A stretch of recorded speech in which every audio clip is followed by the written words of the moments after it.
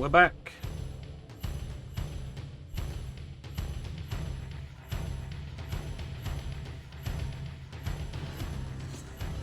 Alright, let's continue.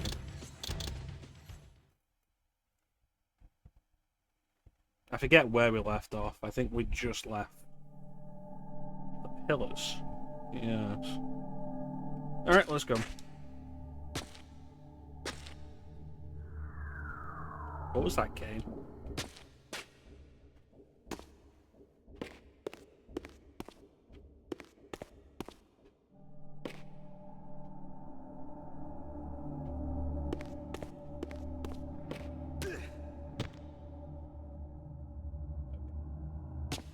My path ended here.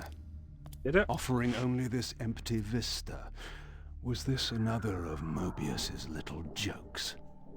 Or a puzzle for which I had not yet found the answer? I mean, there's this obvious thing here.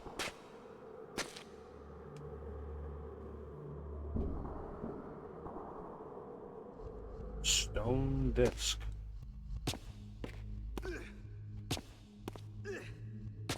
Well, I guess we're going back.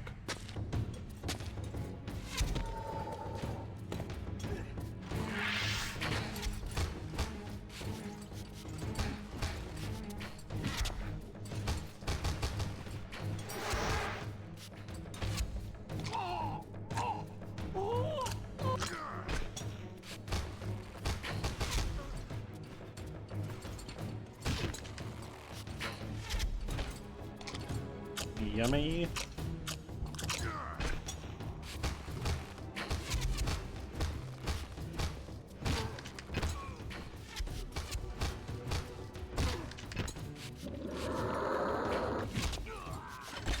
Well, now you're gonna get it because you interrupted my meal.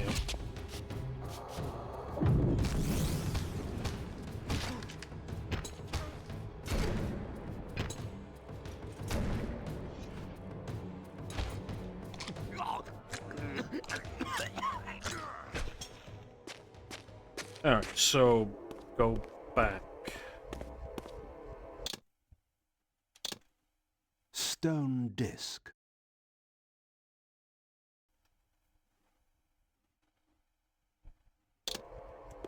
I don't recall anywhere that could have gone.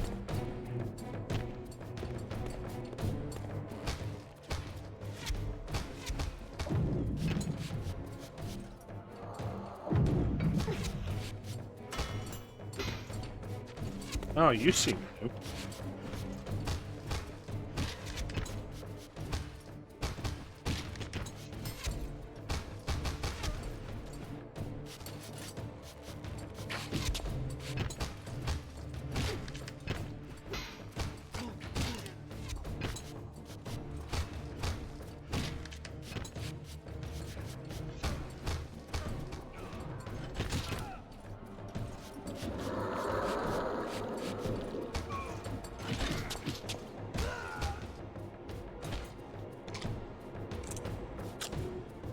Yeah, it's crazy how wide the range on Kain's blood sup grab is compared to Raziel's soul sup grab. Where did the other guy go? Oh, there you are.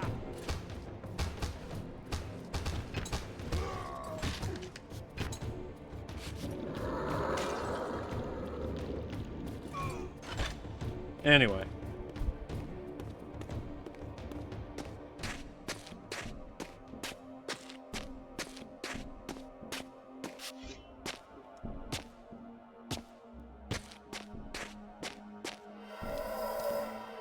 And now we're back at the pillars. Oh, this is probably something.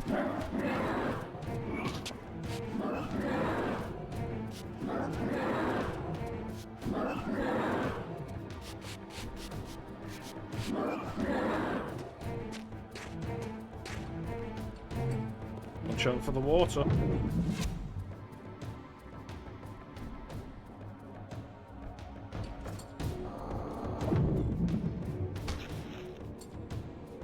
I said watch out for the water.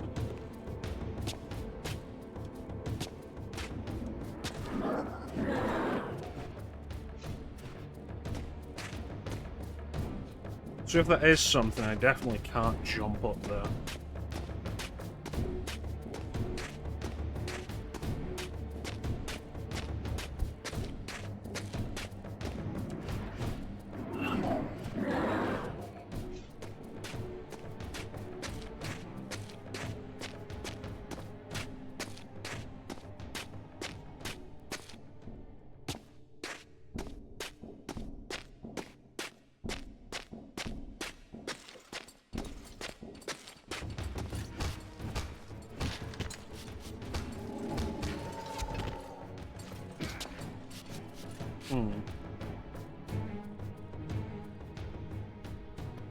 You know, Kain, I don't think now's the time to stop and watch that.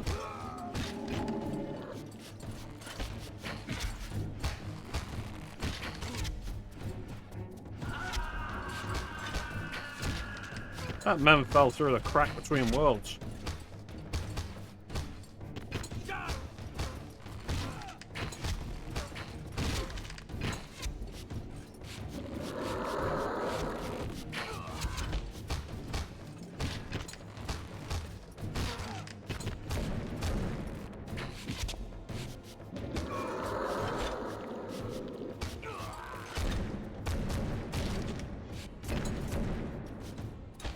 Yummy.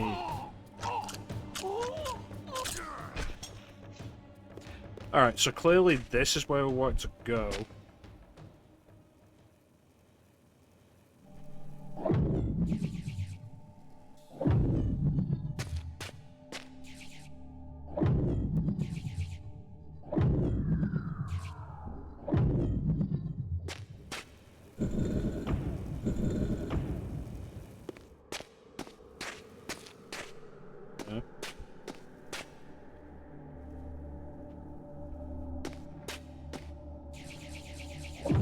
That seems kind of conspicuous.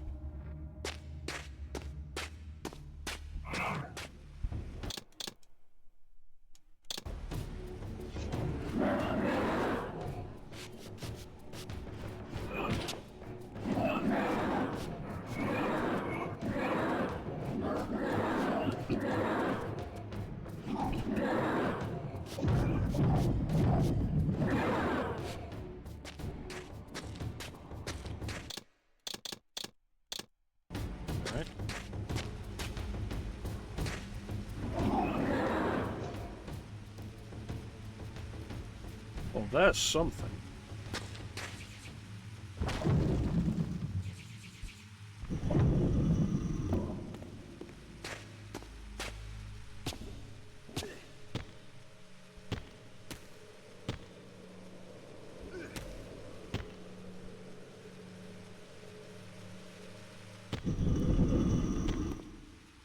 Another fragment of the balance emblem. This one endowed with the properties of dimension. Perhaps this would reveal the mystery that lay west of the pillars, if Mobius spoke the truth, and there was indeed something there to find. That was weirdly easy to get to. So... balance, fire, dimension. That's a weird elemental combination. Dimension makes sense in some regard as like the pillar of dimension, but there's not a pillar of fire.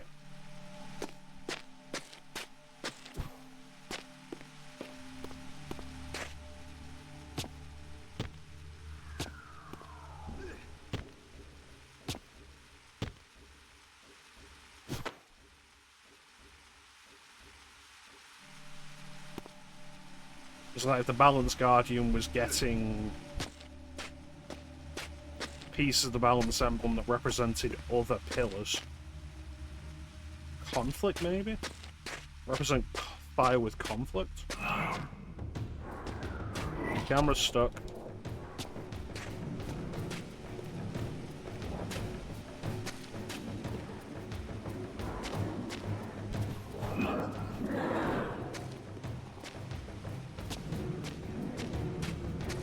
Camera's stuck. Okay, there we go.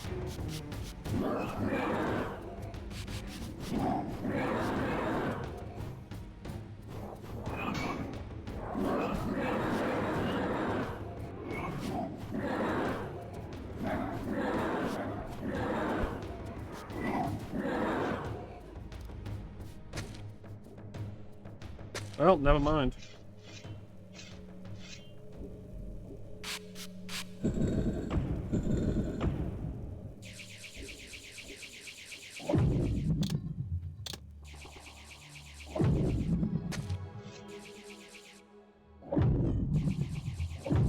Okay, so if I hold the combat button, it'll bring the camera in closer. But if I let go of it, it goes all the way back. There we go, jeez.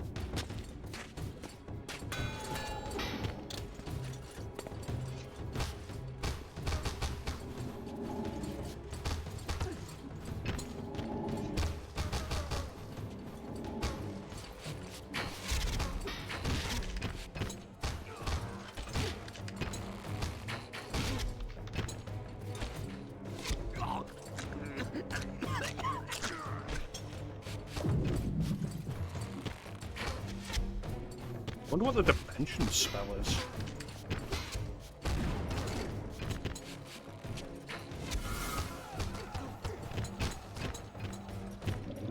Yeah, it's not bad.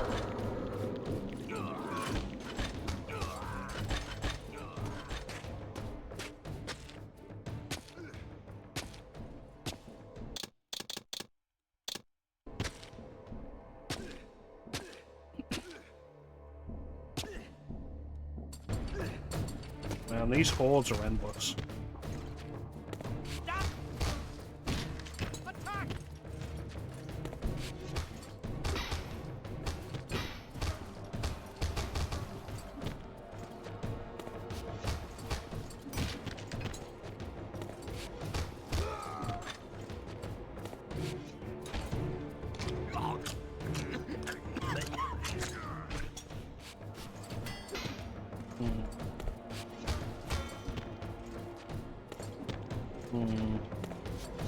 You're gonna go over there for a minute.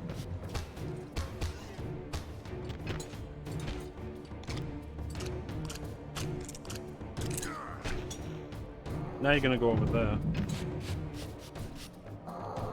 There.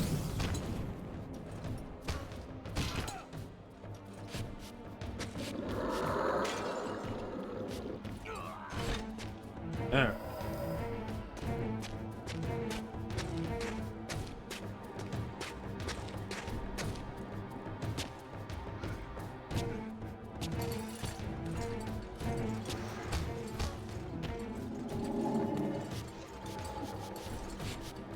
Somebody empowering them.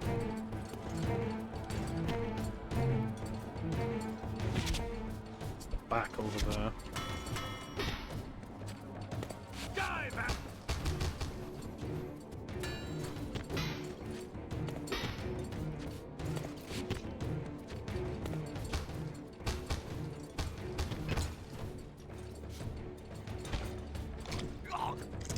I think the real trick at this point is remembering all of the other 8 pillars. It's basically impossible to forget time because how present Mobius is for the entire series.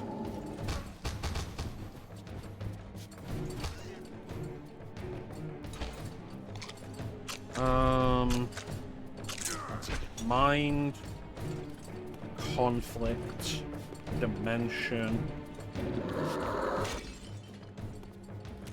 time.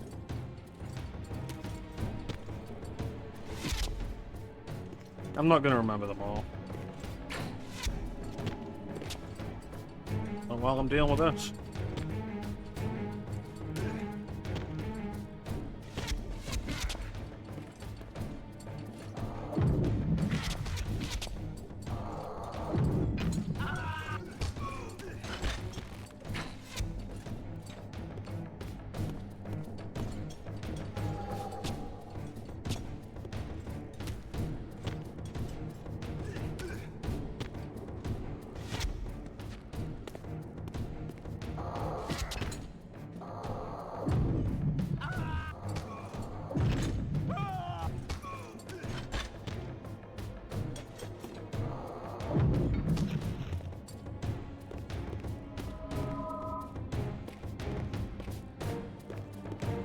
Alright.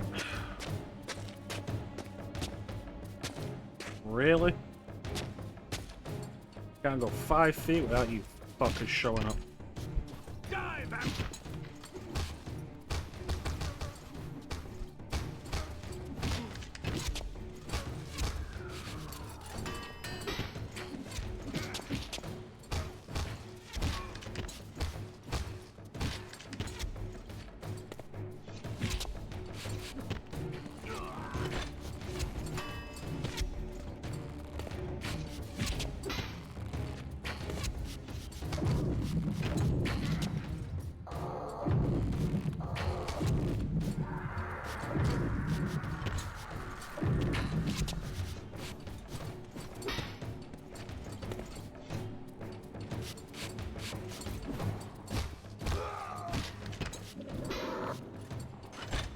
That was nothing. I got nothing out of that guy. That's not what I wanted to do, Kain. You weren't even in front of it. The mist that shrouded this lake, miraculously now cleared away, revealing an ancient citadel. So Mobius had not lied.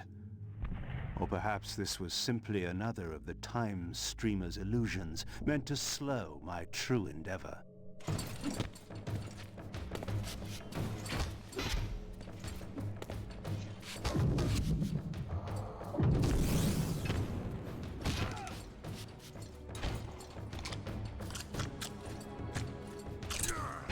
I don't die here because there's nonsense.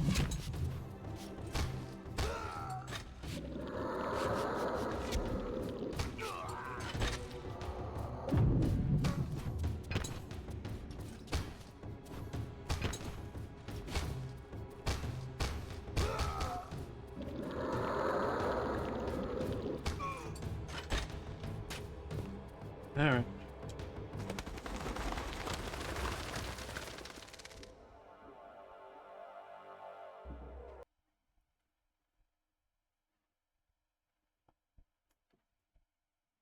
And Raziel finally arrives at Pillars.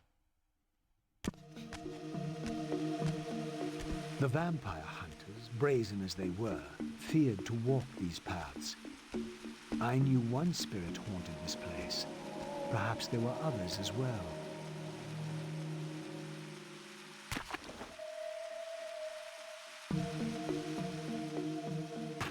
And this is exactly where we were, which I assumed would be the case when I noticed that Reaver door.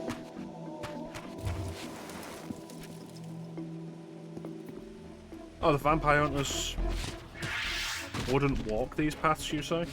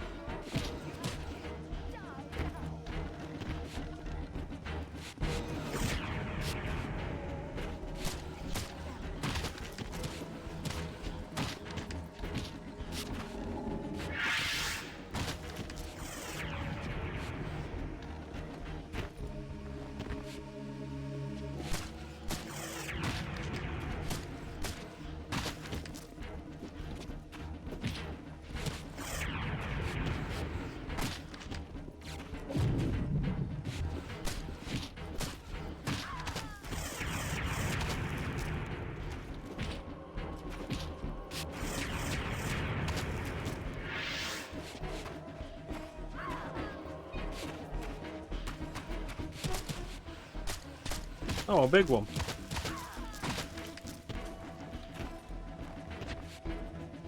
I wonder if his soul's also big.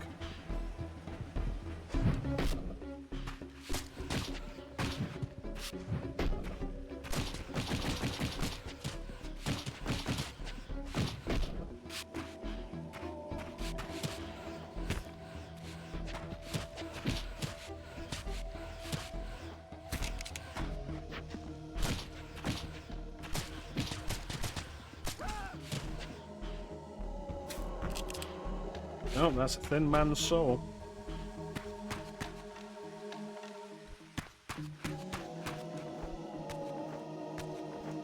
Yeah, I don't know if I can get up now. The camera certainly doesn't give me hope.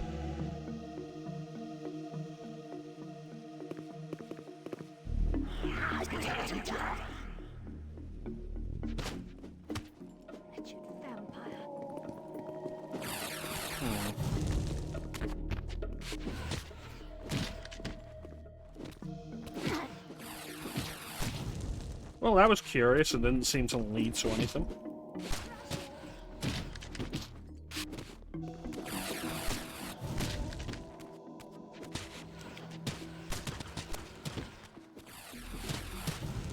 These smoldering sconces seemed as though they would ignite, if only I had a fire source.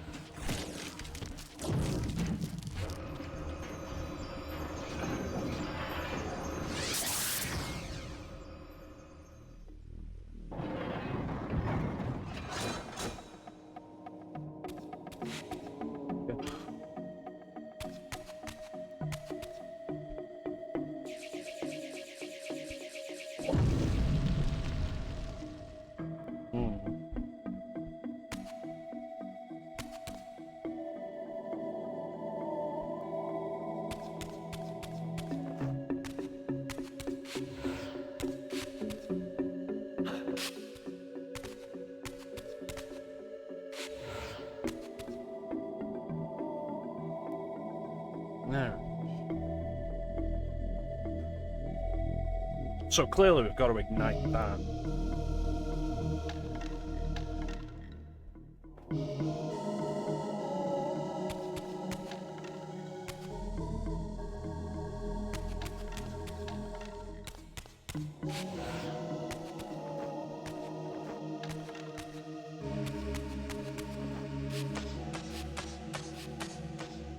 Presumably there's something that turns the whole thing around.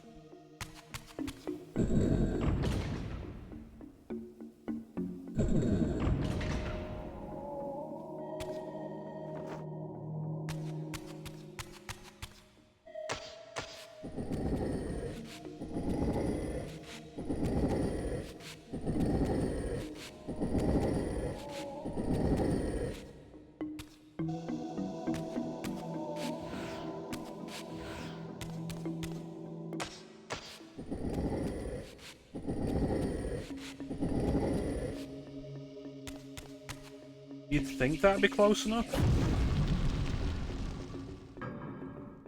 But it's not. Okay, game.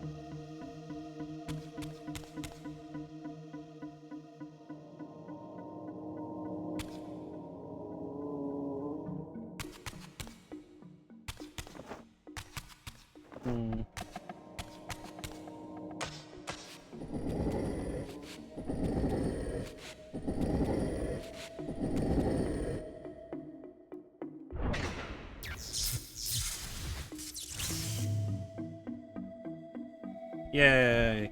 We did it. And by we, I mean me.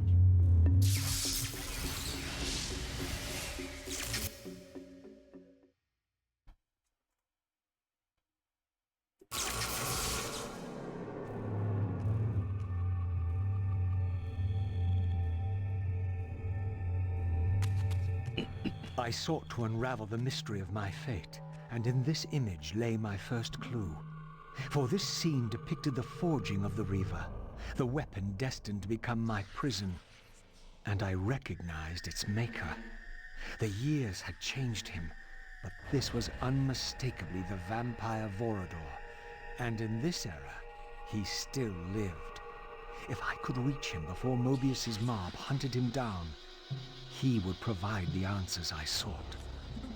These images chronicled Vorador's creation. As I already knew, he had not been born a vampire, but had been turned by the infamous Janos Ordrin. But this mural suggested that Vorador's origins were even more significant. Apparently, he was the first human to whom the dark gift had been passed. This was the vampires' desperate bid to preserve their bloodline, for their enemies had cursed them not only with bloodthirst, but with sterility as well. Alright, so there's a step forward in the story.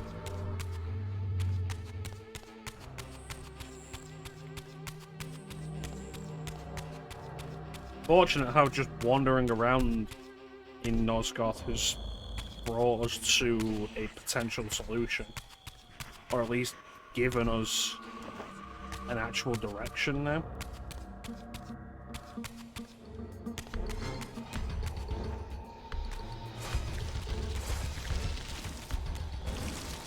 This spirit vessel was not yet activated. Perhaps there was some means for me to awaken it.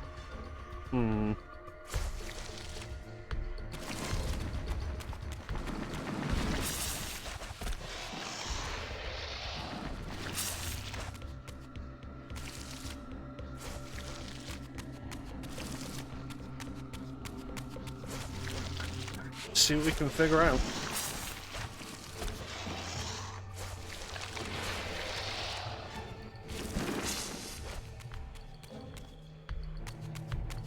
And this is a nothing room.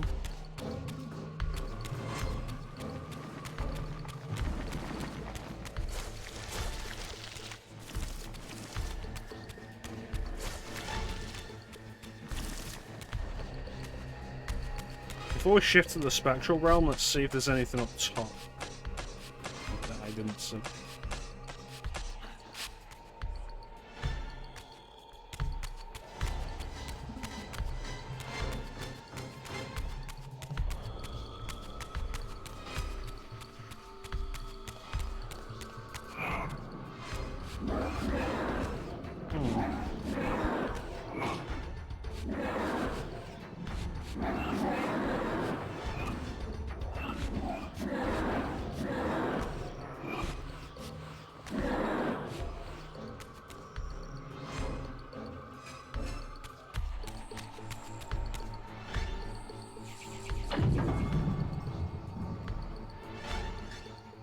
Okay, that doesn't currently help me. I would need to activate the forge first.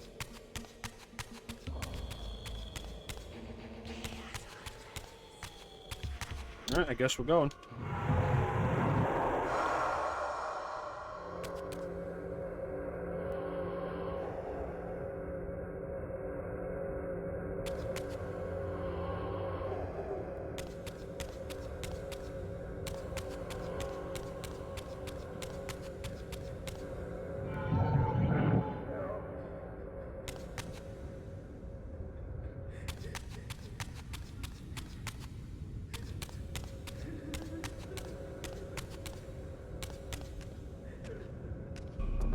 Approaching the tomb, I was met by the specter of the Guardian himself. Eternity weighs heavily. I have a solution. I bear it in atonement. But your moment of existence has passed. Come and be released.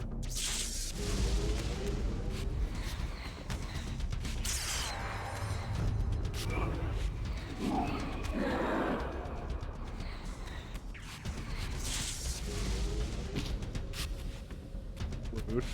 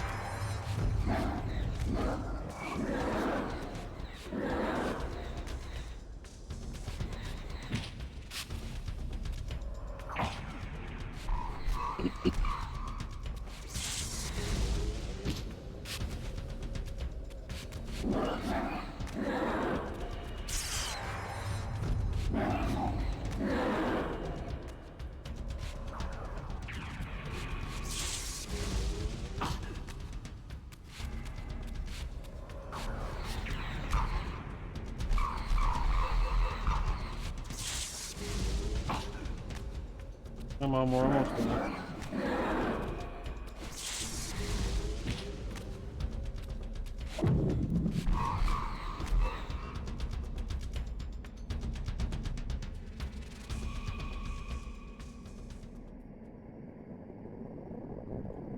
Okay.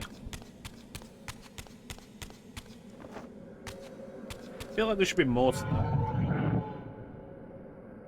Like, oh yeah, here's the spirit of the ancient Apparently, vampire. a single soul was not enough to activate this spirit vessel. Perhaps another specter was lurking around here somewhere.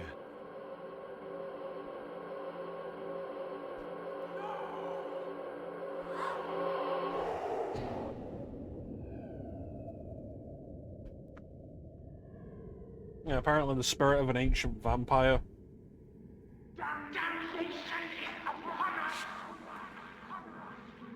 Okay. And bearing in mind, like, the only ancient vampire we've met so far is Janos Audrin, I feel like this should be more monumental than it is.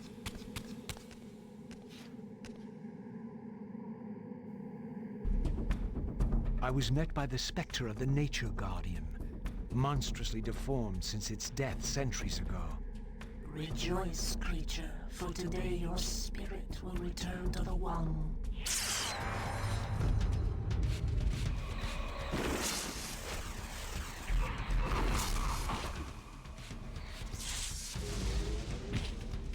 Is that the only trick they have?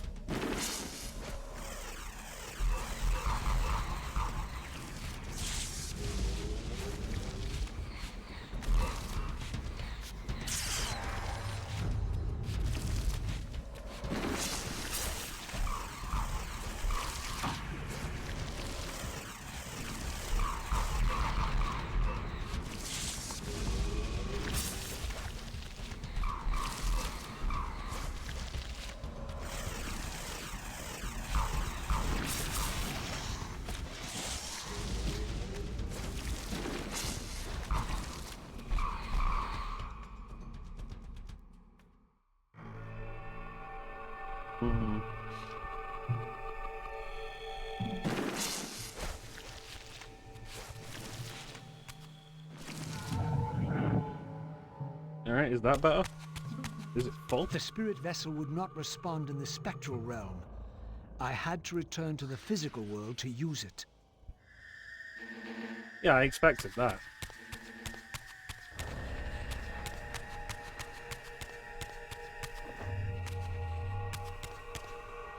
There we go.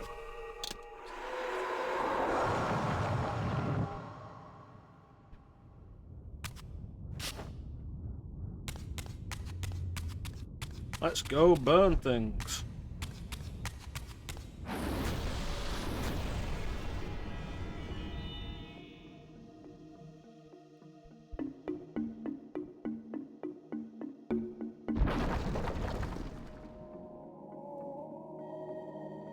As the Reaver absorbed the souls of the Nature and Conflict Guardians, it was imbued with the elemental power of fire with which their principles were aligned. I was now equipped to reach the pillars.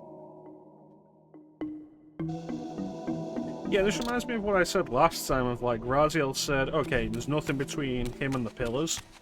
And, like, we've come back to the game, and there's another barrier between him and the pillars.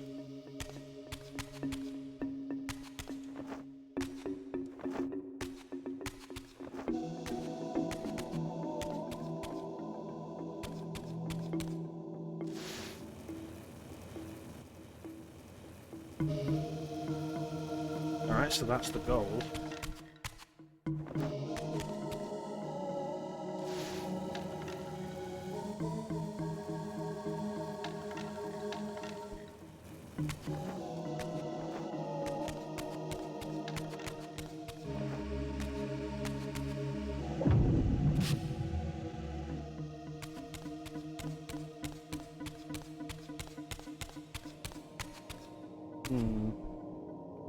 I wonder, do I have another way up?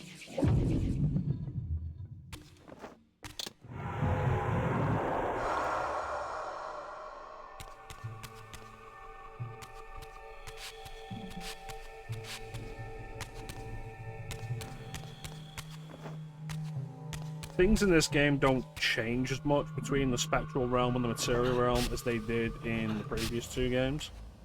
And I feel like that leaves you way easy to catch off guard when they actually do change.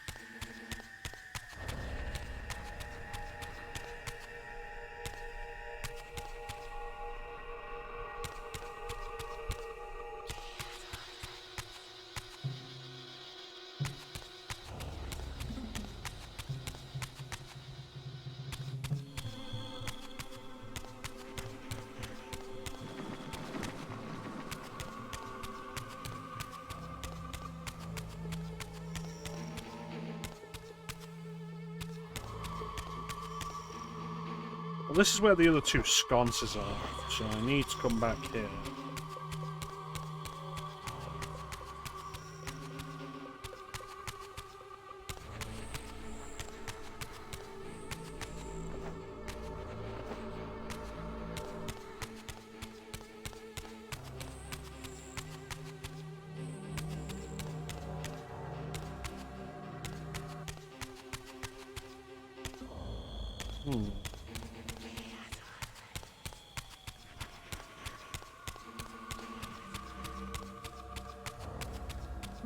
So where's my pathway back to the material realm?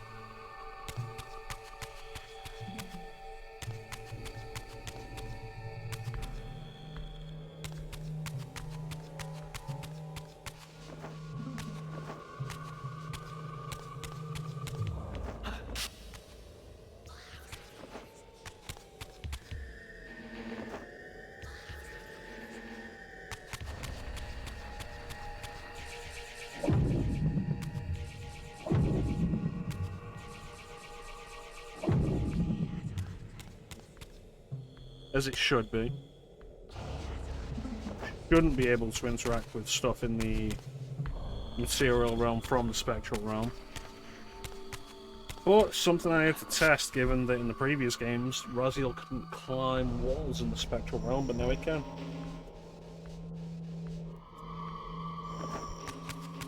Okay.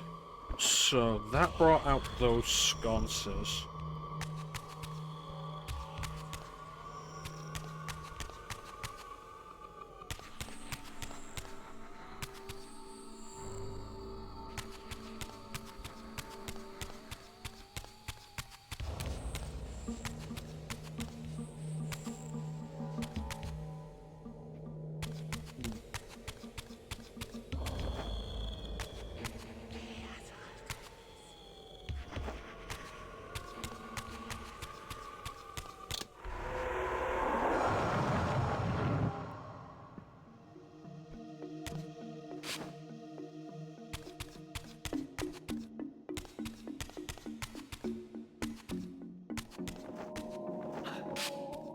Right, so this doesn't change in the spectral realm. So that was a case of me assuming that that had become a platform in the spectral realm, when it hadn't. It was just a platform the entire time. Which brings up my previous point of, like, things so rarely actually change in this game between the material and spectral realm. Like they did in Soul Reaver and Soul Reaver 2. So when they do actually change, it's going to catch you off guard.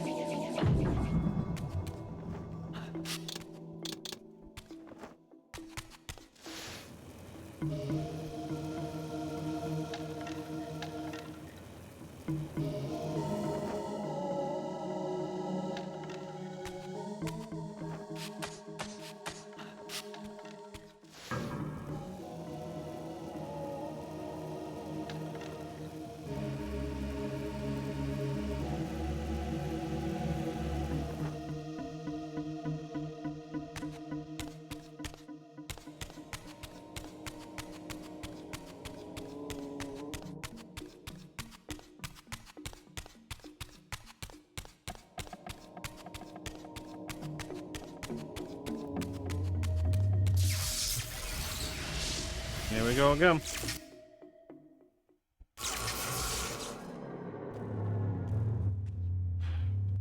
Yeah, let's get out of there.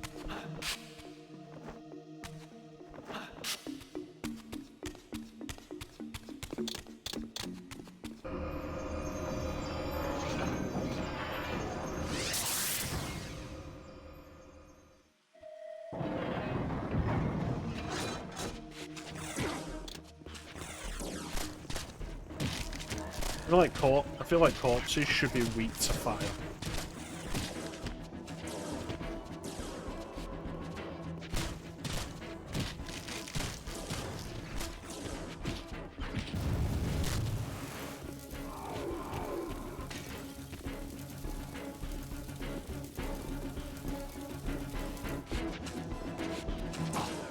Okay.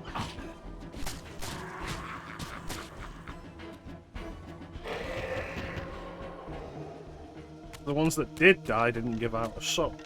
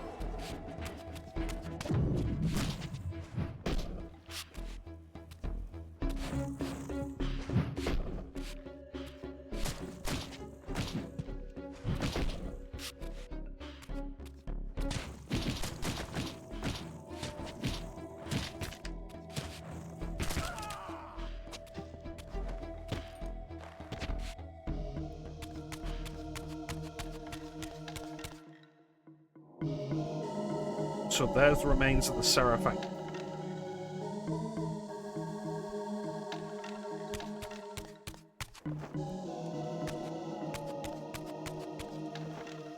And there's the pillars corrupted.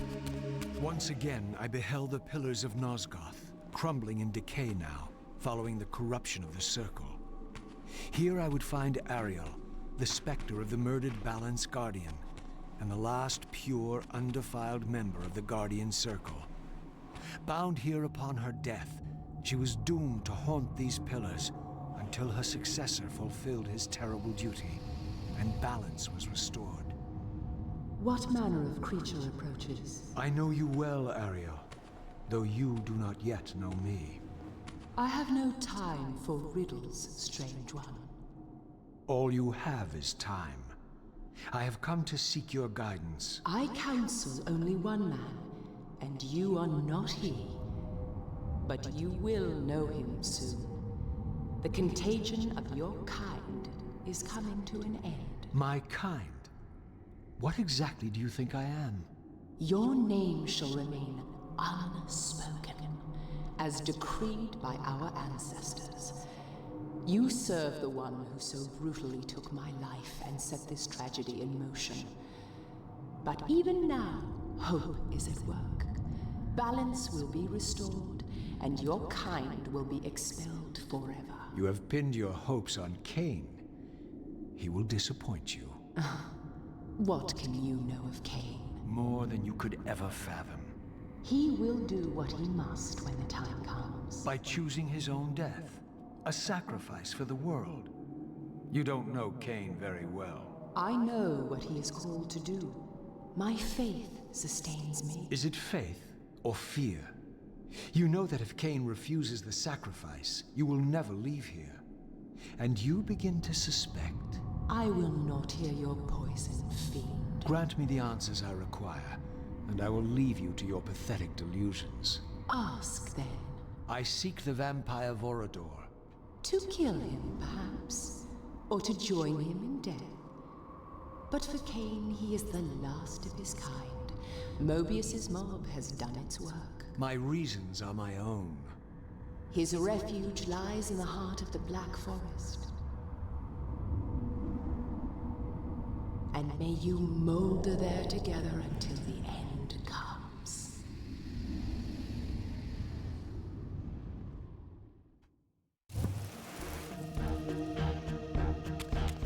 Well, it's always nice to have a friendly chat.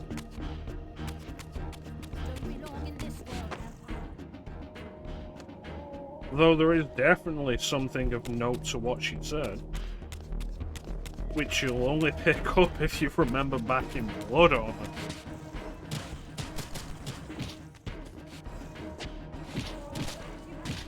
The last thing she says to Kain before Kain sets out on his journey, when she sends him to kill Necraptor. Beware the unspoken. The thing that ultimately was possessing Mortanius. She thinks that's what we are. Not the exact thing that possessed Mortanius, but one of its kind.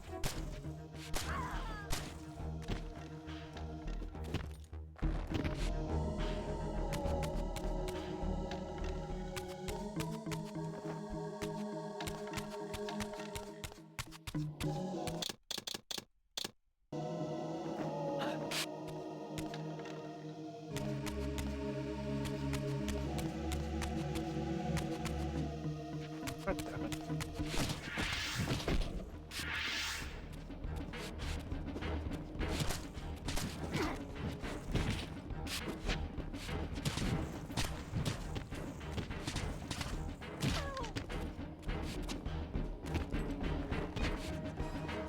Any of this really necessary, guys?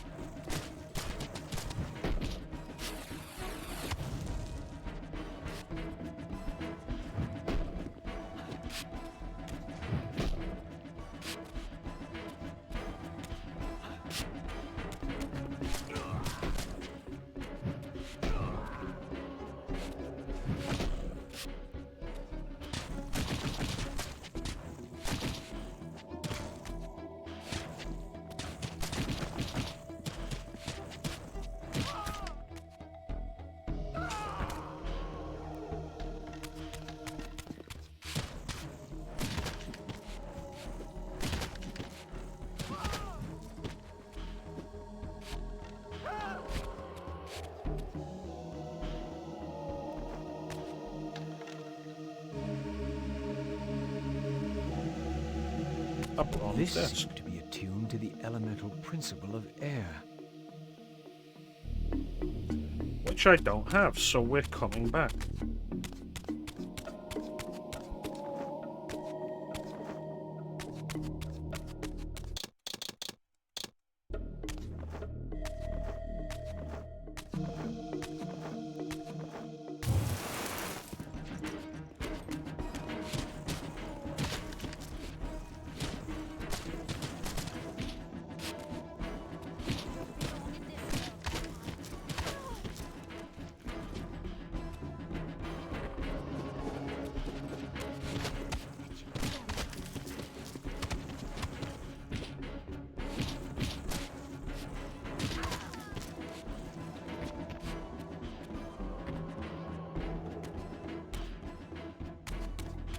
Is that really necessary?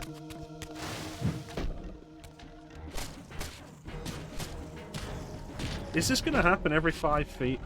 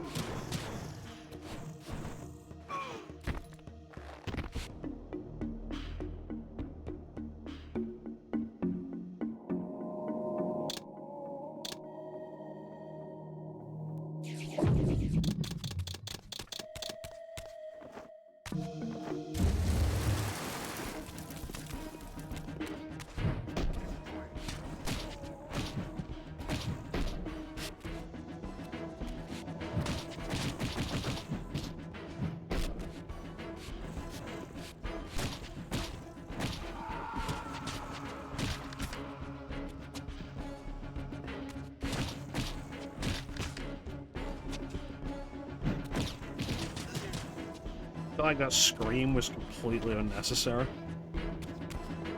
Clearly one of these guys fell off the top, as more of them will do in a minute when I get up there and blast them off. But that scream was so extra.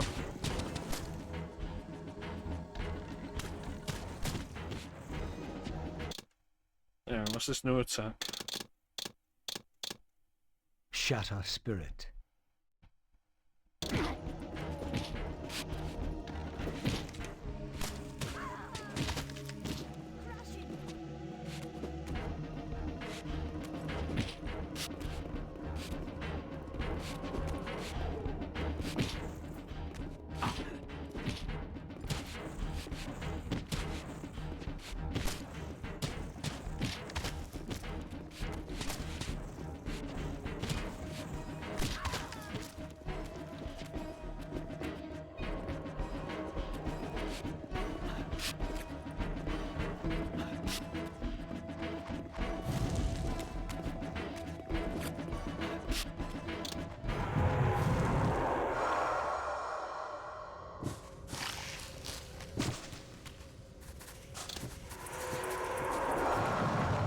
Well, that was a quick and uneventful trip to the Spectral Realm. You could almost say it was completely pointless.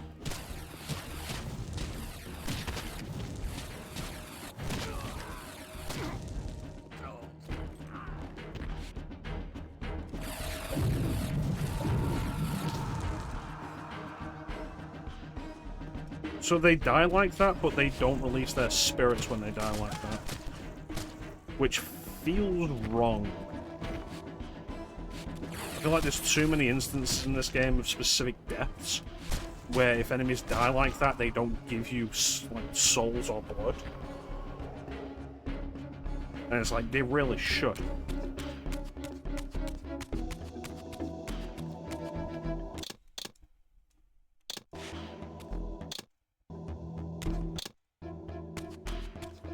Why won't it let me save?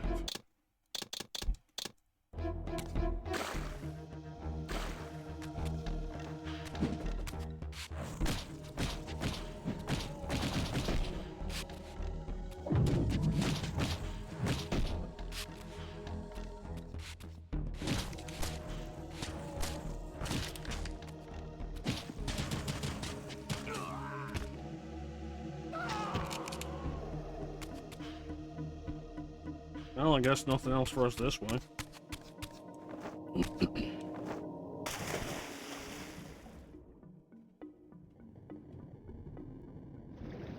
Oh wow, would you look at that? The game can have a free camera.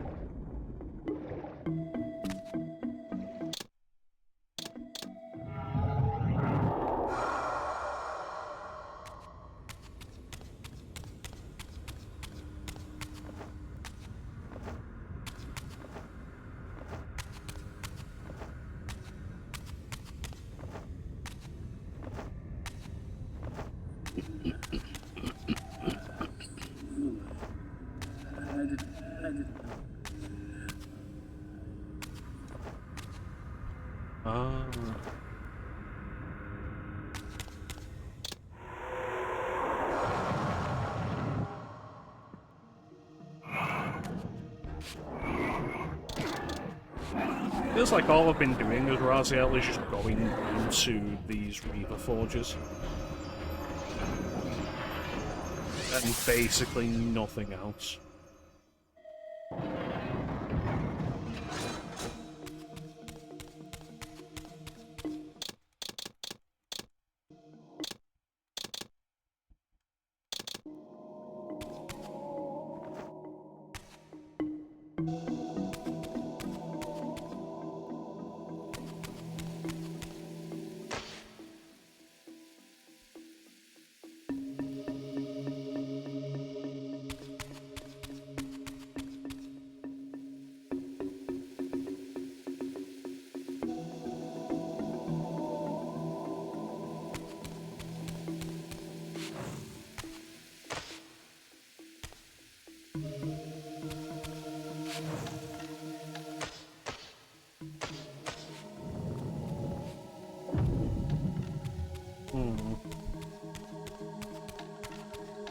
If this is causing part of the issue.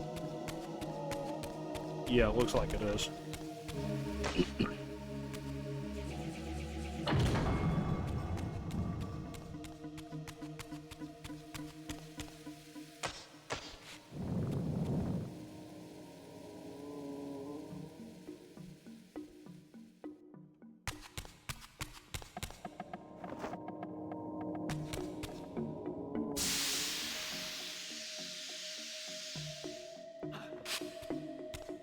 This?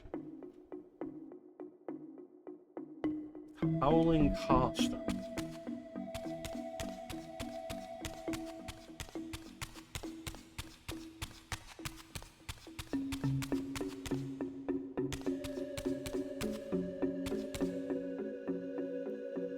What?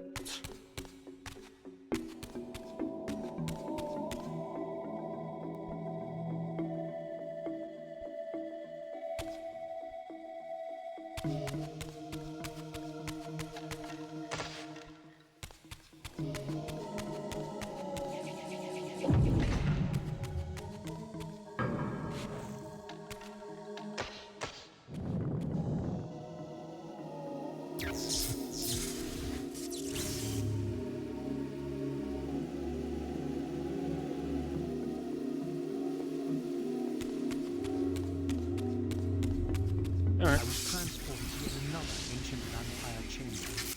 This one apparently aligned with the elemental power of air.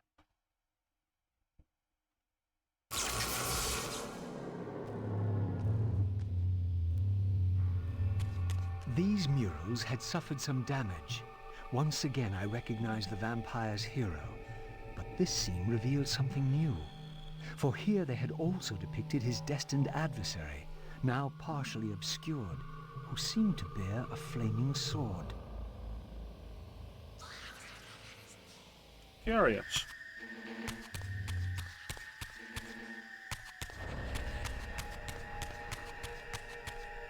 I look forward to this being more of the same.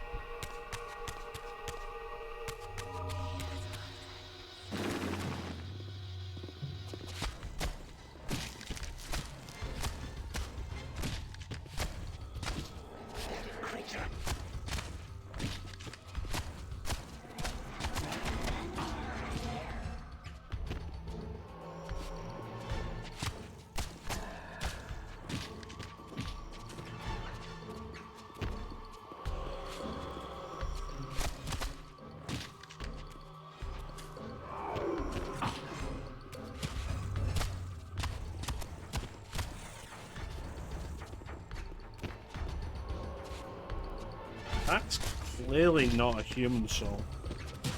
I don't think we'd noticed that before.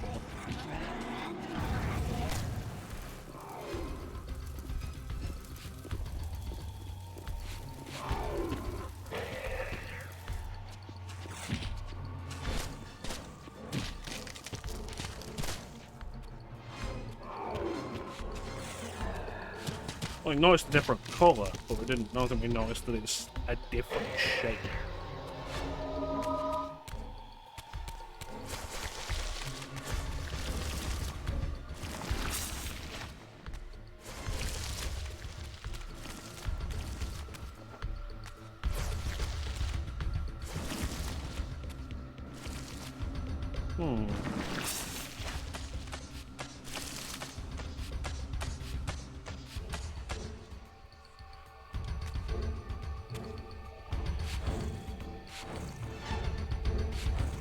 It's clearly the fire out.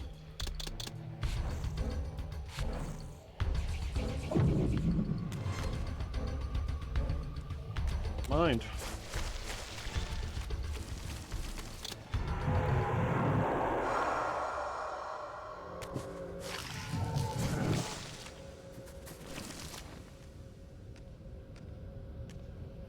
Hello. In winning all, we lost all. In winning what we thought mattered, we lost what truly mattered. But for you, there is a chance. What chance is that? The bliss of death. I offer it. But I do not accept. Yeah, I've died twice. Died as a human, died as a vampire.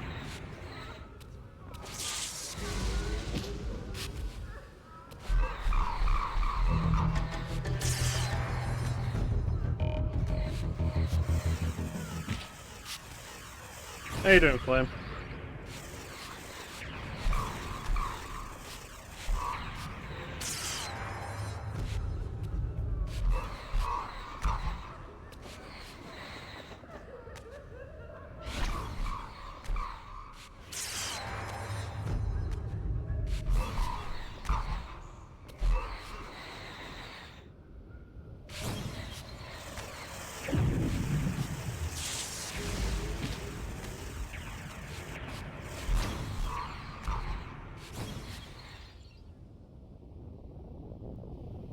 Come on in.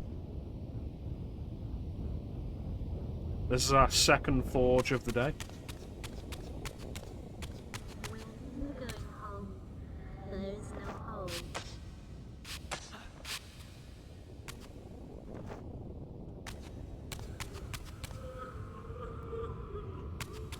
Yep, pretty much. Game's gotta pad itself out somehow.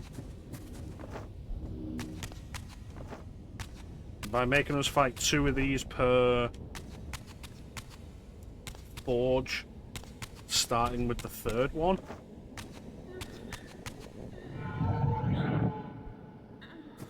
Yeah, it makes these longer.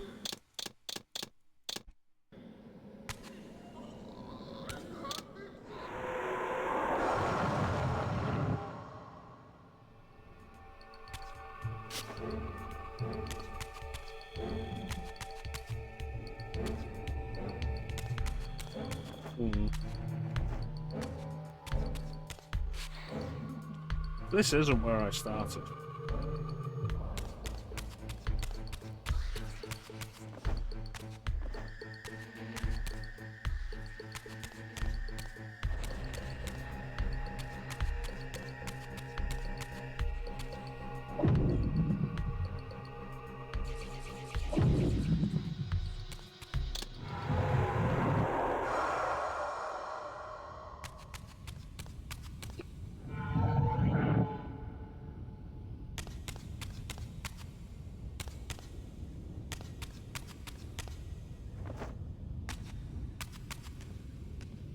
And the other Guardian. You too share the curse. Submit and be released. Never.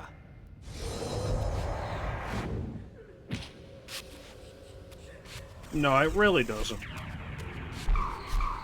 And the fact that they're all so copy-paste also doesn't help. And then when Kain starts going to some of them,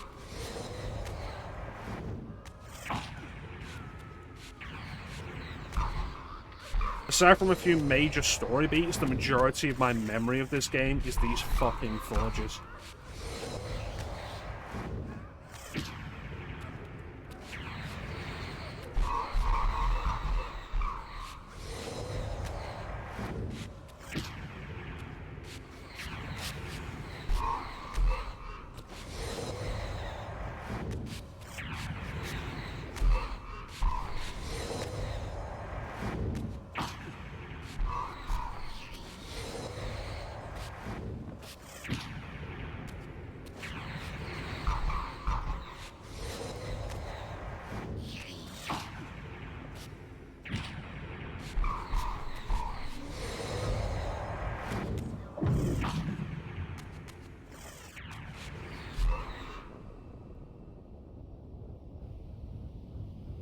I believe that is the idea, yes.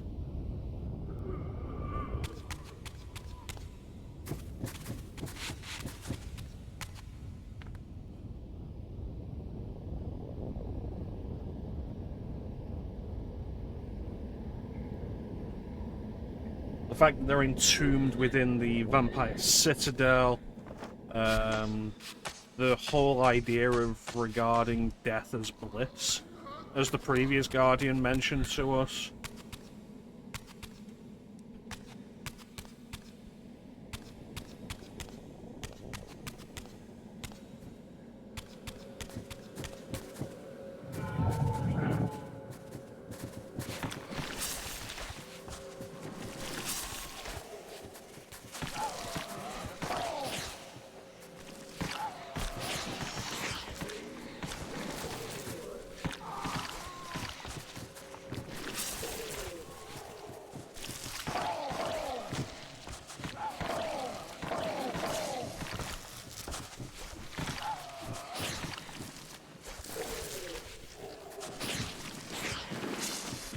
Oh, I was gonna let you go, but, you know, then you chose to be a dick.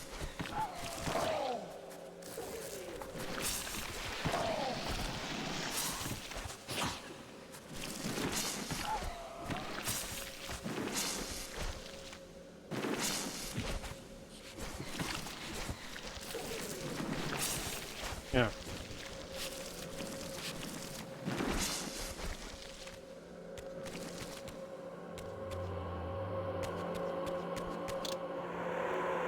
Now we can get the Air Reaver.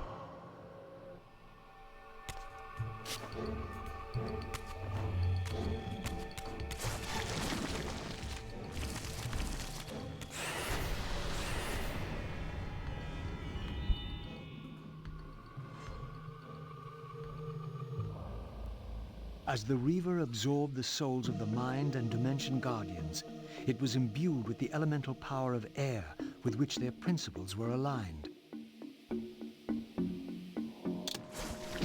I don't think that's true, Raziel.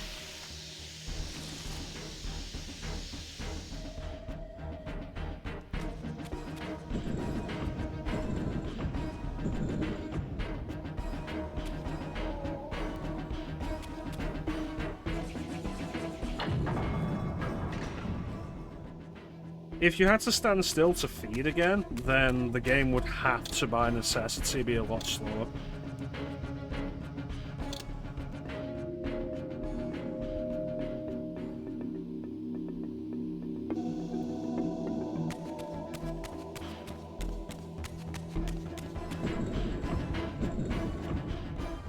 Which, like, would they do?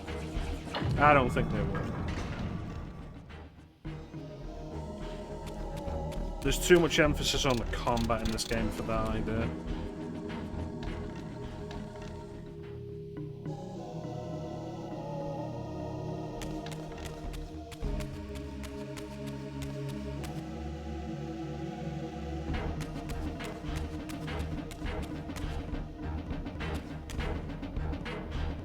I don't know, I wouldn't say it's as bad as Soul Reaver 2 with that.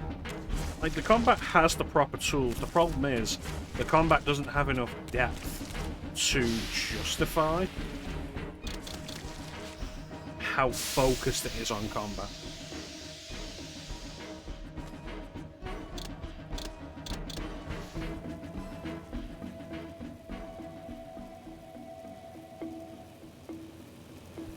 So the combat works better than Soul Reaver 2, but there's too much of it.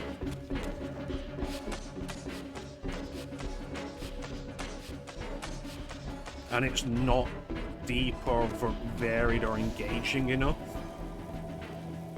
I'd probably remove a lot of encounters. I wouldn't make it so encounter heavy. Add some proper combos. There's essentially 2 attack buttons, which isn't necessarily a bad thing. But this being a launch, like a dedicated launch rather than like a heavy attack, means that you have no combo variety potential. It's just, are you going to keep doing this, or are you going to launch them? And if you launch them, are you going up with them, and then are you slamming them down, or are you just doing this?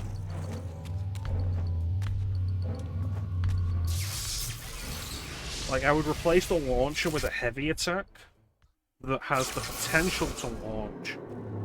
Like, say, make holding the button the launcher.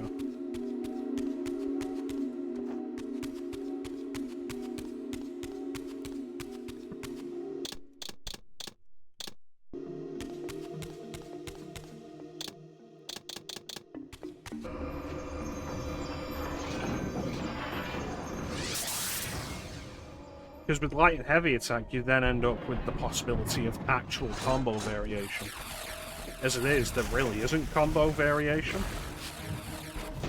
And the game's answer to that is these combos that you unlock through Phantasmal doing Tempest. combat over and over again.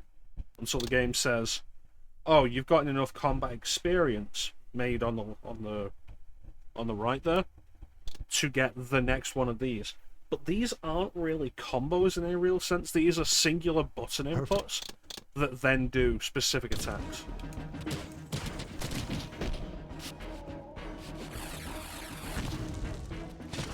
No, I don't think it needs to be like Devil May Cry, because again, the combat shouldn't be the main focus of it.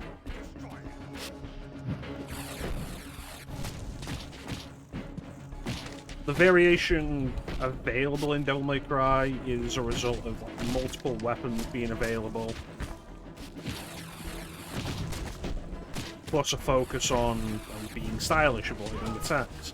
There's not enough leeway in this game, I think, for that necessarily.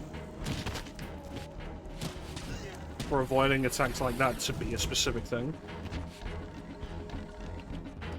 Like, it's worth noting that they got rid of the block button from Soul Reaver 2.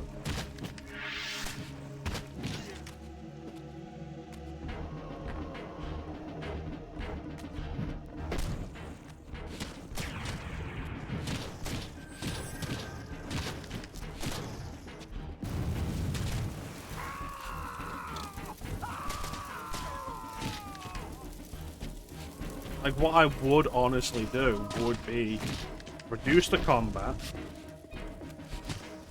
because we've been at the point where it's been mandatory combat encounter like every 5 feet for a while now, and it's too much.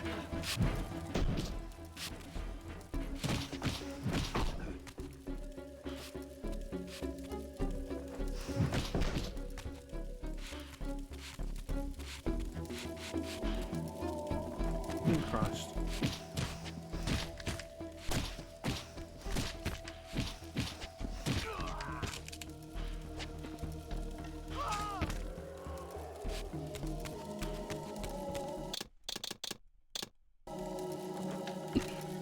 It's too much for what the combat actually is. Like, oh, here's more combat. And it's like, do I really want to engage with this? No. Absolutely not. Especially not after I just came from a combat encounter. Imagine if Devil May Cry had combat encounters as frequent as this. I remember that Devil May Cry is a game that is all about its combat.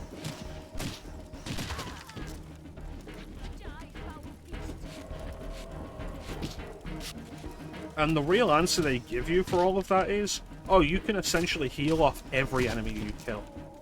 So we can just throw an endless horde at you. And it's like, that doesn't make the game fun.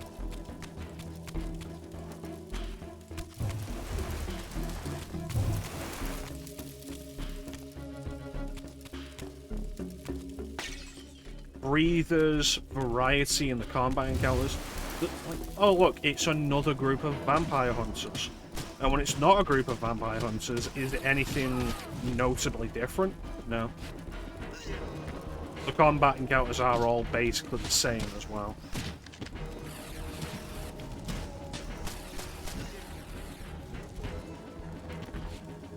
There's no real variety to the combat.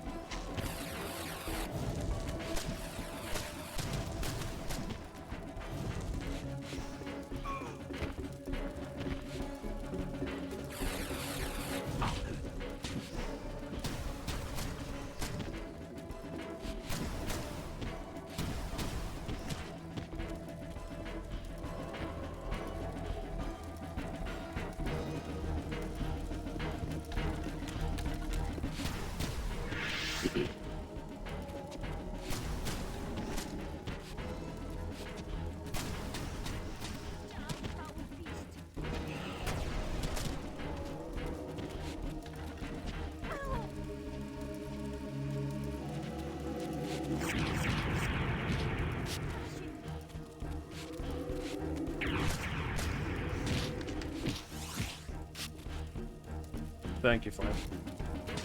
Yeah, Blood Omen 2, it's an interesting comparison because the combat is very much a big factor there. Gotta go over there, and there's more fuckers over there as well. It is very much a big part of the game in Blood Omen 2. Slower combat is almost entirely one-on-one.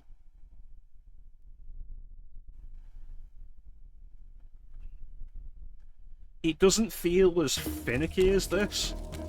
Like, it's much harder for you to get caught in a loop of any kind. Where you're just getting hit, knocked back over and over and over.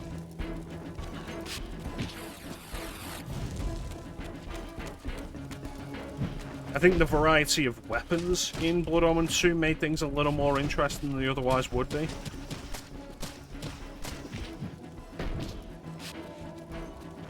So it becomes a case of like, oh, I wonder what this new weapon does. I wonder how this weapon works. I wonder how much damage this weapon does. I think that probably helps a little bit. And the game does generally do quite a good job of adding new weapons as you go through the game to keep you interested in that.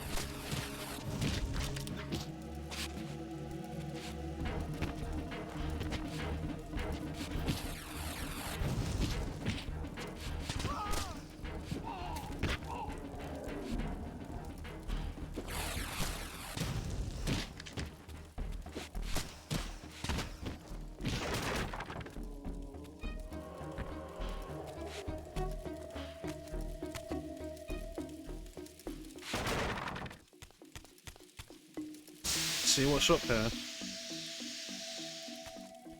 I feel like it doesn't help that a lot of what you're doing in this game feels like busy work. The elemental power of air, the way to Vorador's refuge lay open at last. If the old vampire still lived, he alone could tell me how to escape the terrible destiny charted for me when the Reaver was forged. Yeah, so I feel like a lot of what we're doing in this game is busy work. It's like, take this whole sequence as Raziel. It's been, we come out and it's like, okay, we can't get through this gate. We have to empower the Reaver. And then we go forward a little bit and it's just combat encounter, combat encounter, combat encounter, combat encounter, combat encounter, combat encounter. We can't get past this barrier. Combat encounter, combat encounter, combat encounter. Empower the Reaver. Combat encounter, combat encounter, combat encounter, back to where you were that you needed the new Reaver power for. And now, we're probably going to switch to Kain. Was hidden deep within the Black Forest. I hope to find him before Mobius's cutthroats did. So it's a lot of busy work.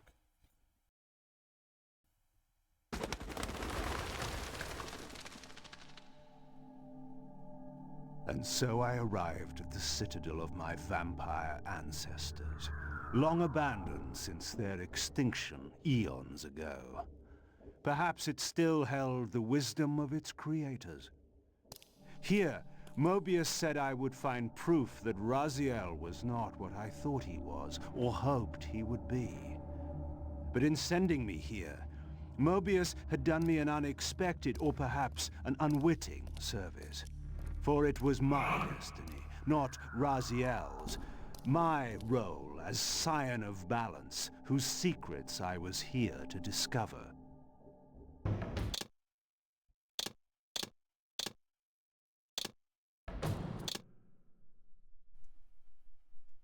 I think an RPG could work well in this setting. It's a fairly well realised setting, but we got as close to that as we were ever likely to get with the original Blood Omen. And I don't think going any deeper into RPG mechanics would necessarily help. But we have an ad coming up that we need to run, so we're going to run this ad, then we'll be back with Legacy of Kain, Busy Work.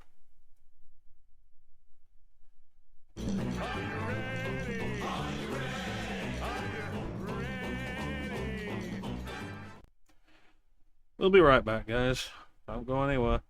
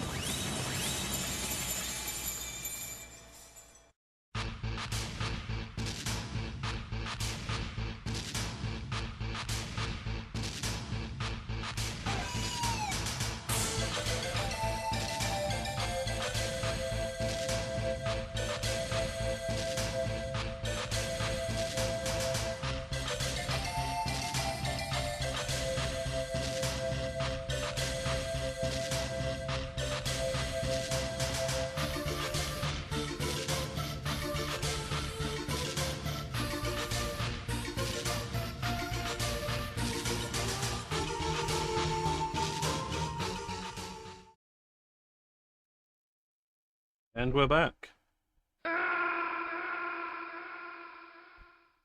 Yeah, that's how I feel.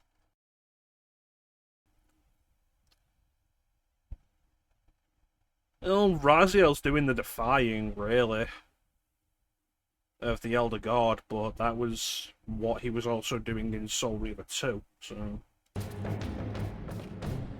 I think the Defiance title, more than anything, is because they didn't want to call it Soul Reaver 3 because you play as Kain. They didn't want to call it Blood Omen 3 because you play as Raziel.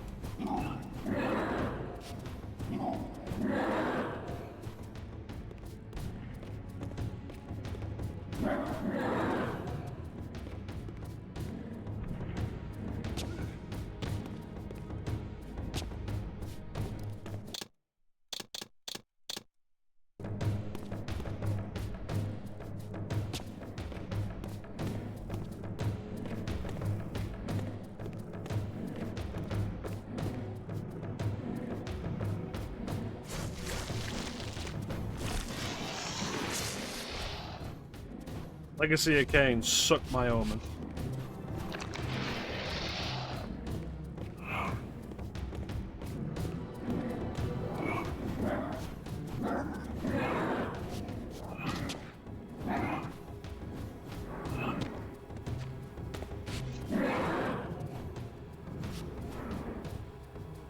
But now you're not going to see what Nightmare's hammer is, Flame.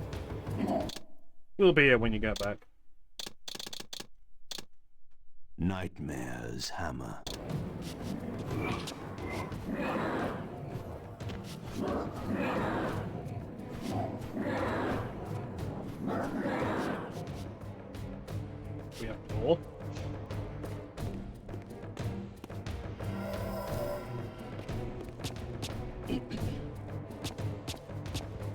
You know your game's busted when your main character can't walk down a set of stairs without just falling.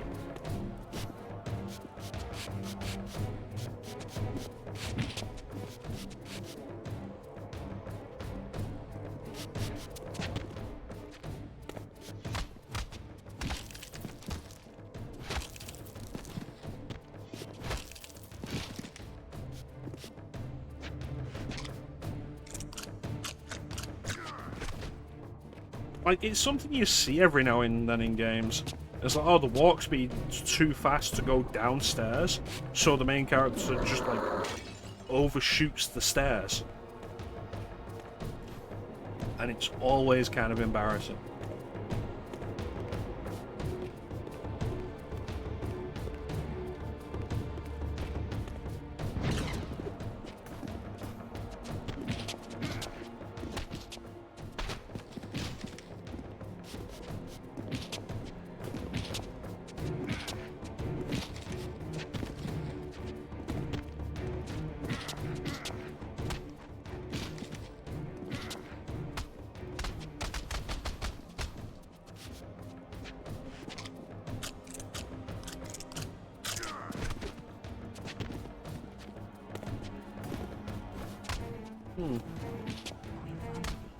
feel like I should have played a raid alert.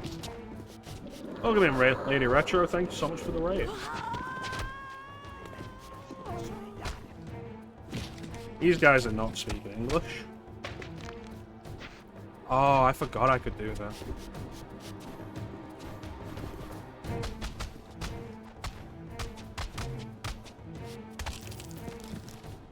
I'm never going to find out what this Nightmare Hammer does.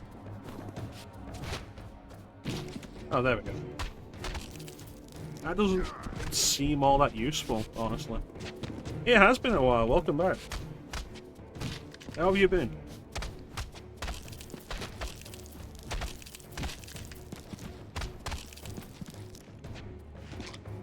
I don't think any of my mods are here right now, and I would give you a shout out myself, but this is a full screen. Oh, Ninja's here. There we go. Ninja, would you mind giving Lady Retro a shout out, please?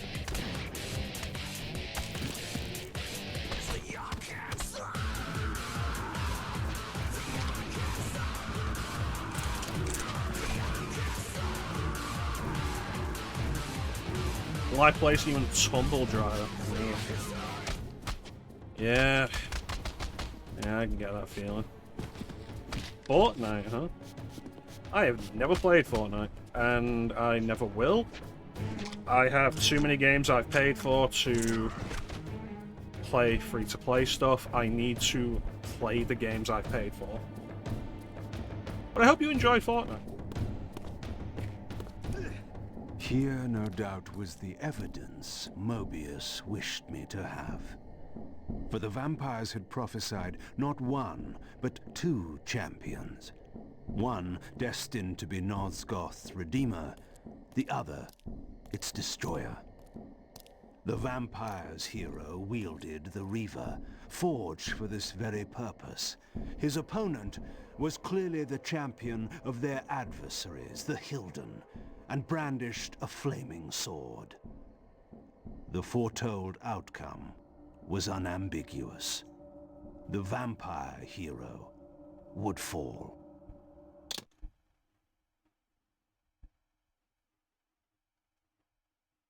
Well, that was interesting. Did you try and post a link? Which is curious, because I can't see it if you did. Did not post a link? No, it didn't look like you posted anything. That's odd. Ninja, you got any idea what just happened?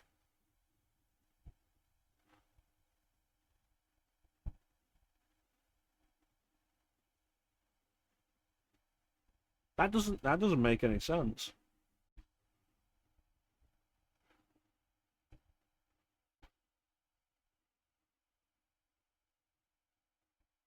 Huh. Never seen that before. Well, I apologize for that, Lady Retro. This door was clearly significant. The answers I sought surely lay within.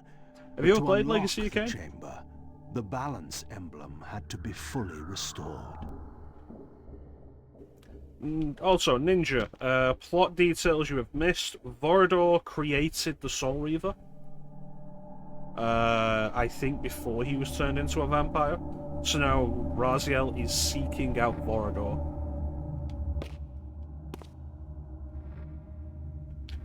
And also, Raziel found a mural depicting a vampire champion and another champion, which Kain has just outright said is the Hilden champion, which immediately tells you that the race that the ancient vampires fought against was the Hilden. Which, up until this point, they hadn't been directly named like that. So it's odd that Kain just says that outright.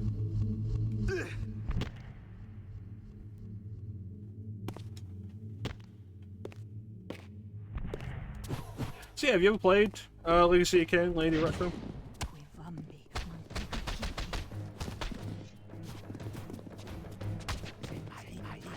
You bastard.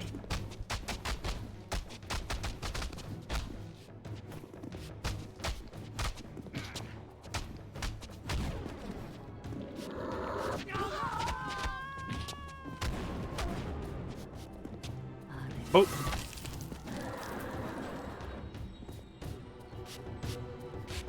Any of them dead?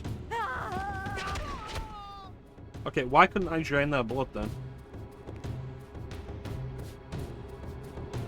Oh, so you have played Legacy of Kain. Excellent. I think that's generally true of, like, all multiplayer experiences. Ah. I just missed the multiplayer experiences of old. I missed just simple team deathmatches. So the fun thing we're having with Legacy of Kain right now is my mod Ninja hasn't played any of the games, and he's been following us through the story. Damn it. He's been following us through the story since Soul Reaver. So it's fun, Ninja's getting to experience it for the first time. And I haven't seen anybody get to do that in like 20 years. So that's been a lot of fun. Unfortunately, I can tell you Defiance has not been fun to go back to.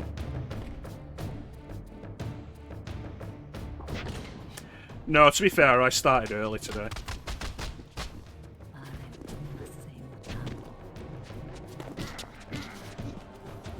Oh.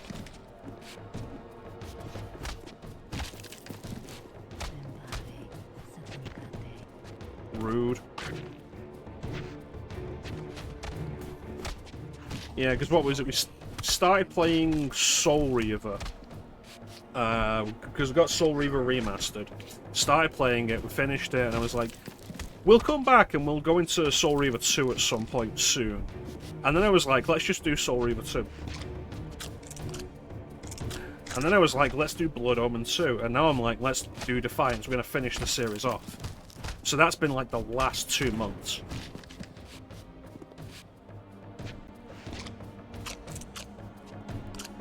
So I've done a lot of Legacy of Kain. And unfortunately, Defiance is the weakest of it.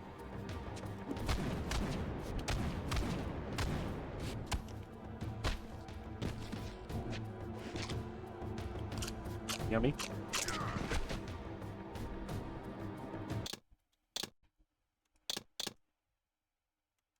Yeah, alright. Thanks for popping in, thank you for the raid, and thank you for the lurk, Lady Retro. I hope you have a good day. Where am I putting this key then? Oh, we passed that gate, didn't we? So, Ninja. I feel like I told you all the relevant plot details. Raziel met Ariel in Blood Omen 1 times. Was weirdly antagonistic to her again. Which was curious.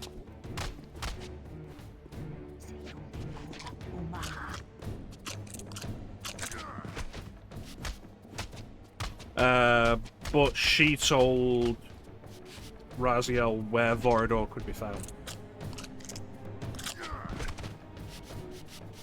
And I feel like that is all the relevant plot details you've missed. Nothing else has really happened.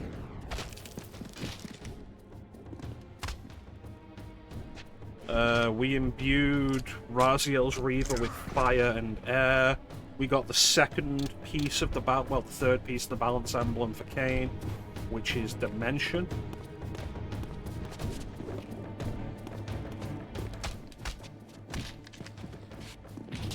That's fair enough. I will be honest, you will not miss much. It's like almost 2 hours, not a whole lot has happened, and I've gotten very tired of this combat. It's been so frequent. And like Flame's been here, and we were discussing like what would we do to improve it, like what are the problems with it. And it's like Devil May Cry doesn't have this much combat.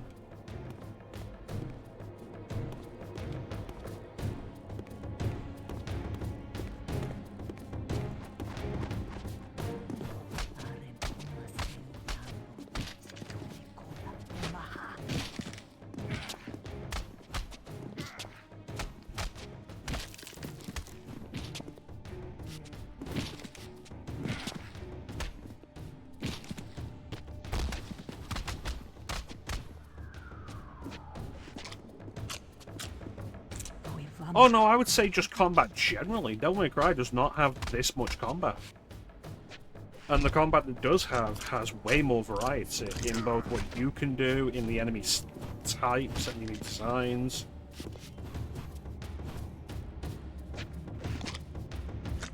Like, let me tell you, Defiance is not a game made for long sessions of play.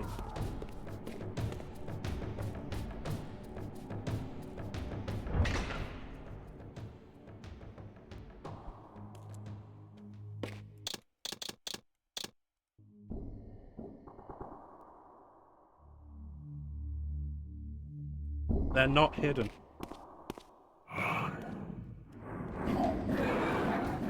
It's like you take 5 steps and combat.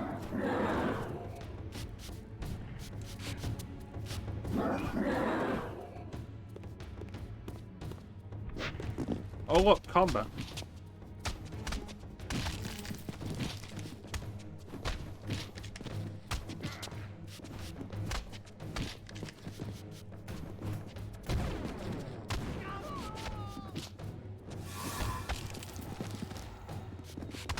Well, that didn't work.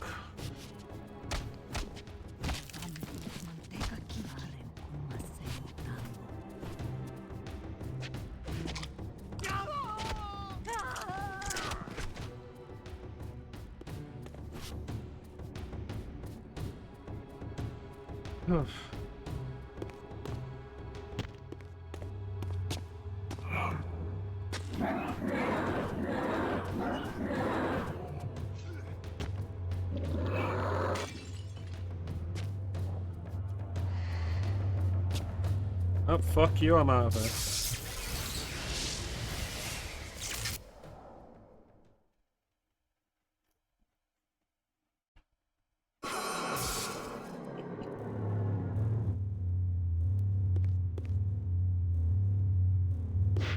Why are these guys in here?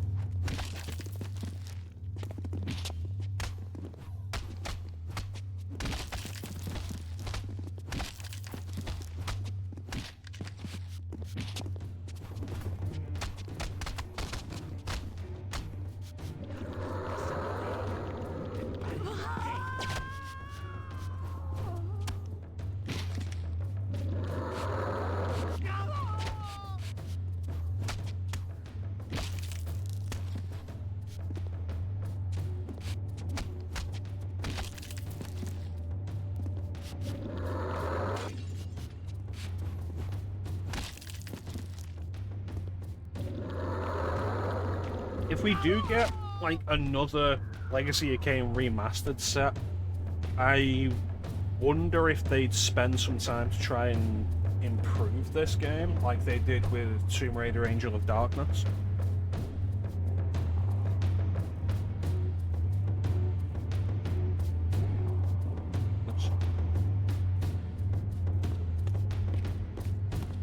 Alright.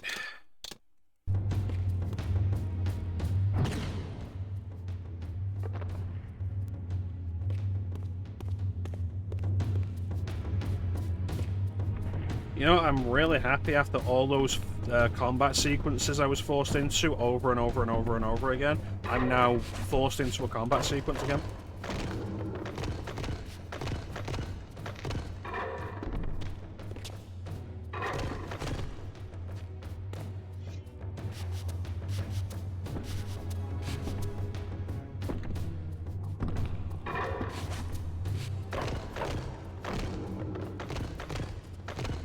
I feel like this combat dodge also takes you too far.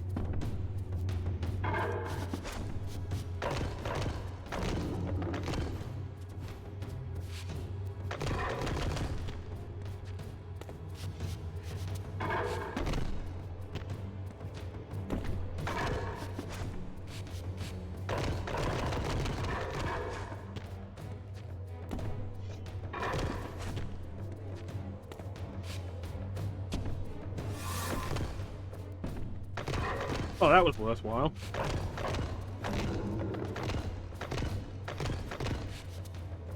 Yeah, so I was saying to Flame, I feel like the best way to improve the combat immediately would be like, we've got the 2 attack buttons. 1, 2. And because this is exclusively a launcher, there's basically no combo potential between them. You're always doing bam, bam, bam, or launcher.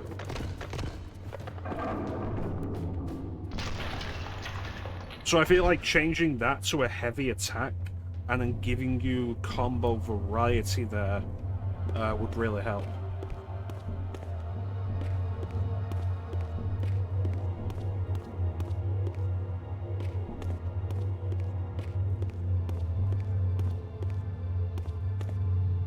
Came in through it.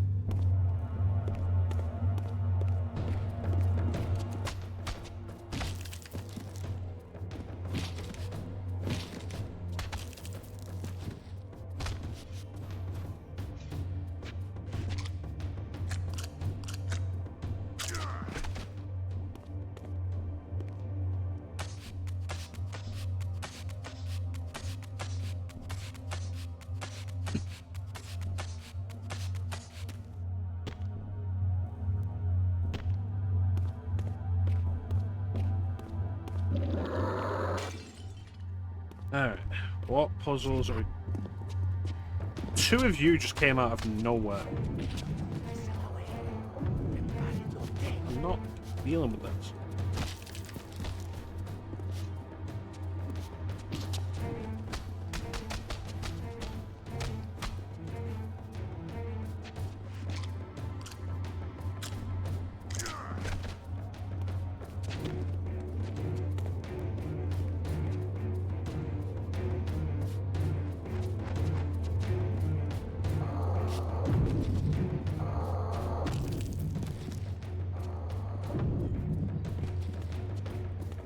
Alright. So, Kain can't do anything with that.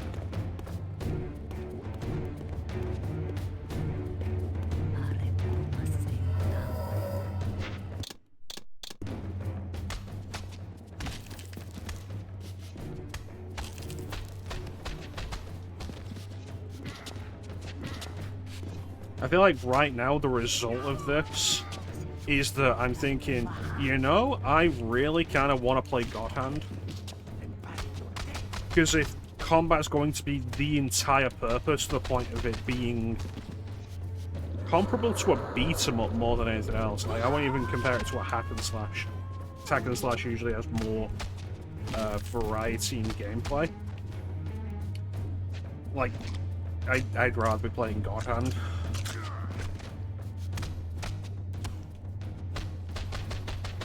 I recommend giving God Hand a try for yourself, Ninja, because like we've got it coming up when we get to the history of stylish action, but I recommend giving it a shot yourself. If you don't like it, understandable, it's not for everybody, but if you do, then that's something you should experience yourself.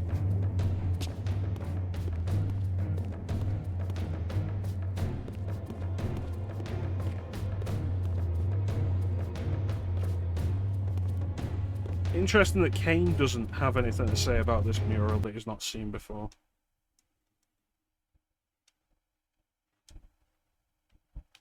All sound just cut out of the game.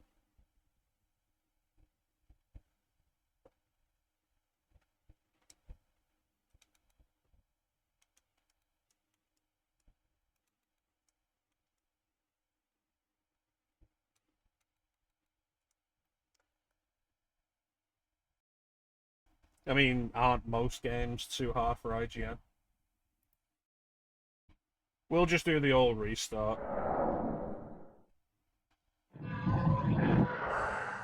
No, the audio is... Okay, I don't have game audio. But I can see that you guys do.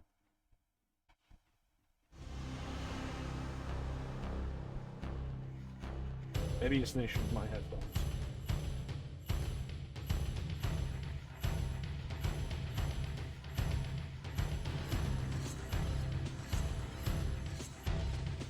Switch headphones real quick.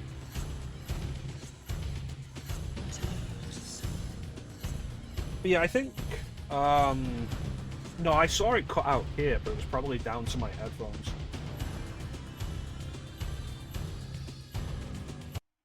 Because it can be awkward like that, when the headphones disconnect. There we go. So anyway, God Hand isn't going to be for everybody. It is a pure beat 'em up. Like, no shame.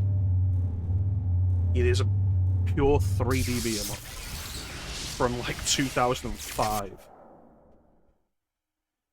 A point where.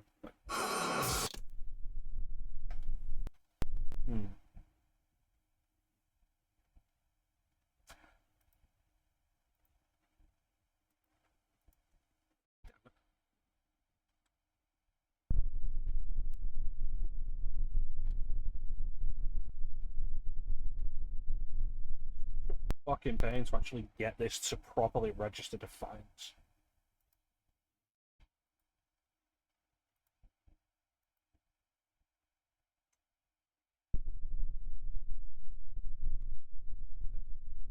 Could we see Ninja logged in there? Yes, we can.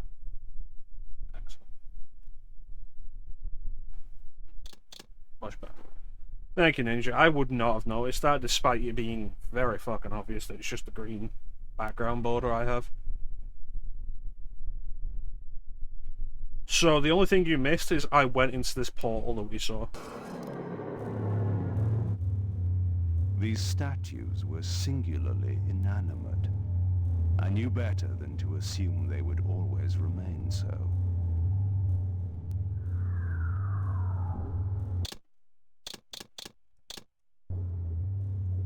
But yeah, God Hand is, like, unashamedly a beat-em-up. It's odd. It has tank controls, which, like, figure that. If you can get into it, it is a lot of fun. If you can't, it's very understandable why you can't. Welcome back, Flynn.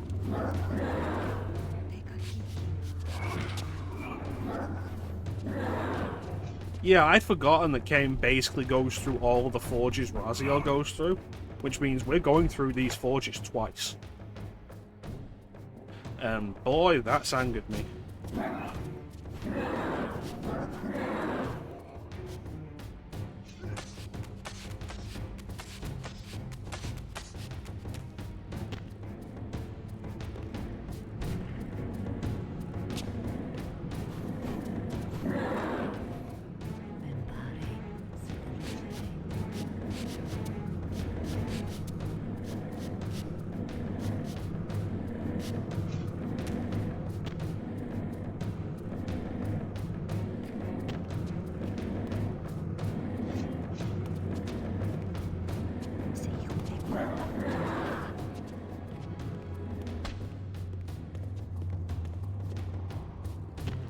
I don't even know what Kain gains in these places.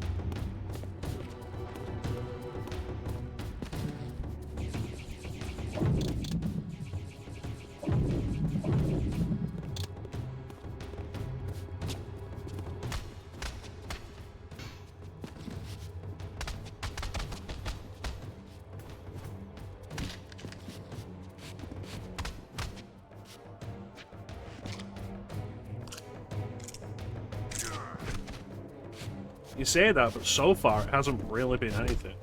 The only thing Kain has said so far that's meant anything is he identified the vampire's ancient enemy as the Hilda, which hadn't been previously stated, and Kain just says it in what's a very throwaway line.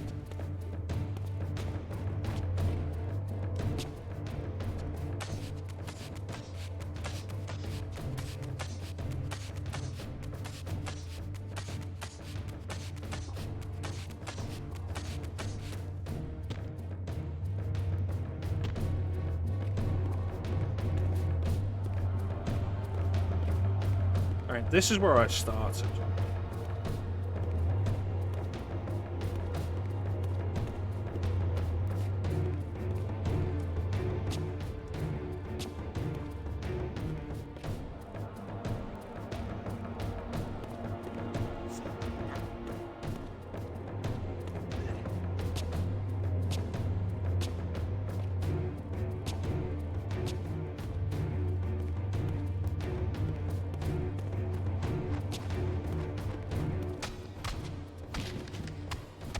There's got to be something down here, surely.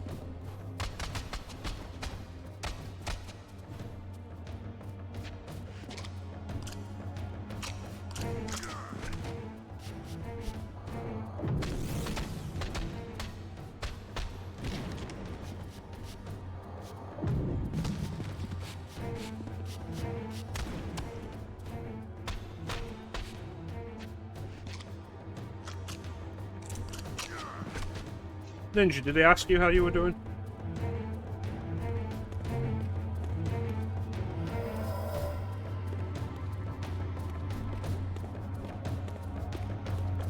See, things that you think Kain would react to that he isn't reacting to, because Raziel's already been here to react to it.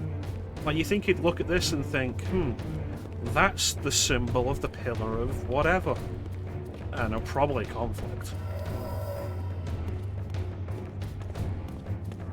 Because Raziel's already been here to react to him, he doesn't say anything.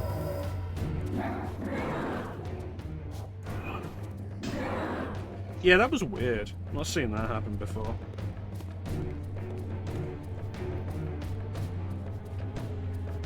Like, the bot is only set up... Well, the bot's only set up to catch links, and I didn't see a link. The auto mod is set up to catch the word stream boo. And that didn't happen. So I don't know what went on with that.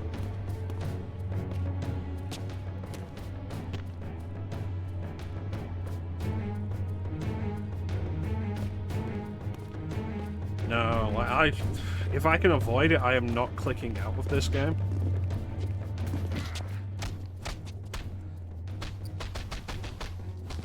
Because this, like I said, the PC port, like a PC port of a console game from 2003.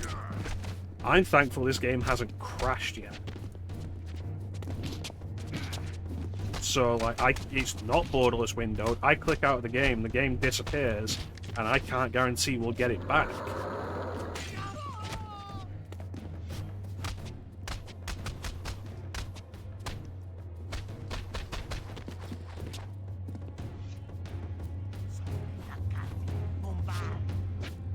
Well, that's the thing, Ninja. Like, as a mod, if I had deleted anything that had been said, you'd be able to see it. Like, you're a mod in Team Stream. You've got to see that. It's like, you know, like, you know, message deleted, press to show, so you can see exactly what was deleted.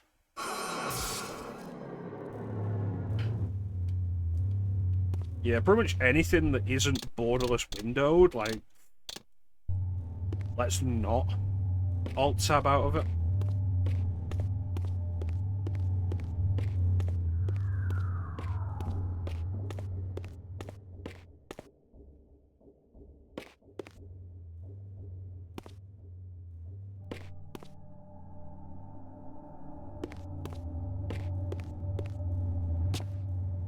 So how are you doing, Ninja?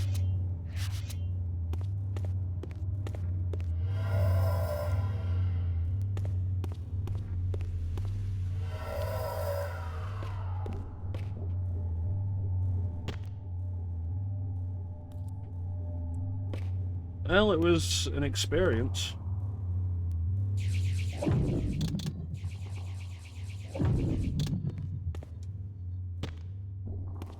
Honestly, most of my complaints with Welcome to Raccoon City are because it's clearly making an effort to adapt Resident Evil 1 and 2, and then where it clearly didn't give a shit is where I take issue.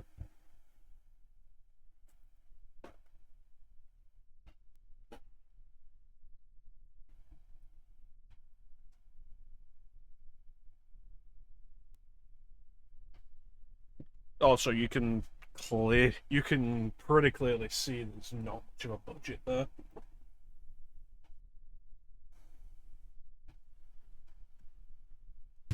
It's surprising how few zombies there really are in that. You know, given that it's set in the city. But then it's also crazy how little time is really spent in going around the police station, going around the mansion.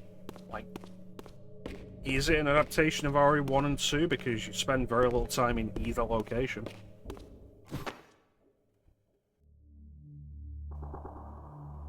Yeah, I was saying this to Ali while we were watching it, because Ali and I watched it with our mics on, so we could riff on it a little bit, and I could get my opinions as things happened. And it was like, I felt like just adapting RE1 would have been the better idea, because you could contain it better. You wouldn't need to have as large a budget because it'd be mostly self-contained to a mansion set you could build.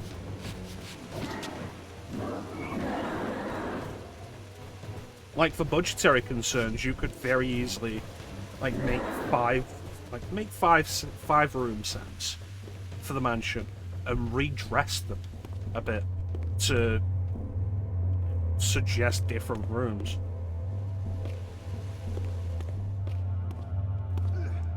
And then, like, oh, if it's a success, then we've got the budget. Like, if it's a success and we get a sequel, the sequel will probably have a higher budget, and then we can do RE2. I should be losing health right now, and I'm not.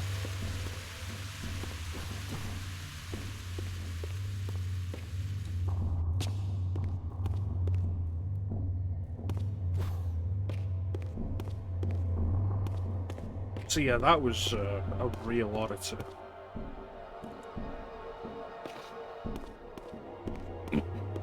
Yes, but vampires cannot stand the touch of water, it burns their skin like acid.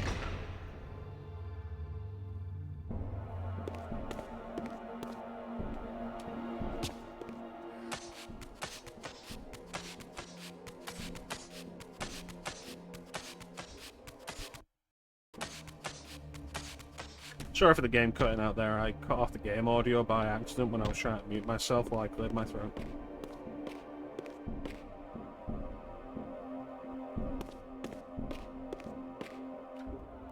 I've been in this room, haven't I? Like, did I open that door just to get back to a room I'd already been in?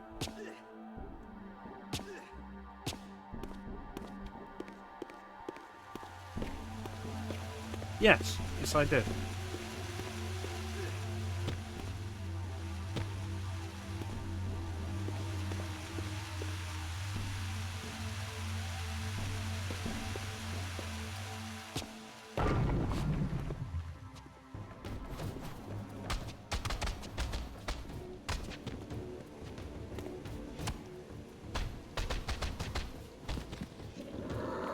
But yeah, I think, like, on its own merits, it's a pretty serviceable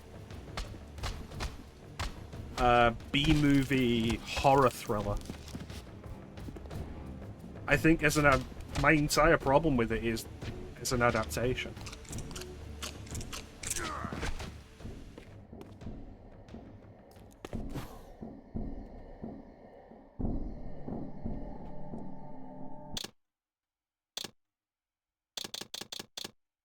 Kinetic shackles.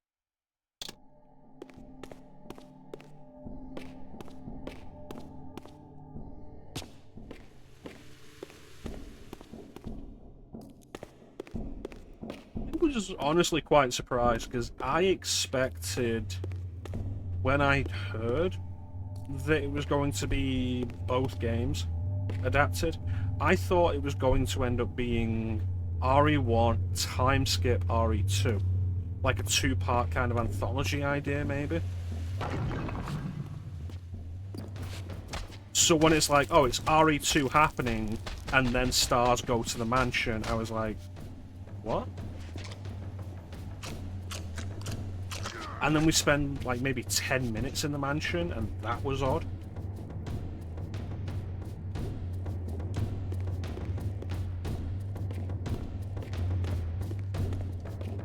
Like, considering they were supposed to be trying to make a more faithful adaptation and adapting 2 games, they didn't adapt either of them particularly well or much.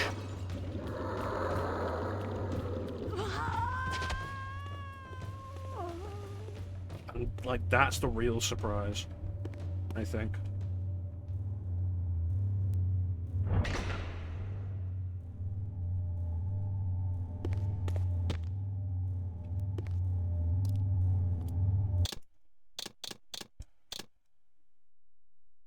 It's like, oh, we're going to adapt 2 games. And it's like, let's go specifically with pieces that you took from the game, because they do a lot of fan service shots. Like the trucker picking up a burger and eating the burger. I was like, really doing the fucking burger?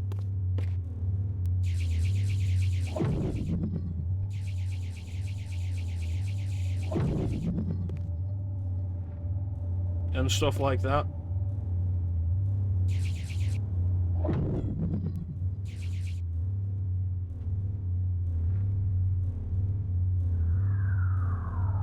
But outside of the fan service shots, like, the amount of time they spend actually adapting the games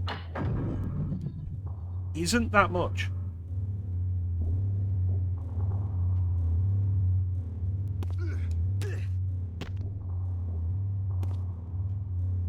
The third fragment of the balance emblem endowed the Reaver with the elemental power of lightning.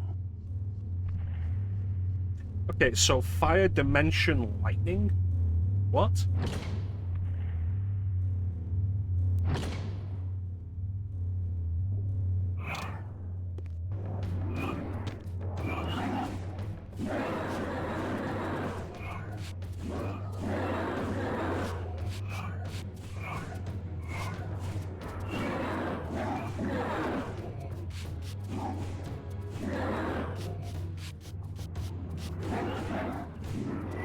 Yeah, there was...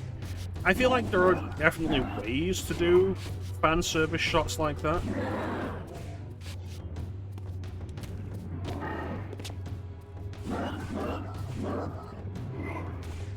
But I think you don't base your whole... Oh yeah, look, we're adapting the game. You don't base that whole idea around them. You don't start with a fan service shot, you earn the fan service shot later. For fans to be like, oh.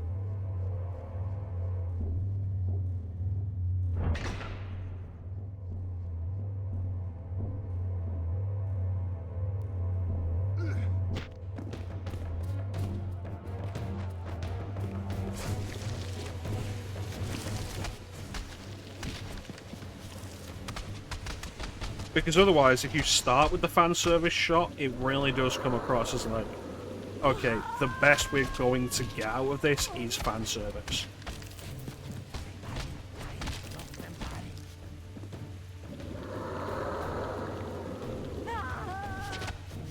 Yep.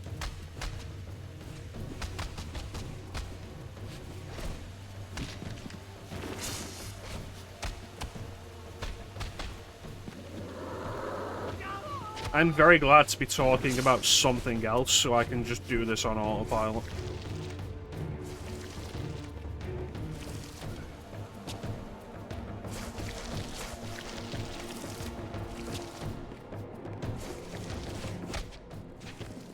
Yeah, I think, like, if it wasn't called Resident Evil, or it wasn't advertised as, like, an adaptation of the 2 games, It would have been better. It's not good. Of course it isn't. It was never going to be good.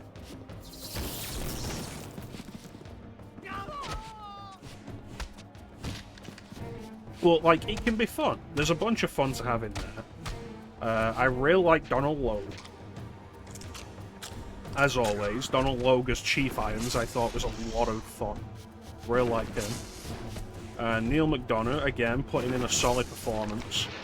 Although, given how little screen time he has, despite being kind of shown off as a major player from the beginning. Oh, you've not seen Welcome to Raccoon City, Ninja?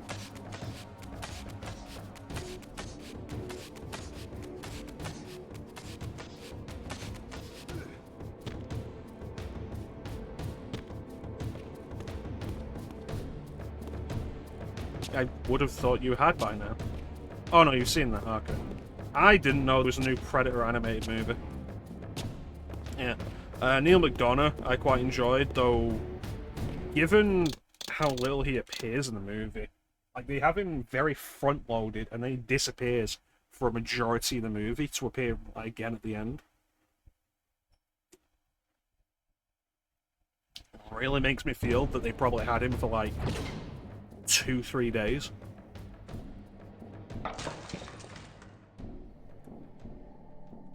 The wig he wears in the flashbacks is great, though. Like, I saw that and was like, I saw that in the flashback at the start and I was like, I love that wig. And then it cuts to the present day and he's just using his normal hair. And I was like, that's disappointing. It was a great wig. That wig is probably where like 70% of the budget went.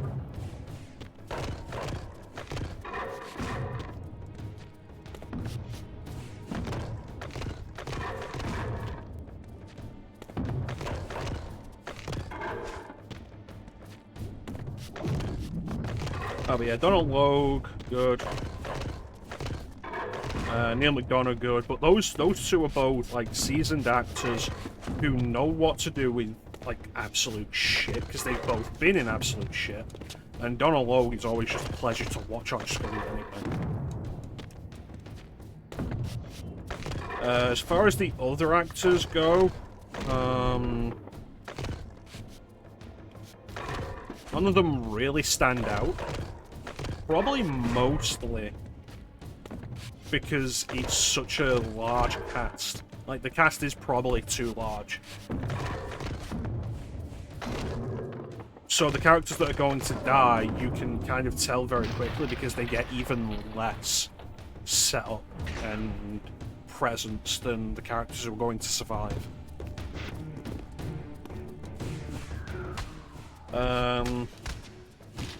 The costuming on the Stars team was kind of curious, I thought. Because, like, Chris, he's dressed up like somebody cosplaying as Chris. Wesker kind of has a similar outfit to the way Wesker does. Richard kind of has a... Richard has kind of a similar outfit to how Richard has in the games, and then Jill just has something completely different, and that was weird.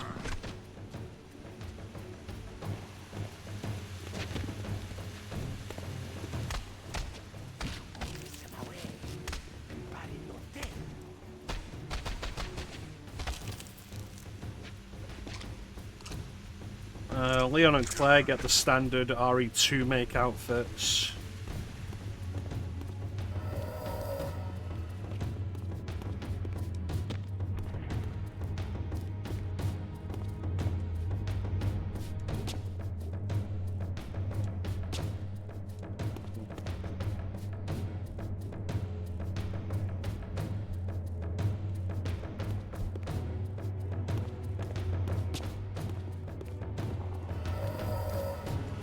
There's not strong enough characterization, I think, for anybody, for you to really care about anybody.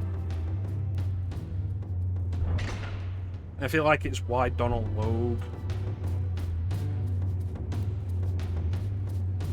stands out as much as he does, because he actually does spend a bunch of time pushing screen presence. I don't believe for a second that statue turned into this statue. They just replaced the model.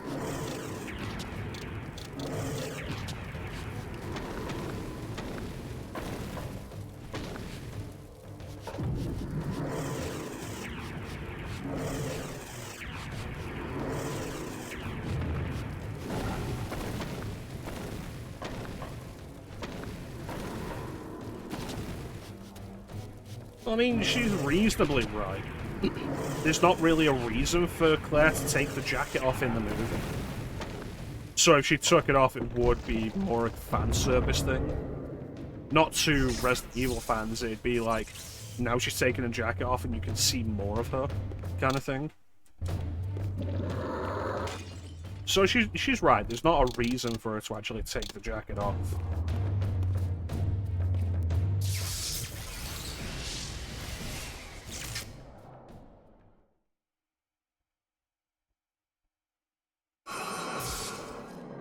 The decision to make Leon the most incompetent person ever was curious.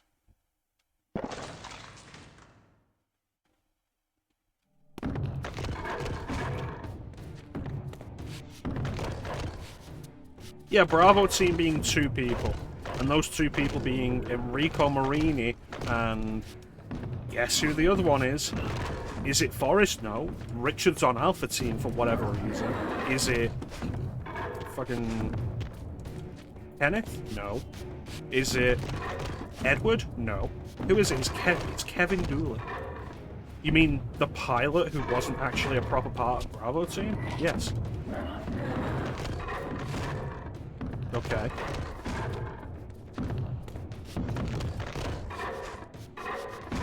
So that was weird.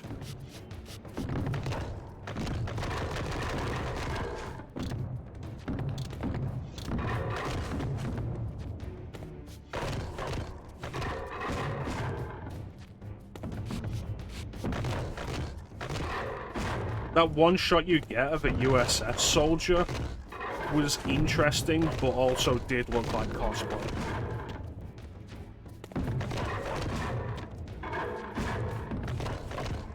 Like, it wouldn't surprise me if for that shot they did actually just hire somebody near enough to where they were filming who had a cosplay of it.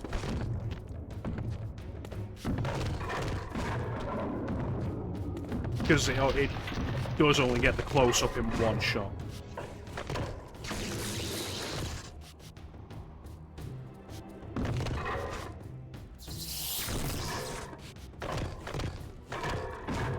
And these Reaver spells have been almost entirely worthless.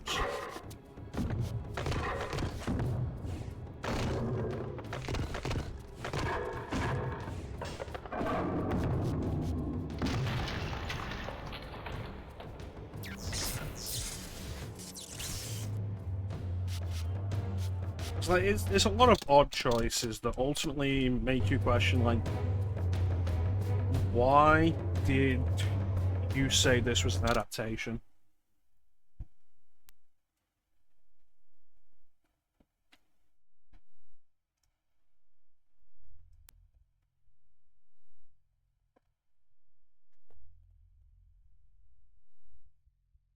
But yeah, they should have just adapted RE1. There's absolutely enough there. There's enough characters. You could probably directly adapt a lot more of RE1 than Hollywood thinks you could, and have it work.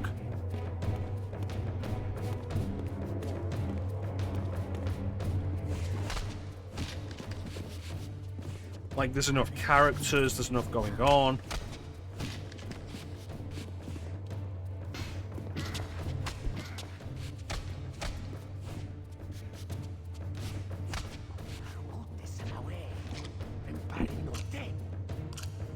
I can't imagine Sony were ever close to losing the Spider-Man rights. Because they were, don't forget, not just Madam Web, they were also pumping out Venom pretty quickly around the times as well. Morbius had come out not that long ago. Like, the limitations on that cannot be you have to put a movie out every year.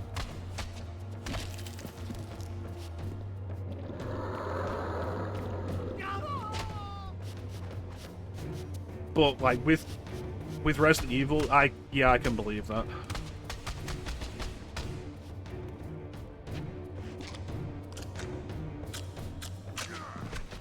The Sony product placement in it is pretty bad. I usually don't notice product placement. I'm usually fairly good about that. About, like, ignoring it. But the Sony logos that end up, like, prominently appearing during the movie on things is very blatant.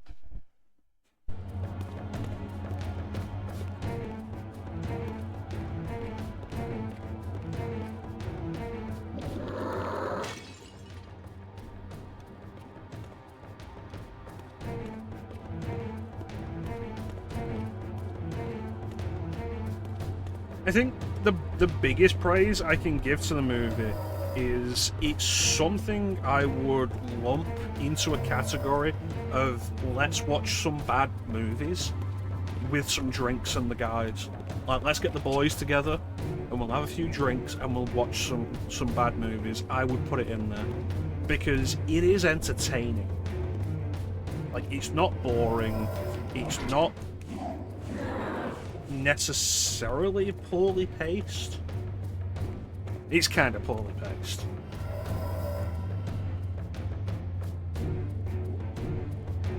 Like, there's a lot of time spent on the setup, and then the payoff goes by very quickly.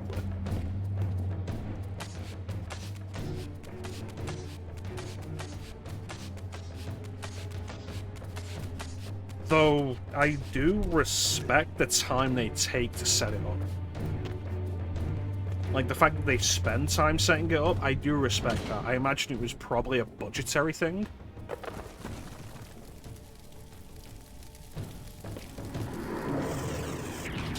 Of like, okay, we don't have the budget for a lot of zombie shots and, like, killing monsters and stuff. The fact that there's only one zombie dog in the movie, which I didn't realise. Ellie had to point out to me that it was the same zombie dog.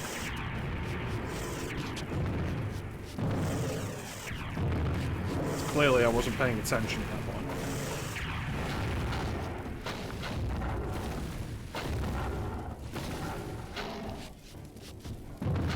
But yeah, it feels like the slow build-up is probably a budgetary thing. Which wouldn't be so bad if it was used to better build up the characters. But it needed stronger writing for that.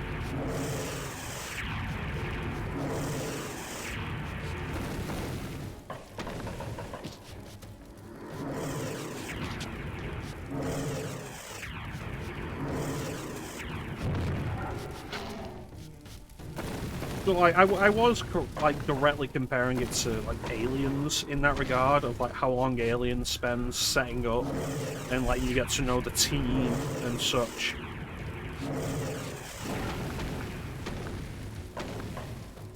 But the difference there is, like, Aliens lets you spend a bunch of time getting to know the team and seeing a bunch of the people who are going to just die very quickly. So that when they do die very quickly, it's a little bit more surprising. Welcome to Raccoon City only really builds up the people who are going to be here for a while. And you can tell everybody who's going to die because they did not really get any screen time.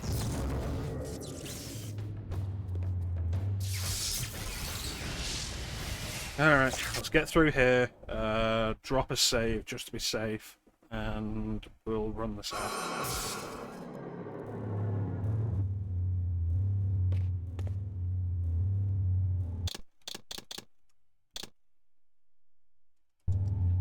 Alright, so... That's my joke! I'll kill you! I didn't realise Richard was a thing. It's like, oh, there's another member of STARS here. I assumed it was Brad, because he was wearing the yellow. And we'd seen Brad. But no, Richard's just there when they go into the mansion, and it's like, this is a different person? I didn't realise.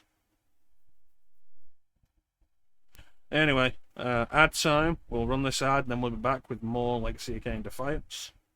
So don't go anywhere.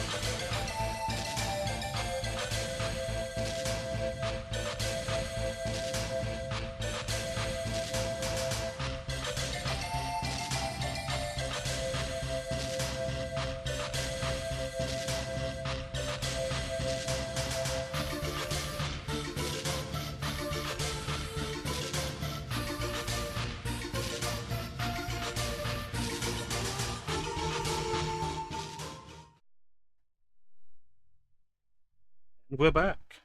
The self-destruct sequence has been activated.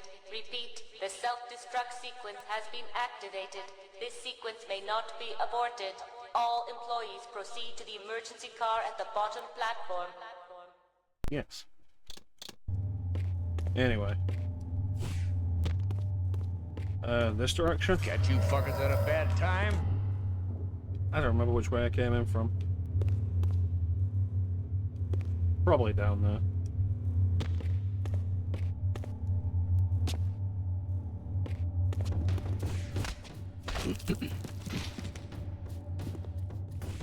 Yeah.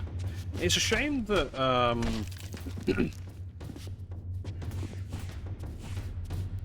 okay. It's a shame that it was so late on, like, a weekday, because otherwise it would have also been like, hey, Ali, let's watch an Uwe Boll movie. Because she's never seen any of them. And I have both Alone in the Dark and Blood Rain on my hard drive at the moment.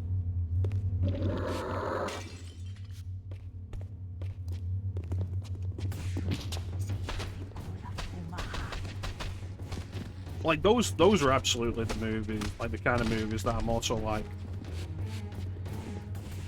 let's get the boys together and have a few drinks and watch these movies.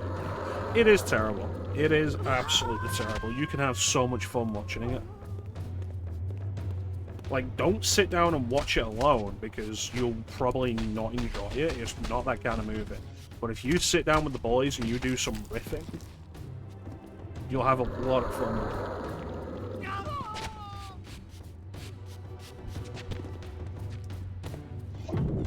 Dick.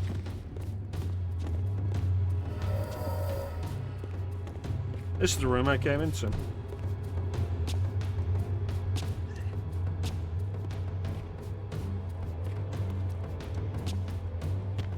Yeah, none of Uwe Boll's video game movies are good.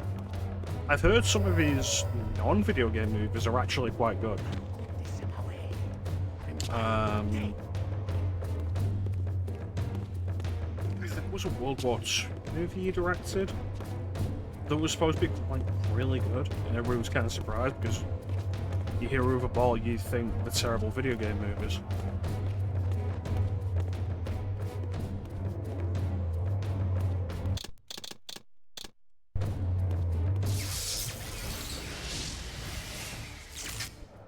Postal's a weird one. I wouldn't say that it's good or remotely good.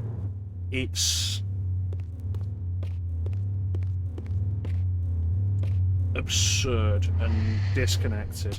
It's very much like the Seltzer and Freiberg movies, but it has an actual plot, like an actual sense to it.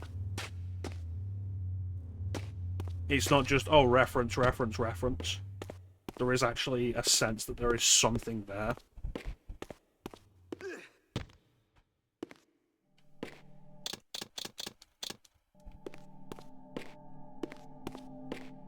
So, you know, that's interesting.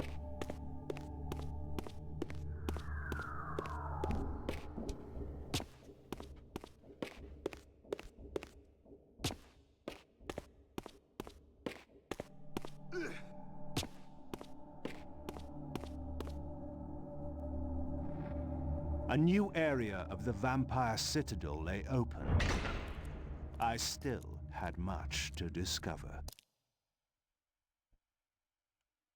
Oh boys, the part everybody talks about when they talk about getting stuck in this game.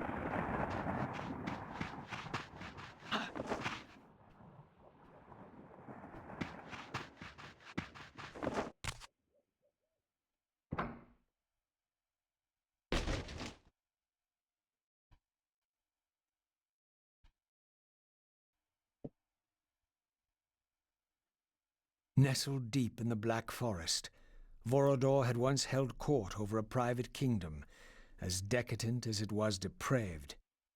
Now all was still. I hoped I had not arrived too late. If only, Ninja.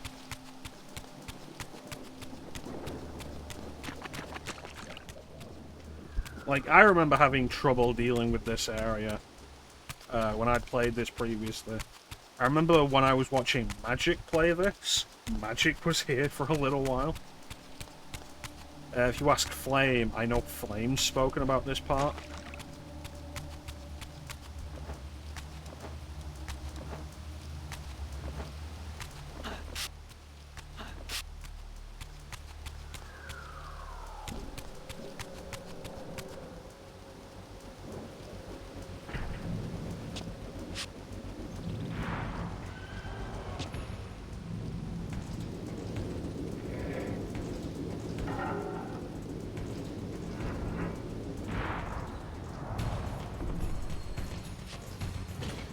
That was so odd.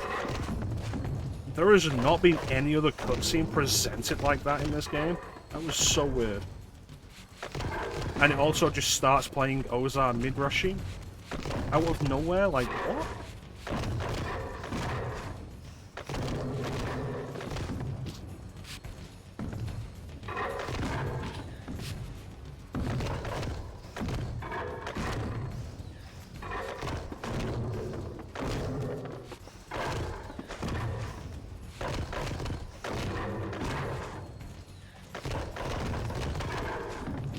No, it's not that it's all they've got. My surprise is that they did anything with it.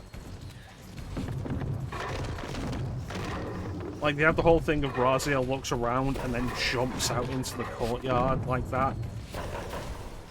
Rather than just being like, okay, try and open the door, and then the door's locked, and these guys just break out.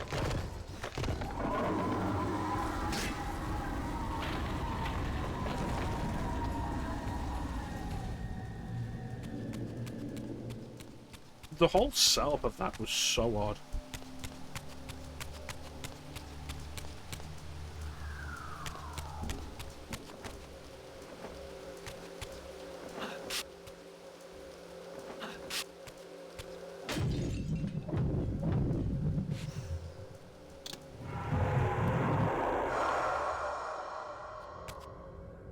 Did you see that? I shifted into the material realm and came in on the, like, got into the material. I shifted into the spectral realm and got into the spectral realm on the other side of the glass.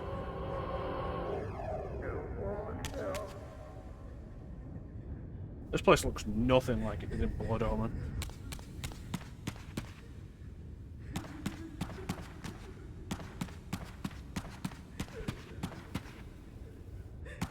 Apparently.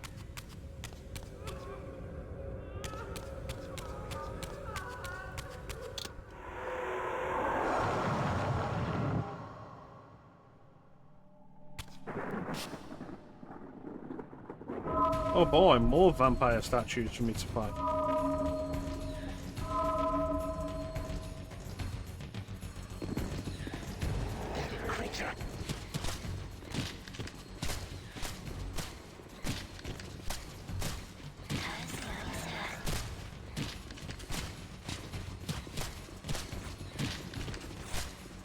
You know, I'm thinking about this now, and like, I think the reason they go so hard on the combat in this is because they don't really have puzzles.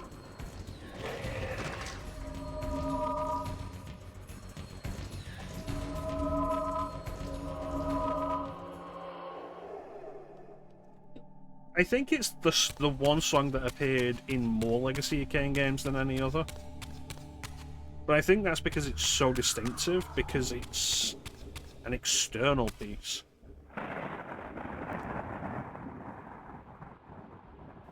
It's like, it was made by Information Society.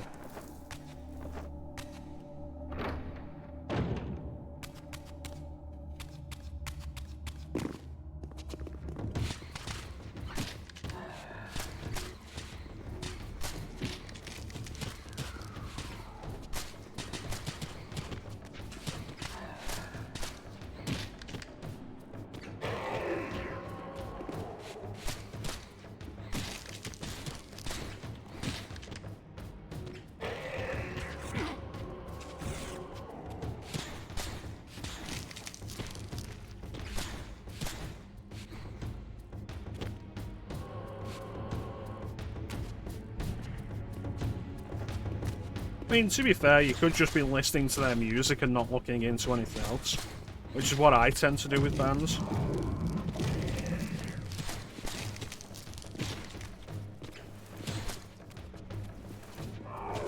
And I feel like that's the right way to do it.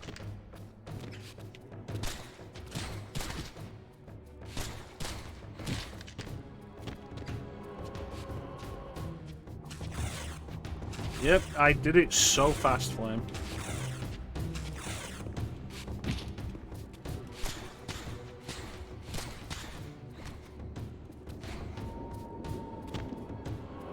Yeah, I don't think it's even that they did music for the game. Because you can listen to Ozar Midrashim, like, separate from the game, and it's way longer than it's portrayed in the game. So I don't think that they made the song for the game, I think the song was taken for the game.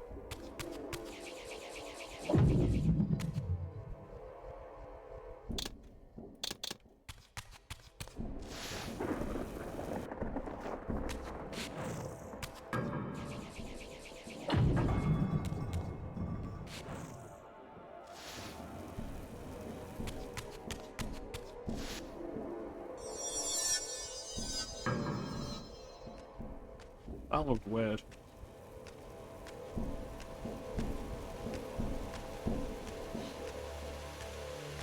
Yeah, because I've listened to all of those Midrashim, and it's a while before the actual part you know from Soul Reaver. Portals which had transported me into the vampire ruins, Hits. but its surface was disturbed by the spouting of these gargoyles. So go up there and break them.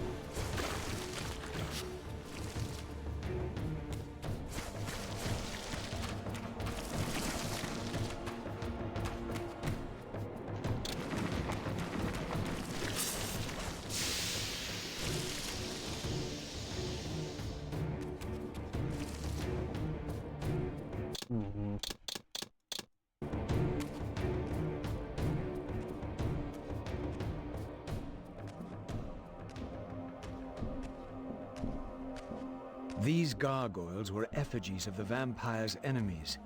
In the corresponding murals, they were impaled by heroic vampire warriors. Perhaps this was a clue. In their depiction on the murals, they were impaled by sexy vampire babes.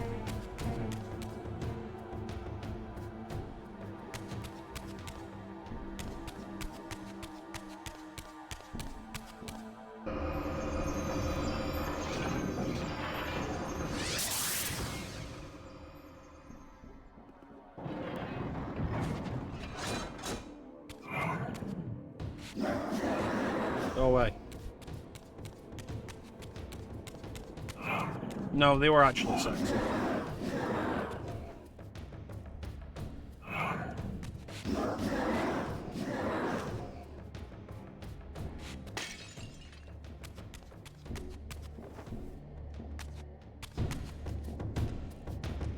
This mural was similar to one I had seen before in the fountain room. Thanks for the contribution there, Raziel. It had only been like 5 seconds since I saw it.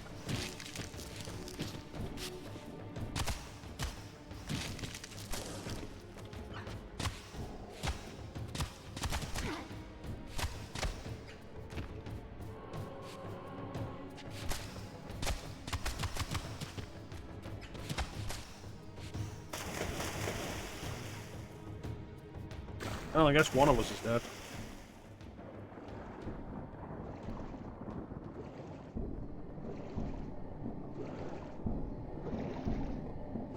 Honestly, it's making me realize how little of this game is actually of real interest or relevance. I was like, oh yeah, the story's going to really hit in this game.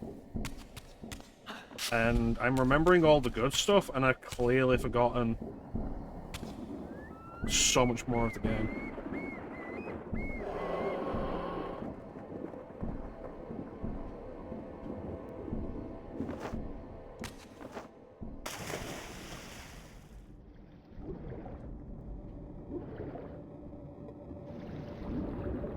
Because so much of the dialogue so far has just been Kain and Raziel talking to themselves. Just to fill space.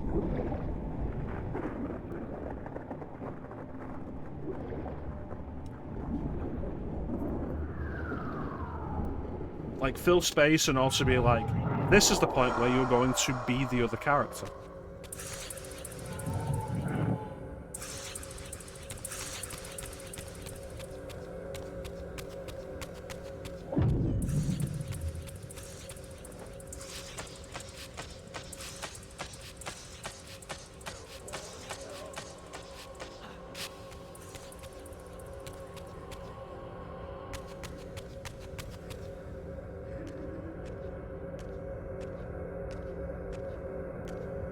This door clearly required some artifact before it would open. Thanks, Raziel.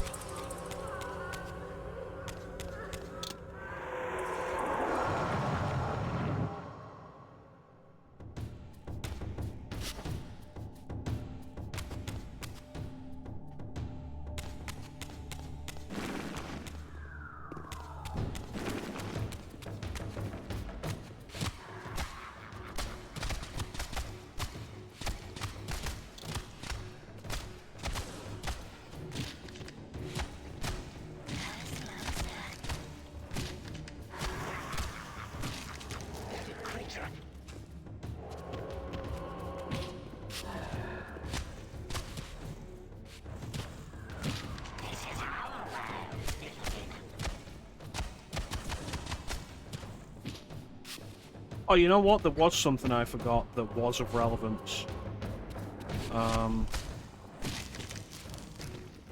When we met Ariel at the Pillars as Raziel, she accused Raziel of being the same kind of creature that the Unspoken was.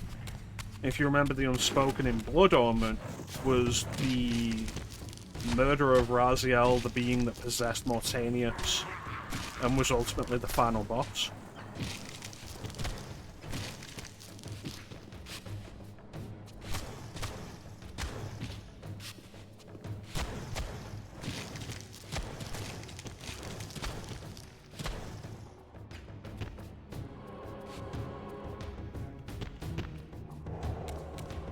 Oh, doors.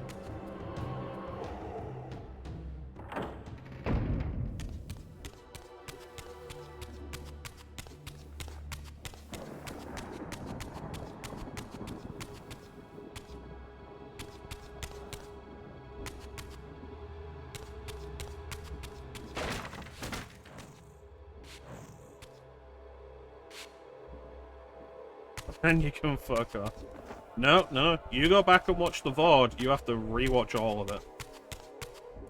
It's actually an odd thing, I was looking through the VODs earlier today, and for some reason Session 1 of Defiance was unpublished.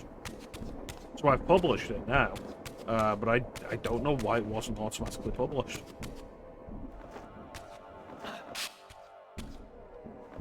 It might be because of the birthday stream. Where we're playing music with stuff like that. Because I feel like we had the thing before where it decided to automatically not automatically publish videos after that unless I specified otherwise, for the sake of avoiding DMCA.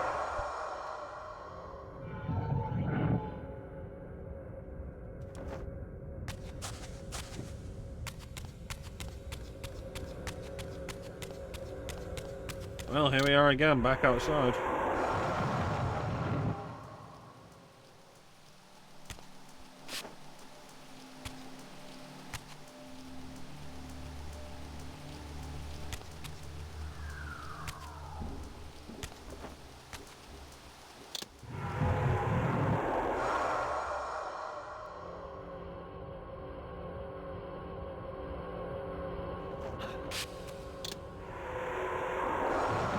If I could properly look around before making these transitions, that would probably really help.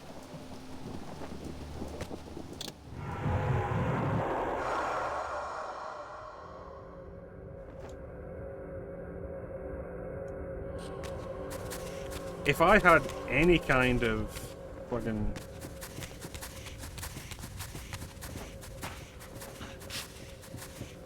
depth perception, that would probably help.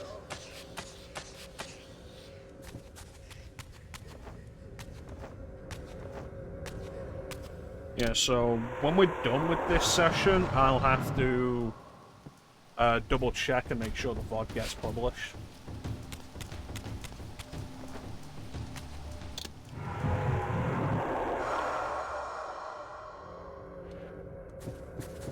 I'm sorry, did I not press the jump button?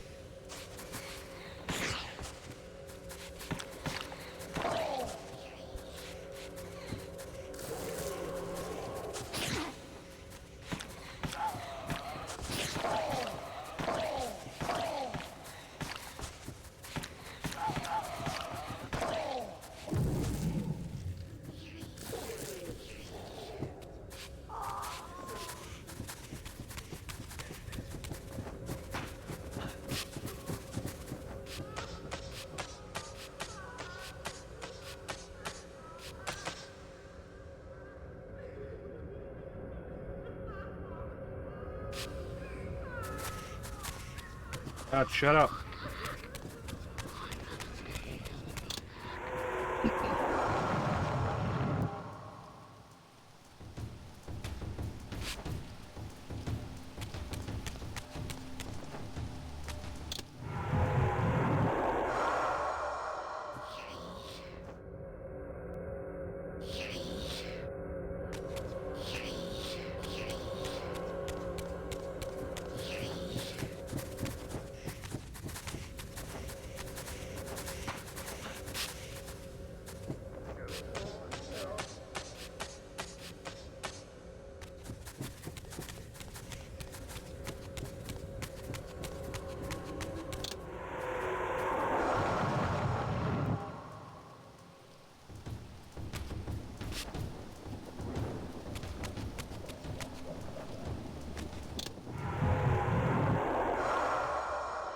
Yep, there it is. Fucking knew that was gonna happen.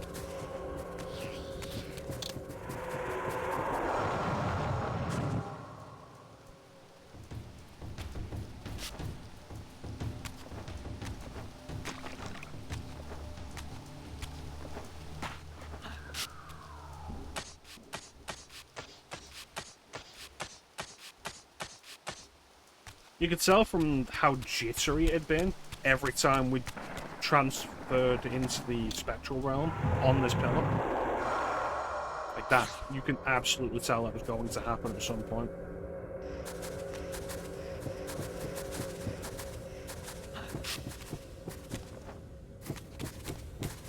Yay, we made it.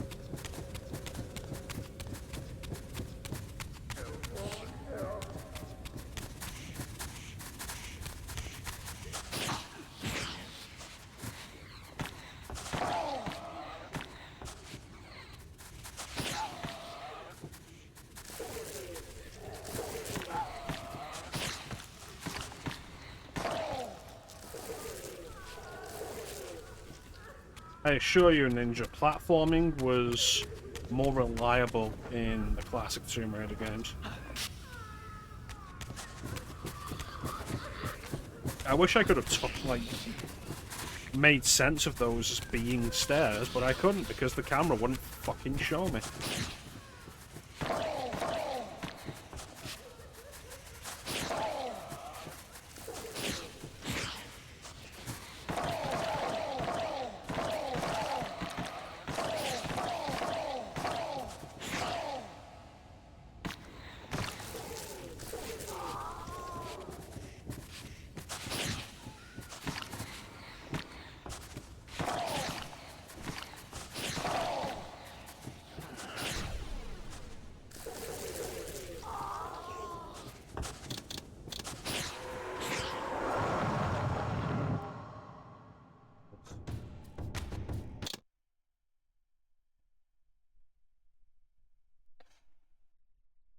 Yeah, my biggest issue with the Legend games, primarily was how inconsistently Lara would grab platforms. I feel like that was at its worst in Anniversary.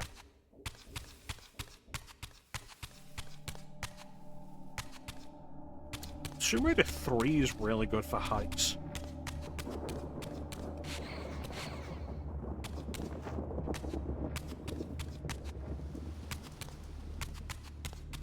Yeah, it's absolutely not an issue in the classic games, because to grab onto a ledge, you hold onto the A button. If you're playing with an Xbox controller, playing an original PlayStation, it's the X button.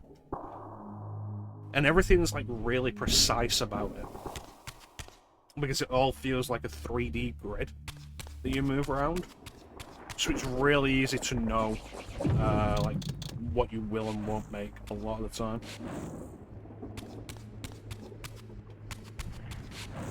But yeah, I absolutely hated that about Anniversary in particular, yeah.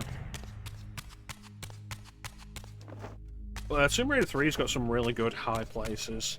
The London area, when you're in London, starts off like on top of a tall building, and you're jumping along the rooftops.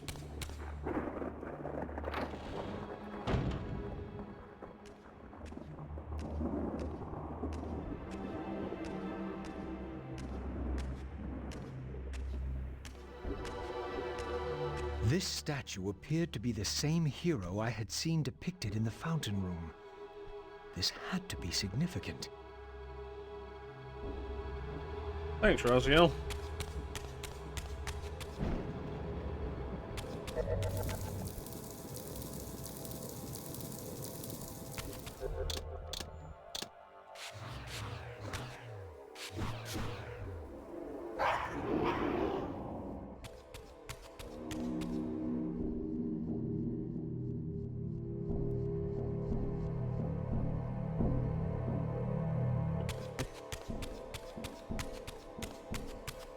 I feel like I've got like 7 different objectives right now. It will be significant.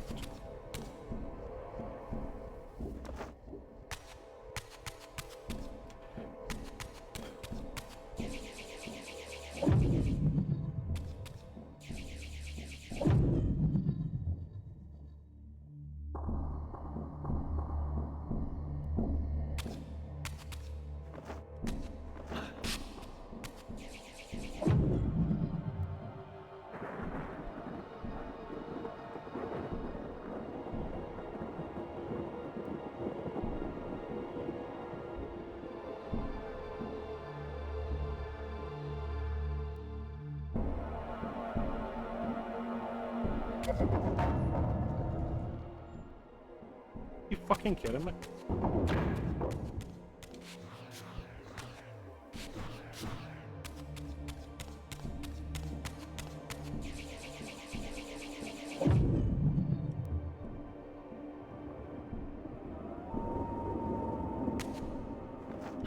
Like...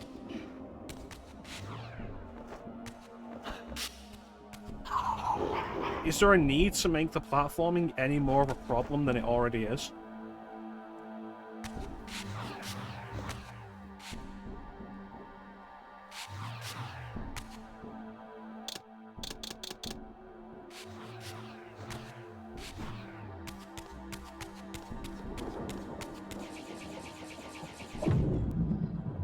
Yeah, apparently.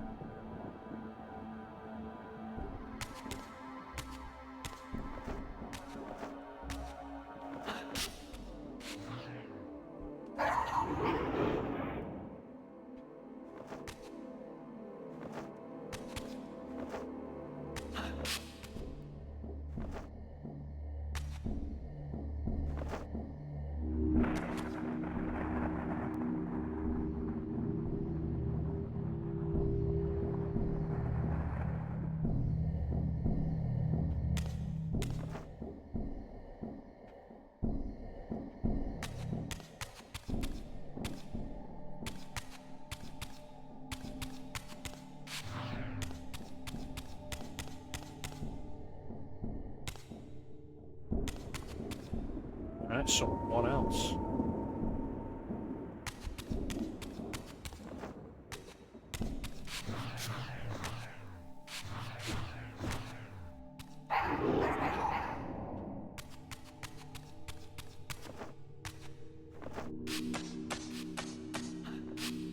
This is another thing that would be a lot simpler if you could just control the camera and look around.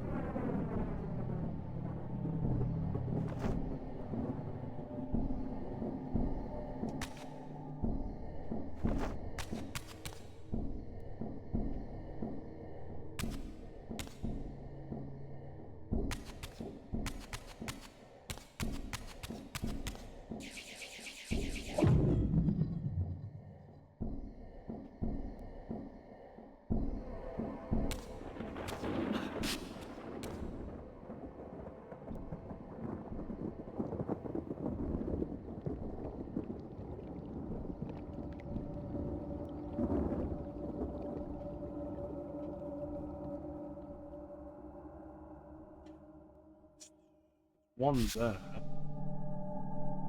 Which, like, I don't know how I'm hitting that. And then there's two heads there. It's like, what are they doing?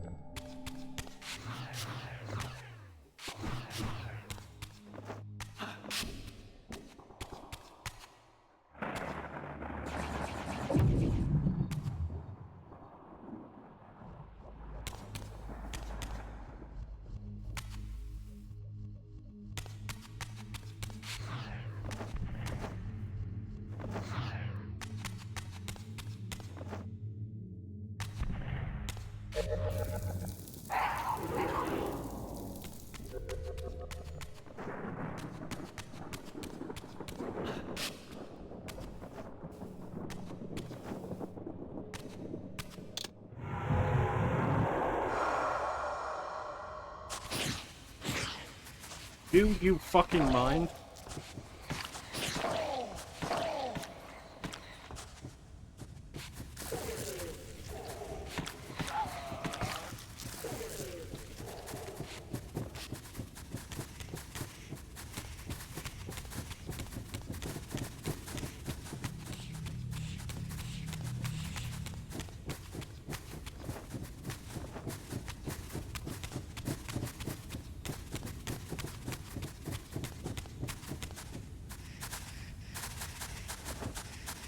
Okay, I might have something.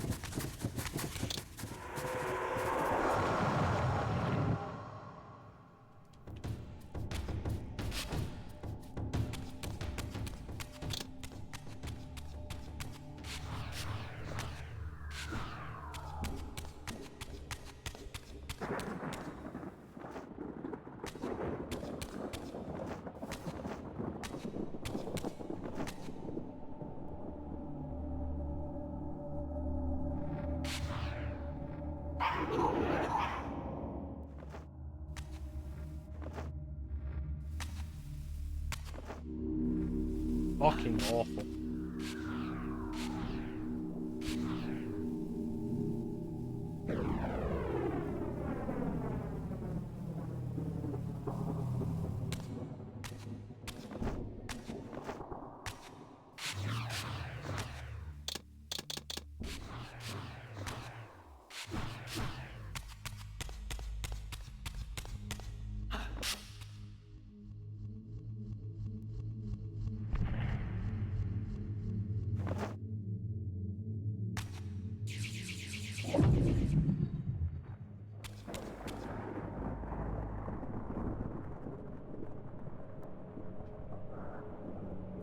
Gotta be something to do with this one.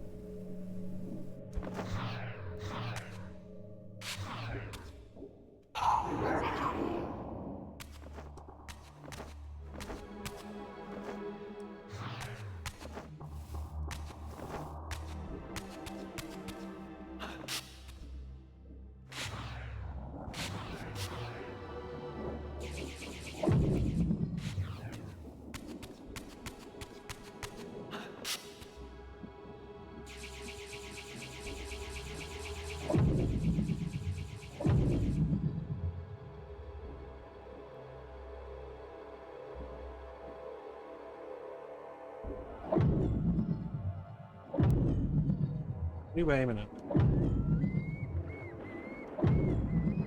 Oh, you're just shooting the ground. For some reason.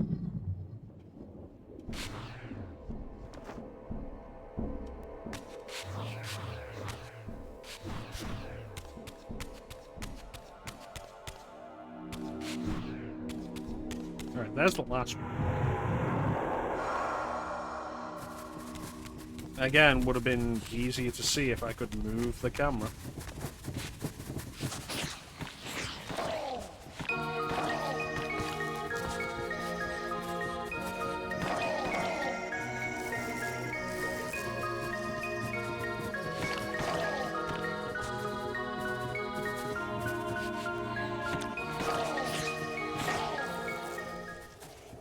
How you doing, T?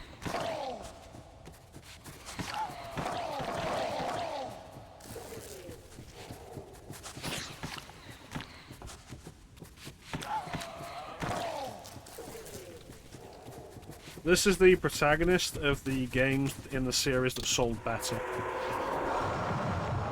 I'm also quite hot. And this game is just pissing me off.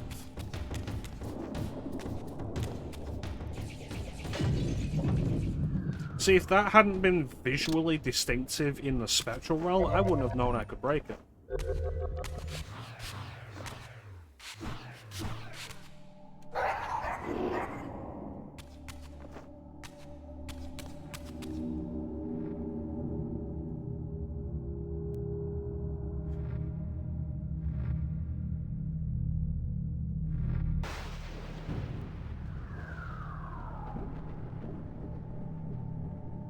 Yeah, I know where they all are. I had to get them all. Fucking goddamn fetch quest bullshit. That's all this game is. This was indeed the vampire warrior depicted in the fountain room, for here was the hero's weapon. This could be the key to solving the riddle of the fountain.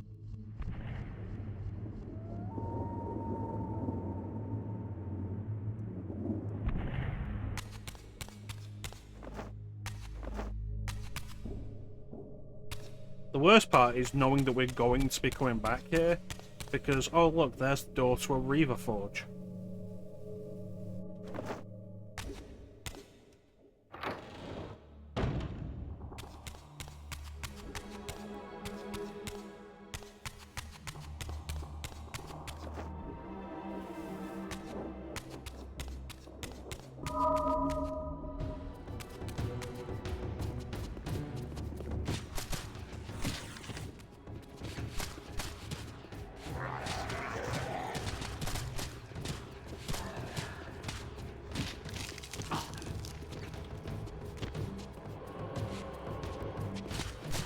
I love excessive and unnecessary combat.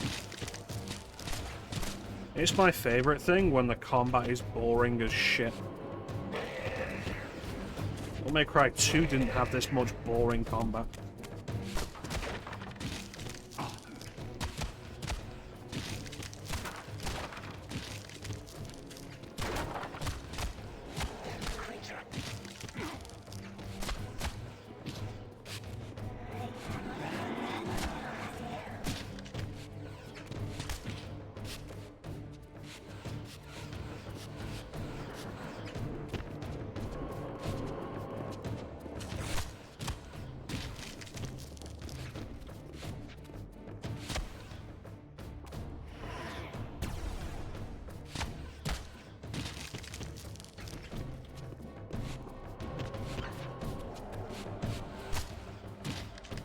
Yeah, but Devil May Cry 2 also had, like, different options in combat. Like, what's my option here? Spam X. Maybe occasionally do a launcher that doesn't really matter.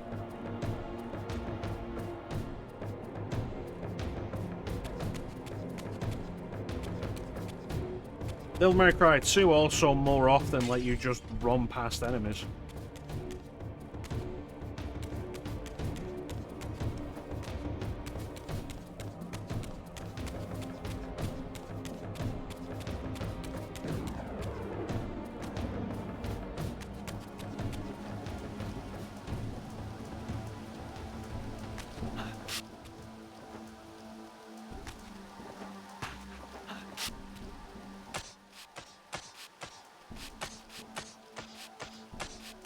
It's too hot for me to be just frustrated with games.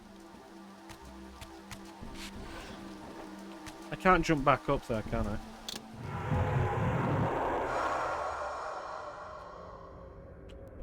Nope.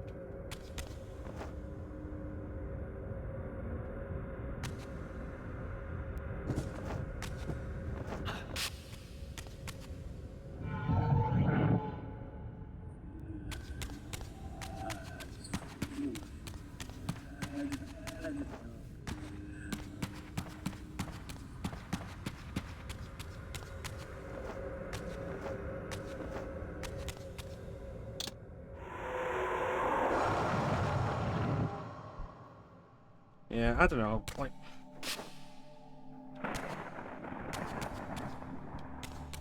As the only person in this room, it's not as hot as it's been previously. It's mostly just residual heat, because my room does not circulate air very well. So my room ends up being like the hottest room in the house. Like, as the only person in this room who has done like both this and Devil May Cry 2, I'm gonna say Devil May Cry 2 probably the better game overall.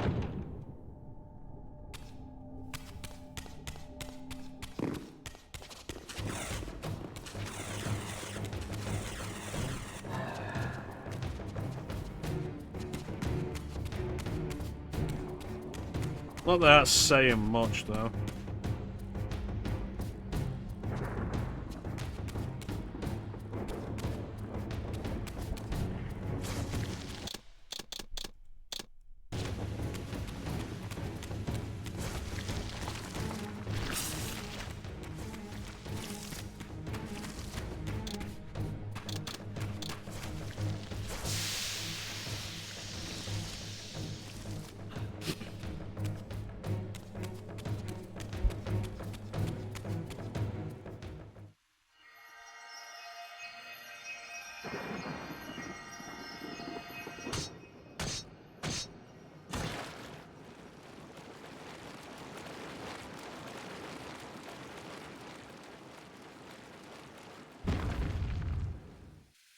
At least you know that builds to something though.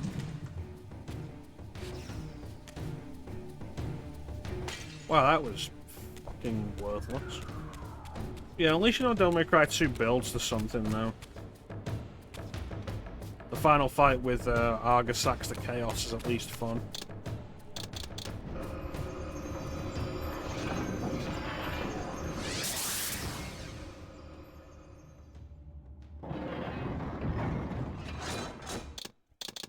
This game really has just been padding. I'm not gonna deal with you.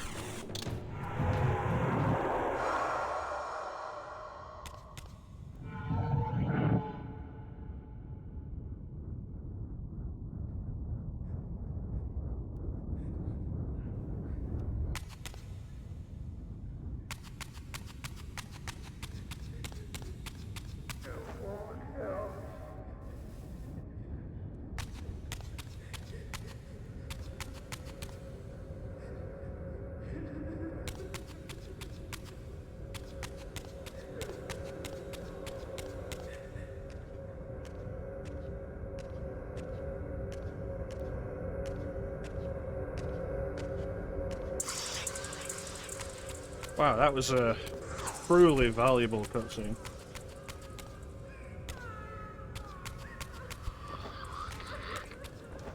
Yeah, you can be more hands-off with Devil May Cry 2 if you need to be, if you want to be.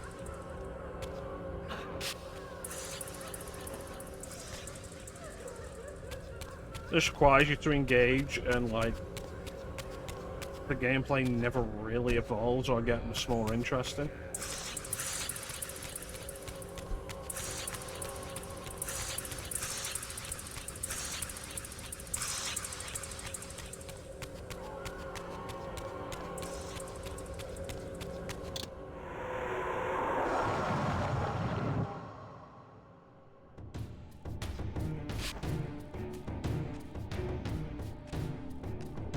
Is this necessary? The sequence is now 6 Reavers. This mysterious chamber was clearly significant. Perhaps I would finally find the elusive Vorador within.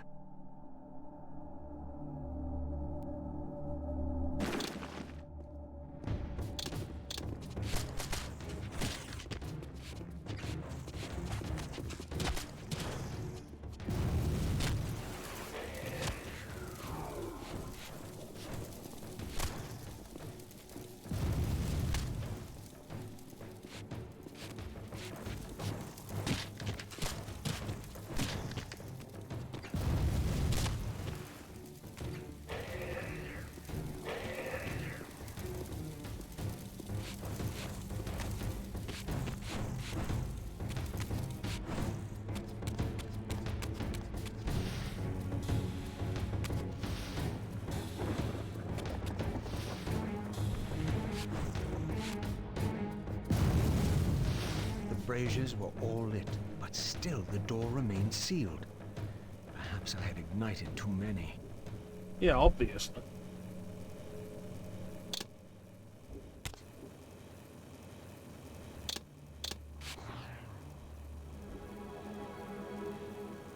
I'm gonna need the water reaver, aren't I, for this?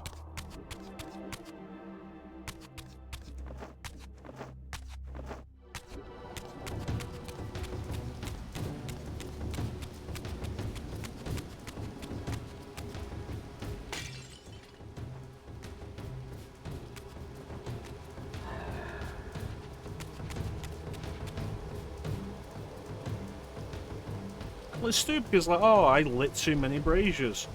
Cool, but trying to light them one by one, you know, the ones that clearly needed to be lit, individually was like, nope. Don't turn around to me and say, like, oh, I've lit too many braziers. You wouldn't let me light any less than all of them.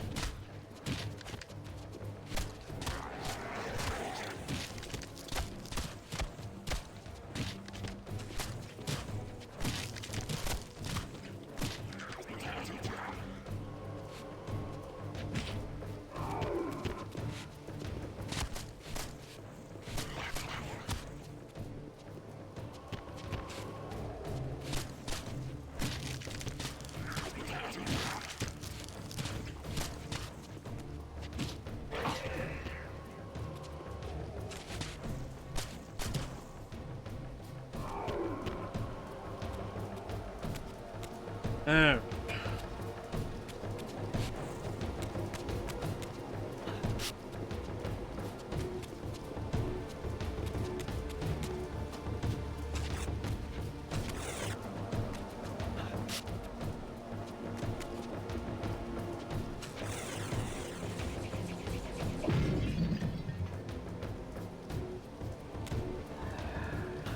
Sure, Vorador appreciates me going around breaking all his stuff.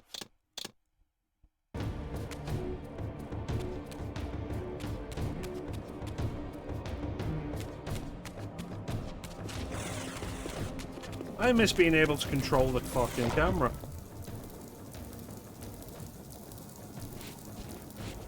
It's like, hey, you know how the platforming in the previous games wasn't great? What if we made it worse?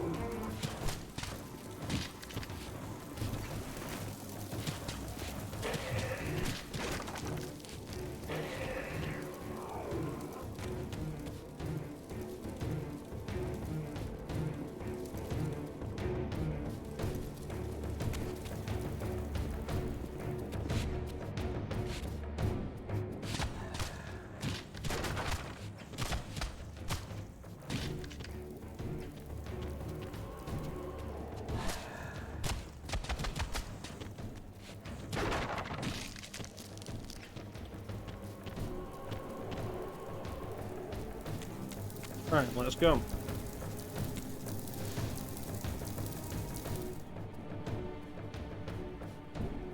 Well, now that we have Hexen plus Heretic remastered, Or Heretic plus Hexen Remaster, whichever we've called it.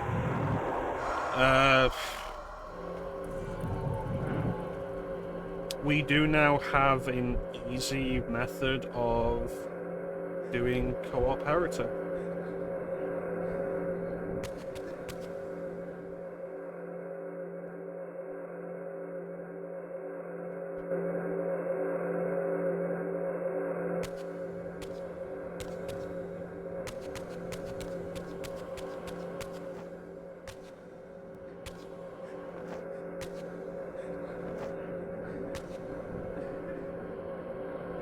Oh, that's bullshit. I'm not playing Hexen.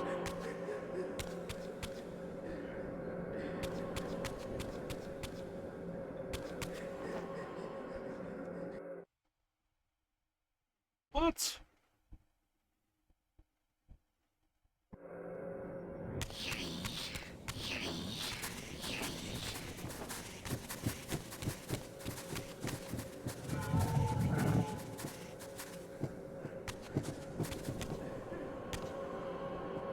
That doesn't look like the evil mist. That looks like it's just water in the spectral realm.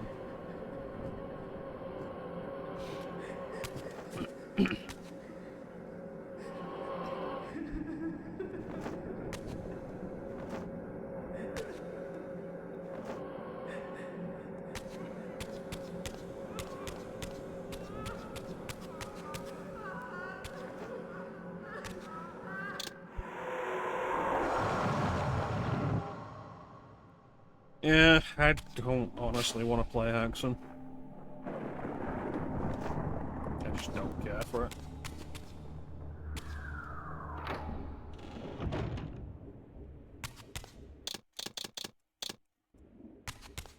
Though if I'm honest, like, as neat as a lot of the Doom engine games are, and as fun to play as they are, I don't think any of them are necessarily fun to finish.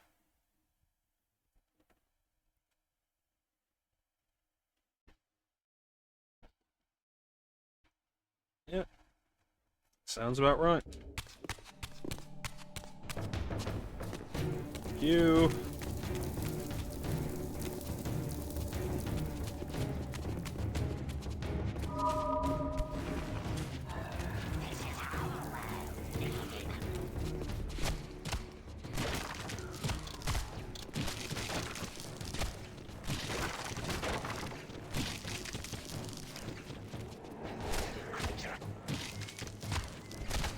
It's like, I think Doom Episode 1, like Episode 1 of Doom's great, Knee Deep in the Dead. Episode 2 is fine, Episode 3 is a fucking slog. Doom 2 outstays its welcome. Heretic's great to begin with, but by the end of it, I'm just tired of it.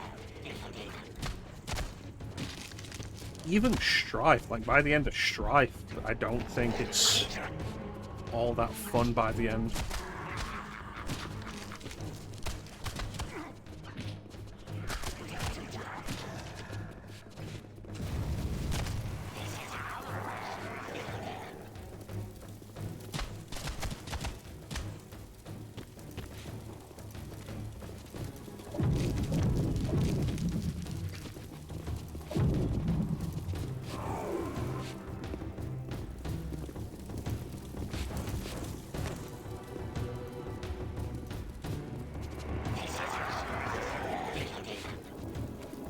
Yeah, thy flesh consumed opens on the wrong foot.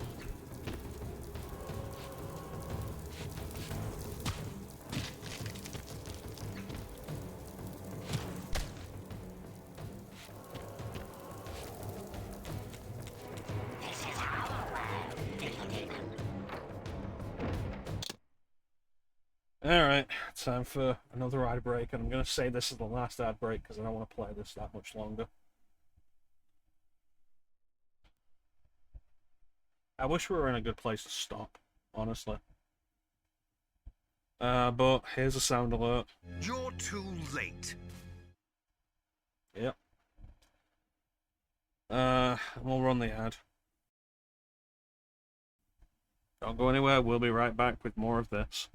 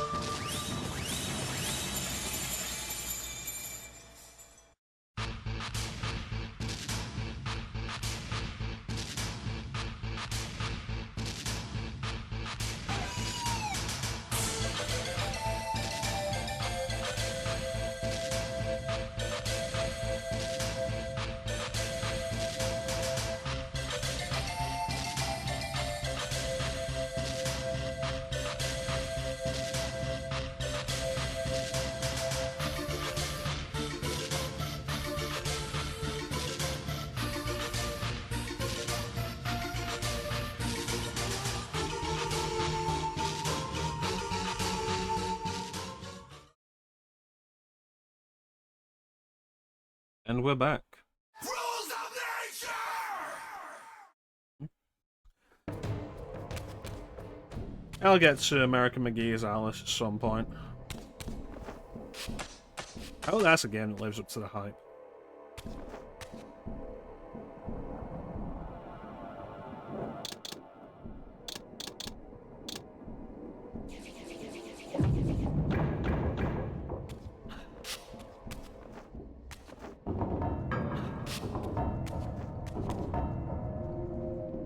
Well, Vorador, I made it, despite your directions.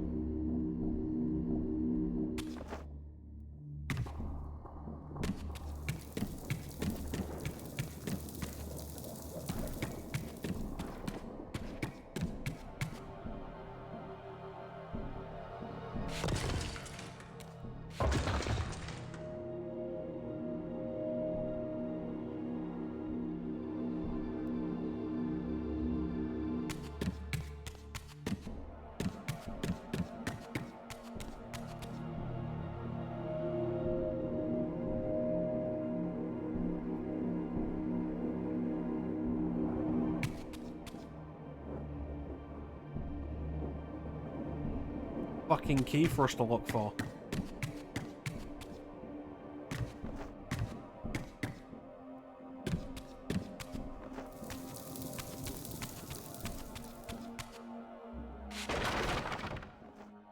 Hate this place.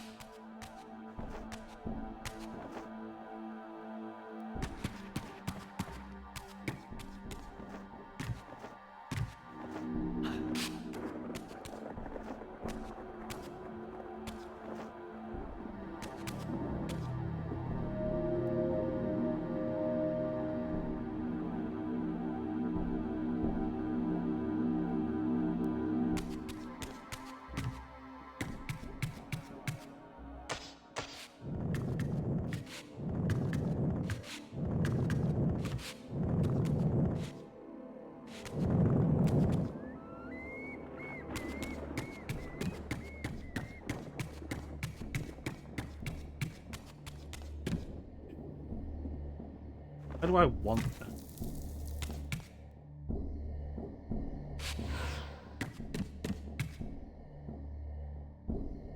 I don't want any of that. In the bin. That's where I want it. There's gonna be one to light outside, and it's gonna be like, oh yeah, one of these puzzles was to get the key to open the door, and it's like, why wasn't the puzzle just to get to the thing?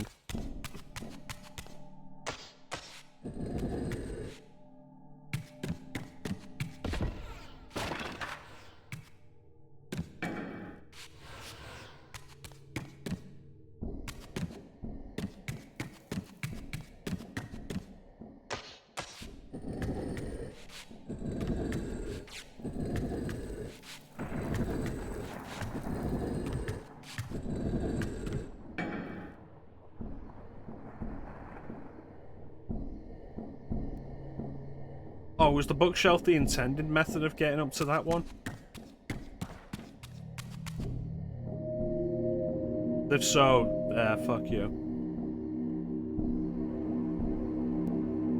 I did it my way.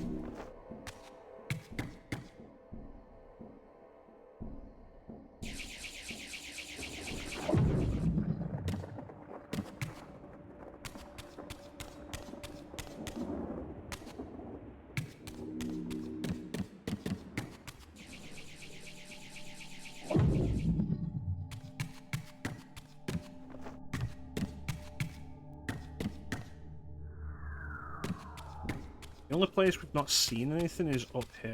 There we go. That's something.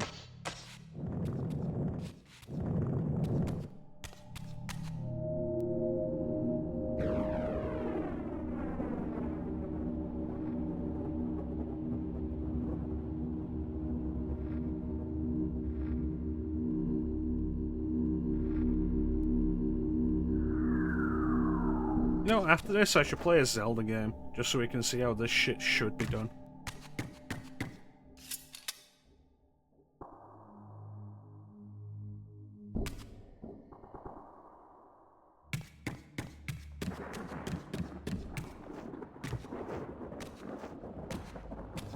health. Yeah, I look forward to eventually getting around to playing American McGee's Alice. I've heard really good things about it over the years. Fucking prick.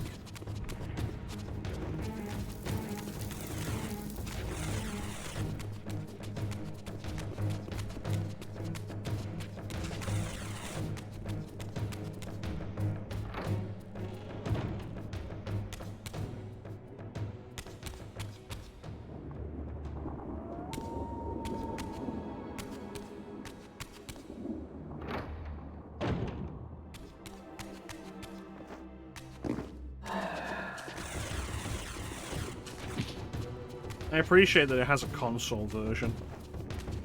Though the downside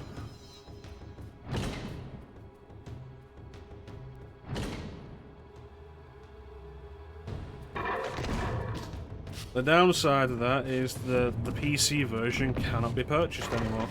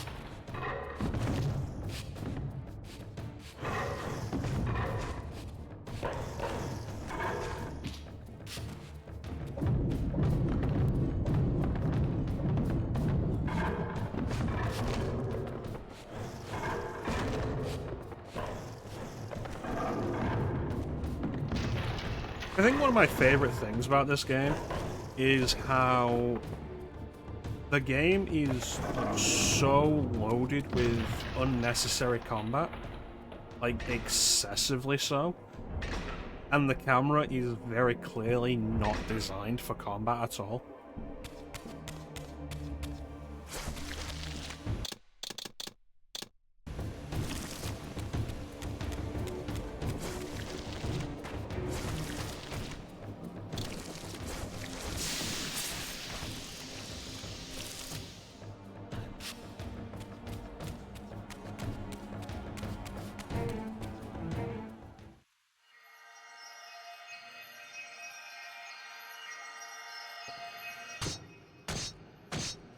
Oh, before we started the game, I took a look on Nexus mods to see what mods there are. I believe there are 3 mods for this game.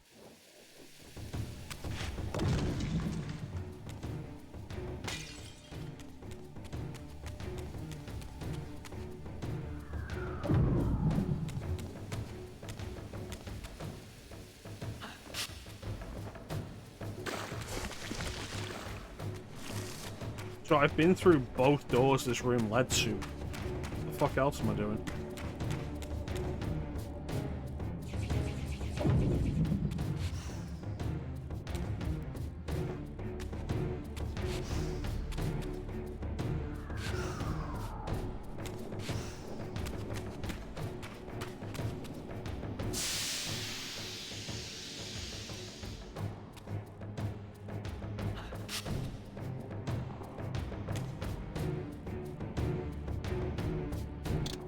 Yeah, alright, thanks for joining us, Flame.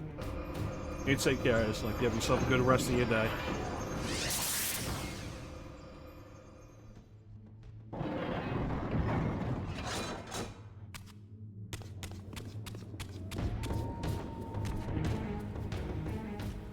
These murals were attuned somehow to those in the fountain room, for this wall too had shattered.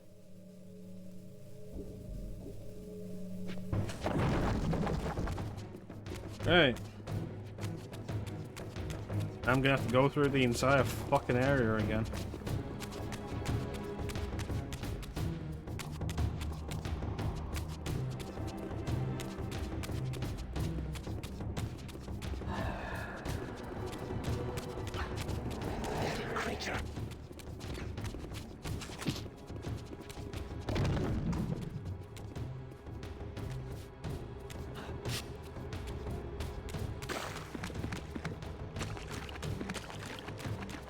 Turn the camera around, jeez.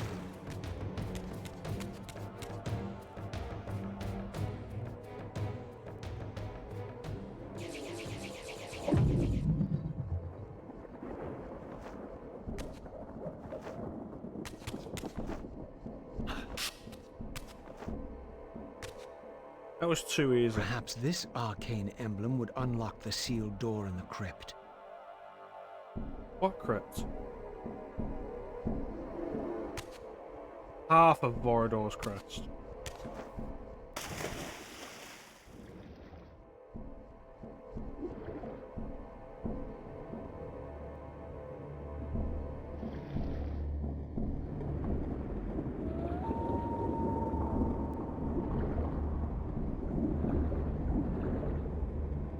Okay, so clearly I'm gonna have to drain the water here somehow.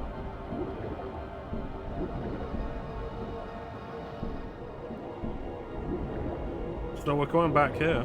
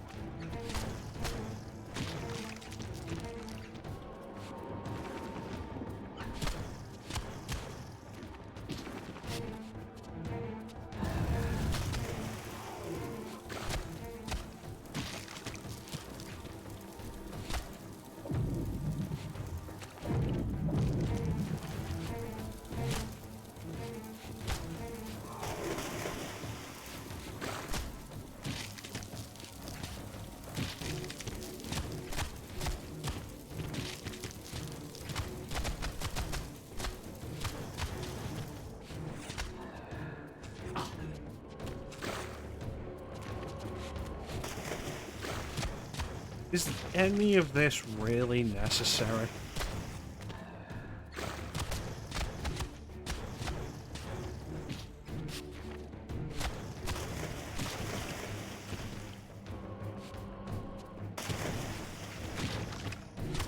Did we need to block the exit? Did we need to have to fight this many guys?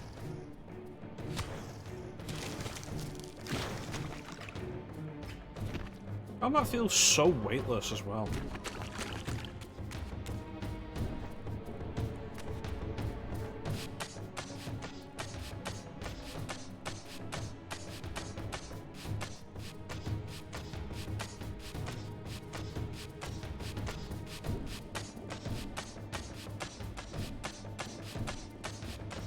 No, but it's sterile and I like the taste.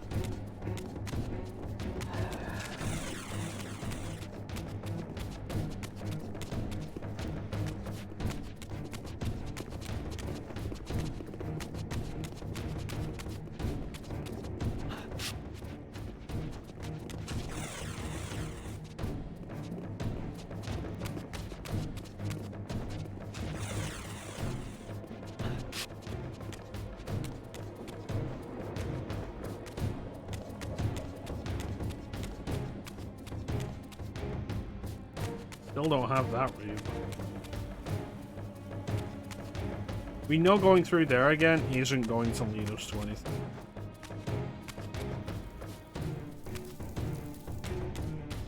Alright, let's head back.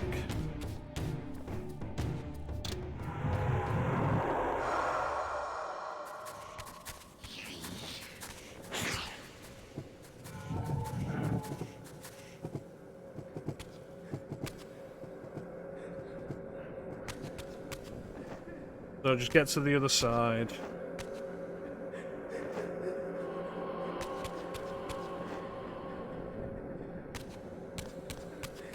There we go.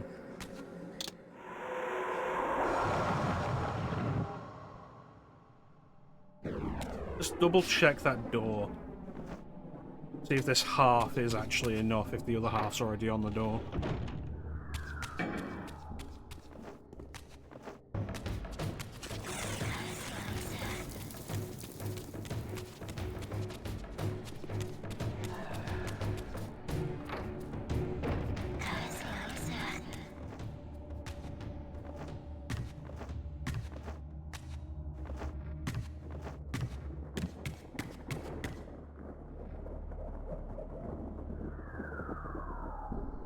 Nope.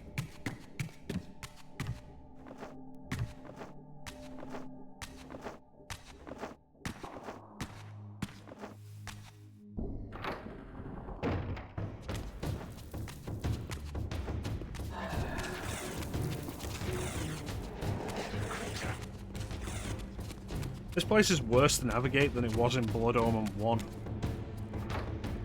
And it wasn't pleasant to navigate in Blood Omen.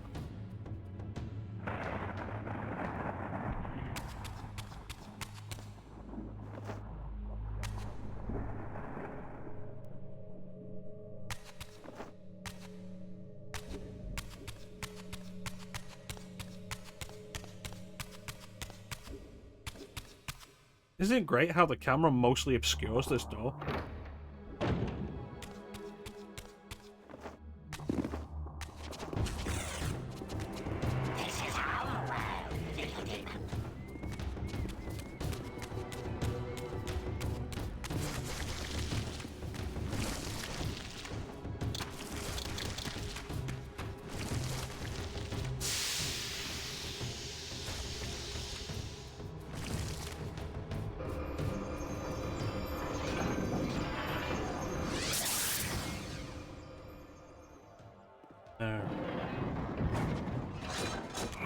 See if there's anything we need down here now. I don't recall seeing any murals, but I can't honestly say I was paying full attention.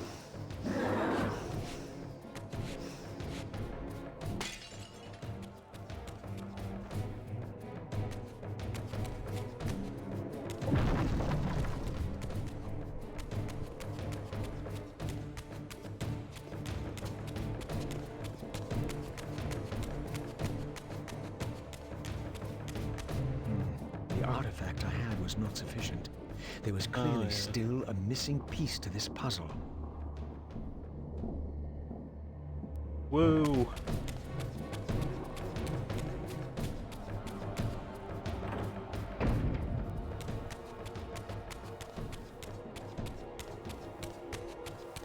So I'd forgotten about that.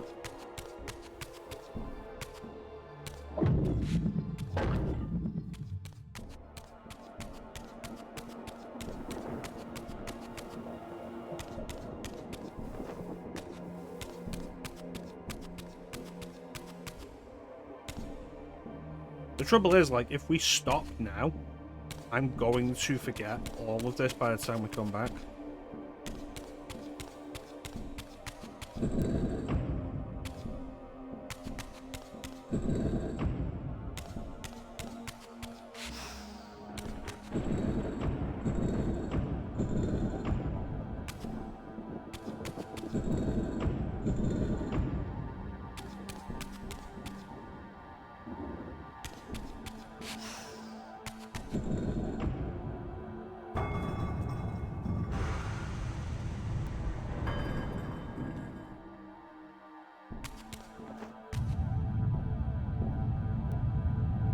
There's the other half.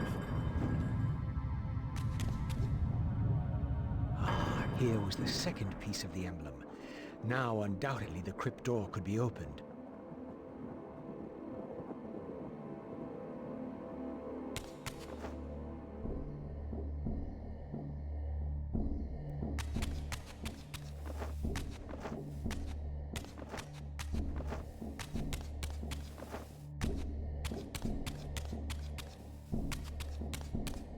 So it's back this.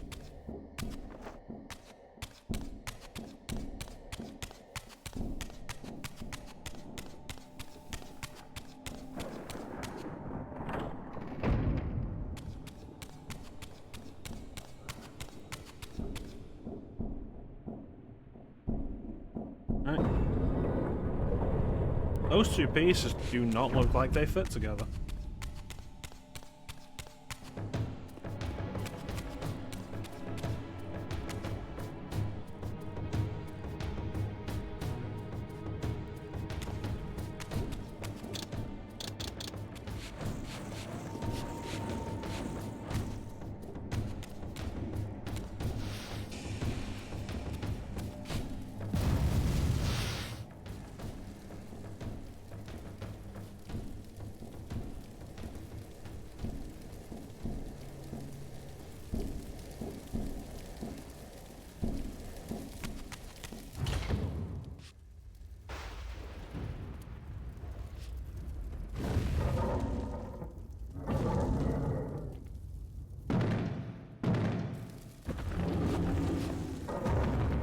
So here's a fun one for you. The main things I remember from this game, like I said, Vampire Citadels, like just being in the Vampire Citadel so goddamn much. That and fighting statues.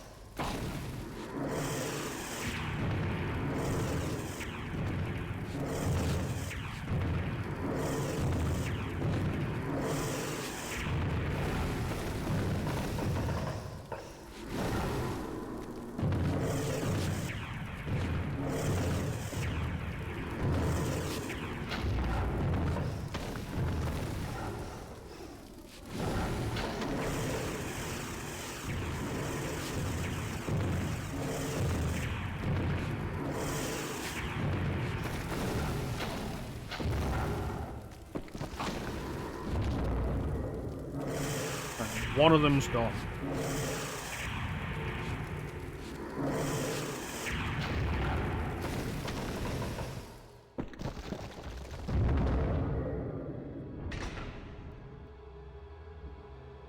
Wasn't fun. With this third and final weapon, the mystery of the fountain would finally be solved. Why do we care? We're supposed to be looking for Vorador. Like, imagine you break into somebody's house because you desperately need to see them, and then all of a sudden you get distracted by their fucking stamp collection.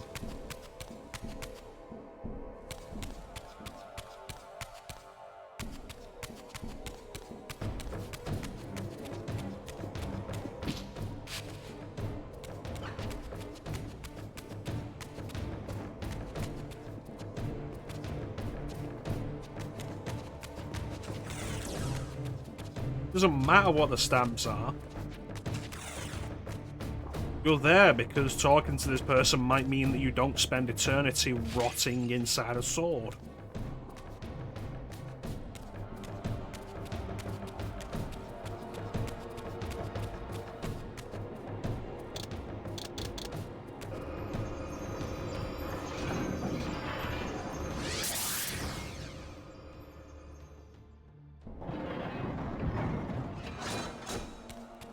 Hey, I desperately need your help or I'm going to experience a fate worse than death for eternity.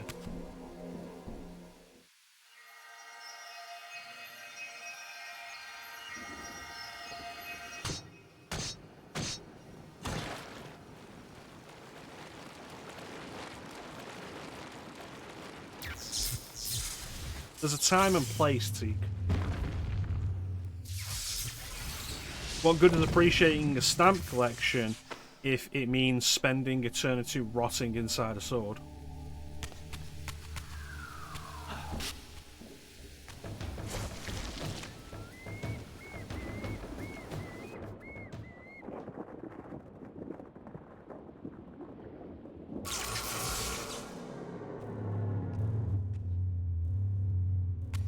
Here the images were unadulterated, and their meaning ominously clear.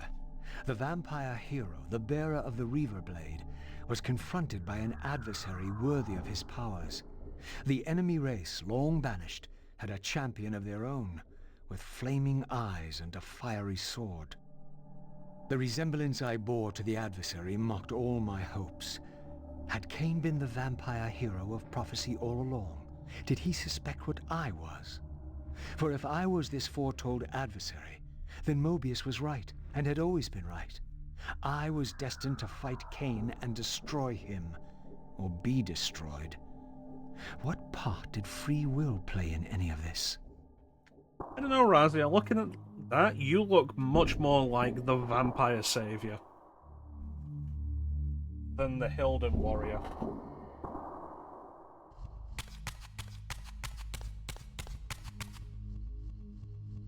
Excellent. That's good words, Zeke.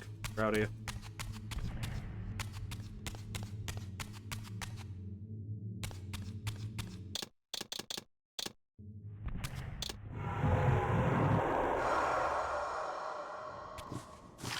I hope I get it within a reasonable time frame when I do that.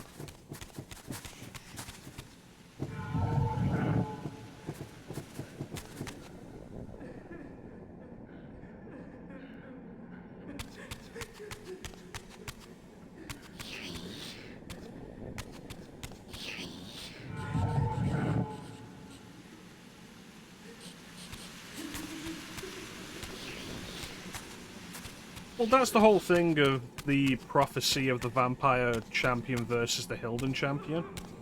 It's unclear who either is. But looking at that picture, if you were going to say Raziel looks like one of the two, it'd be the vampire savior.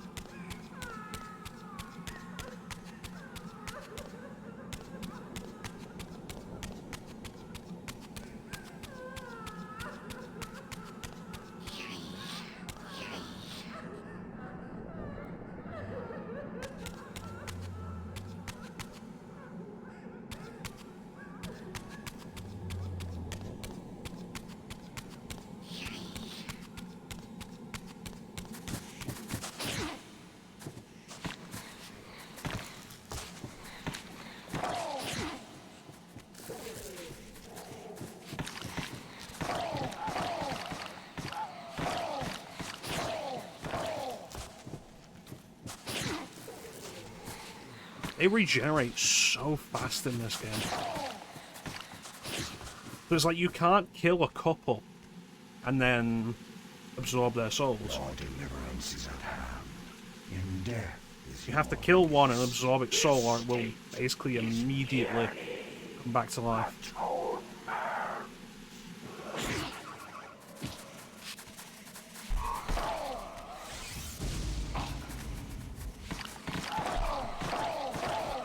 None of this feels like a good idea.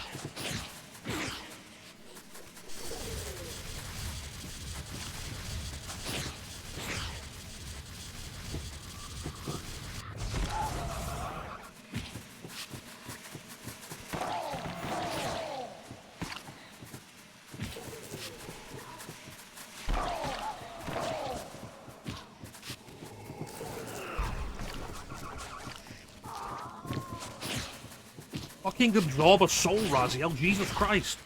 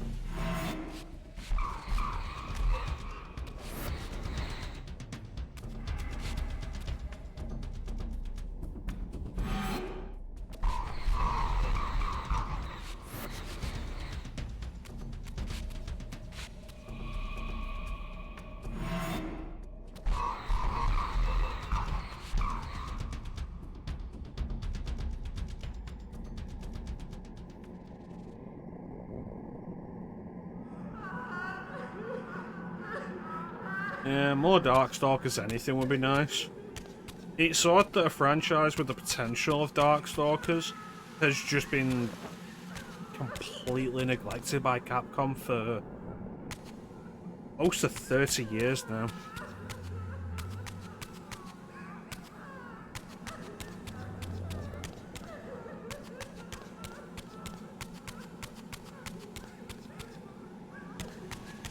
Yep, none of this has been fun, Ninja. Spectral Realm looks at its worst in this game.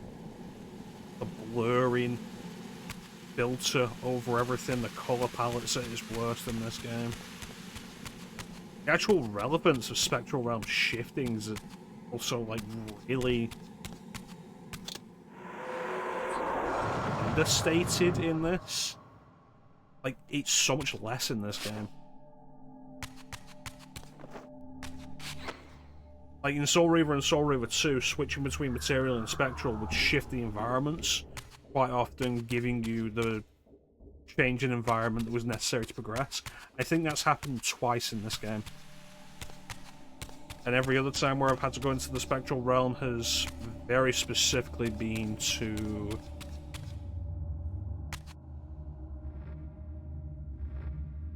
get through a grate.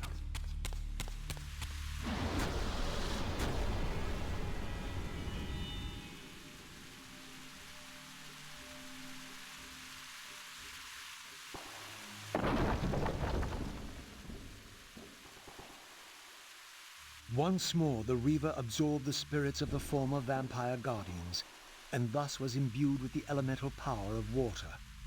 Perhaps now I could enter that mysterious crypt at the end of the garden.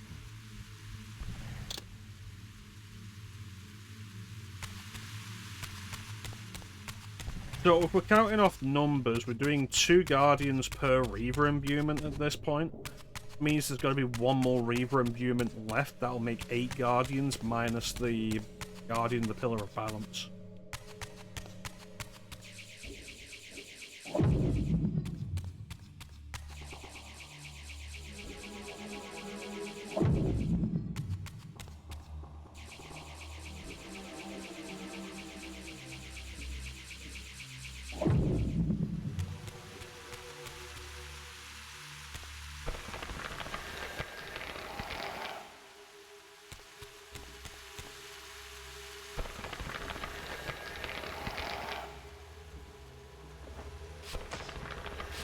I feel like you're more into this concept than anybody else, Teak. Some of them, yeah, I can agree with. Like Morrigan in a stylish action game. Sure. Felicia in there, maybe as a secondary playable character. Maybe, though I'd expect Lilith more. But by the time you're getting into Ace Attorney style, I feel like you've gone too far.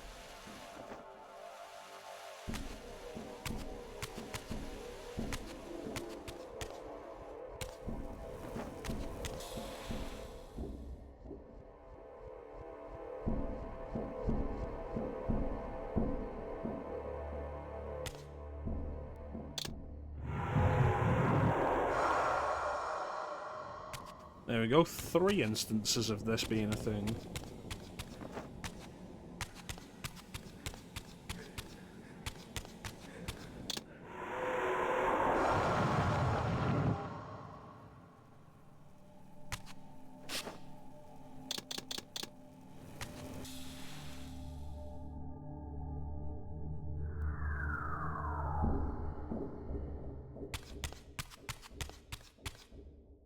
But yeah, it is most certainly strange and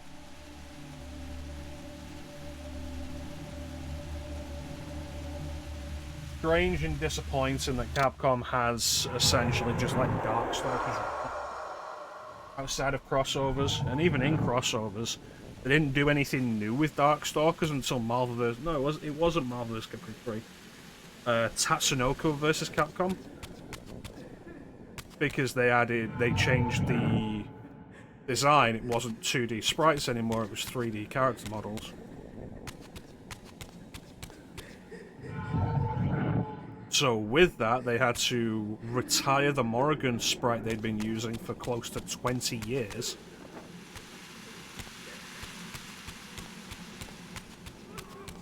And make some new Darkstalkers related assets.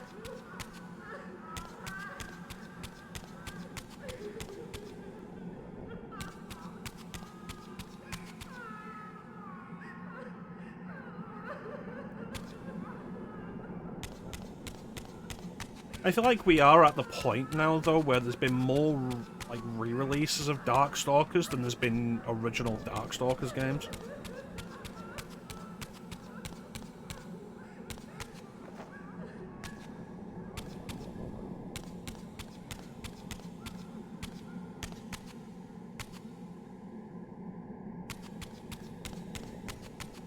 I think, technically, even in the most generous definition, there are 5 Darkstalkers games overall.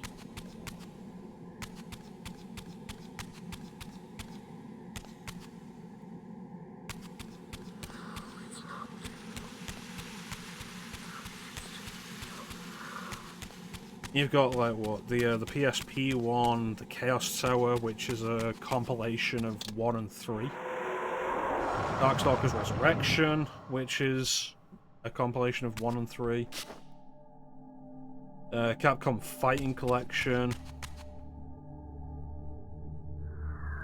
I think, like I say, most generous, you would say 5 Darkstalkers games. In reality, I think 3, at best.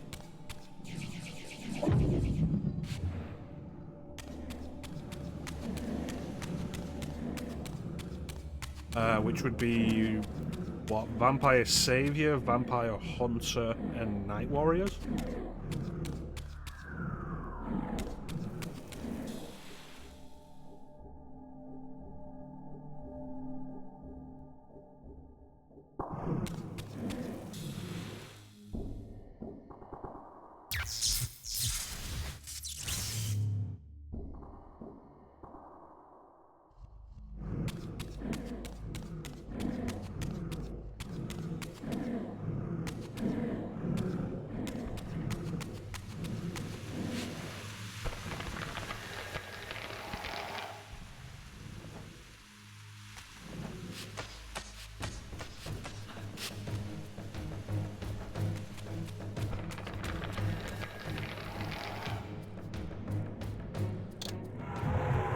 Well, that's why I say, like, the original Japanese name, I think it's Night Warrior, Vampire Hunter, then Vampire Savior. But there's also, I'm pretty sure, Vampire Hunter 2 and Night Warrior 2. And those are just,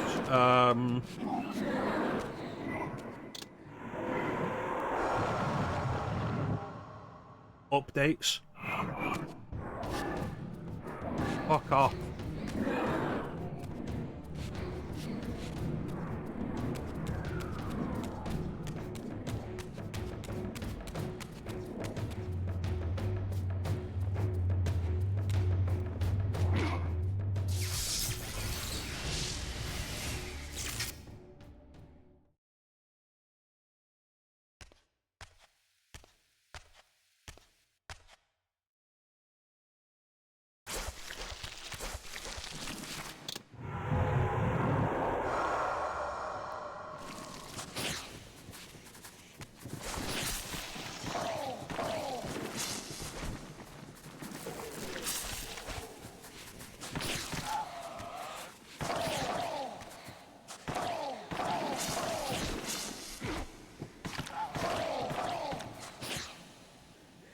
Yeah, I fucking know.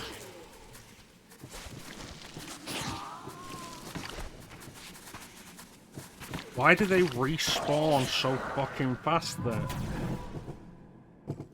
And holding the feed button doesn't guarantee that I'm going to feed. So tired of this game.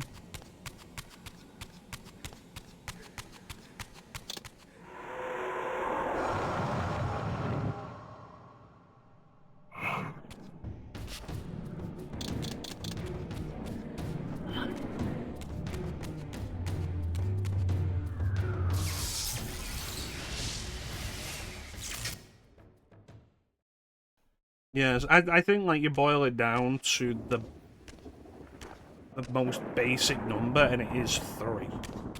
3 Darkstalkers get.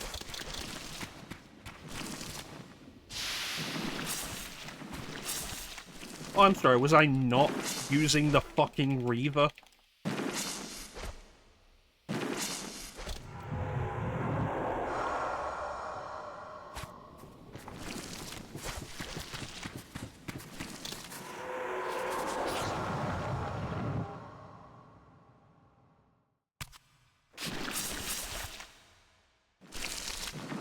Fucking kidding me.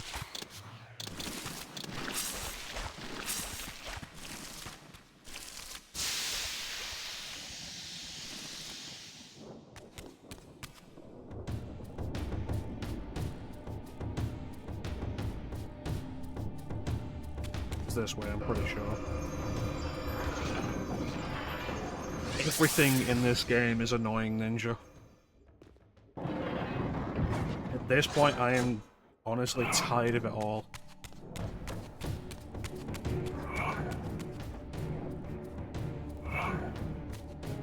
I'm tired of the fucking dialogue, even.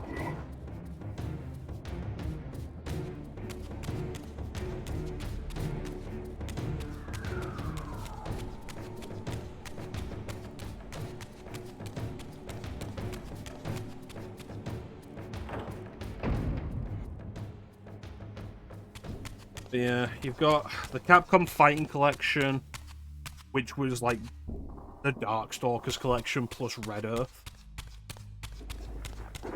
They're included in the Vampire Savior, in the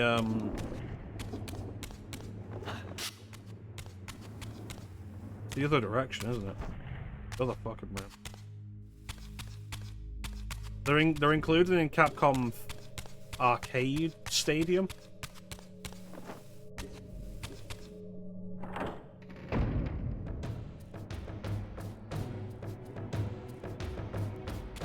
Well, the Street Fighter 30th Anniversary Collection was interesting as kind of a on-paper look at how many of those games are Street Fighter 2. I think they had 5 versions of it.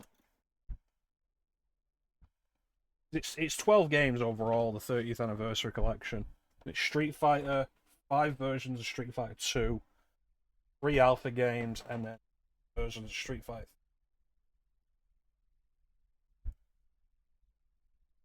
But I don't think that counts stuff like the Champion Edition for the Mega Drive.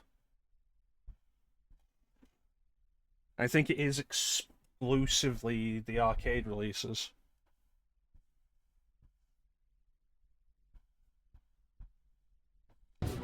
So if you count like the individual console releases of Street Fighter 2 as well, it goes higher. Plus it doesn't include stuff like Hyper Street Fighter 2, that was on the PS2, Ultra Street Fighter 2, which was on Switch.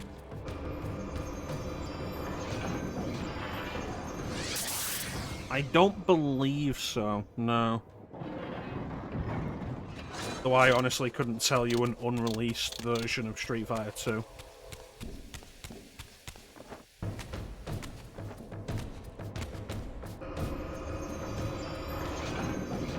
I think it's like Street Fighter 2, The World Warrior, Street Fighter 2 Turbo, Super Street Fighter 2, Super Street Fighter 2 Turbo, and possibly Champion Edition. And like the Mega Drive version I'm thinking of is a different name. Not sure. But it's specifically like the arcade releases.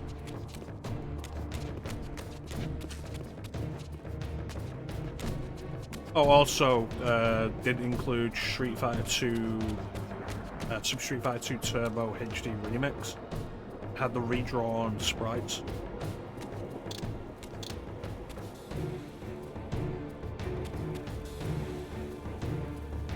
Yeah, I have no idea about that one.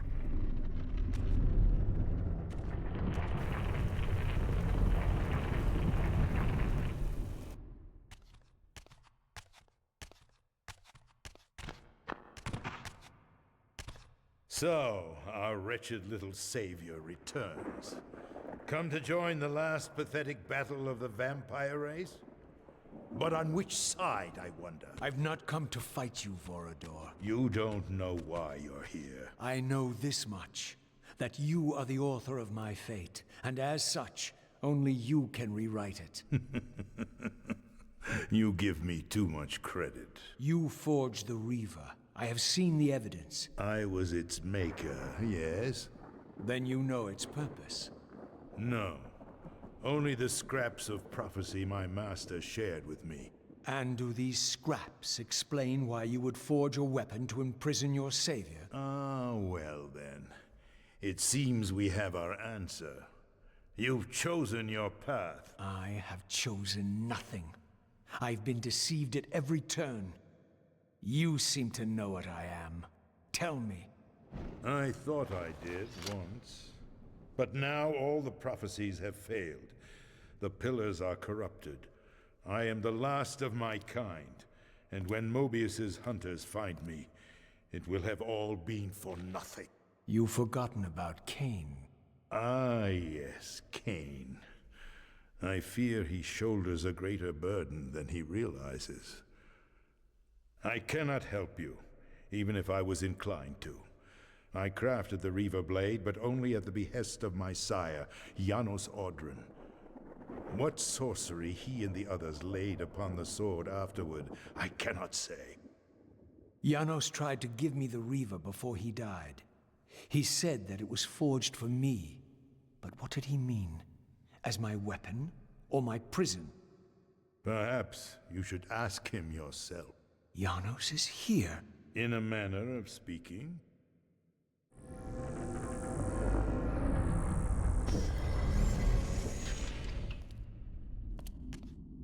Why did that make tech sounds?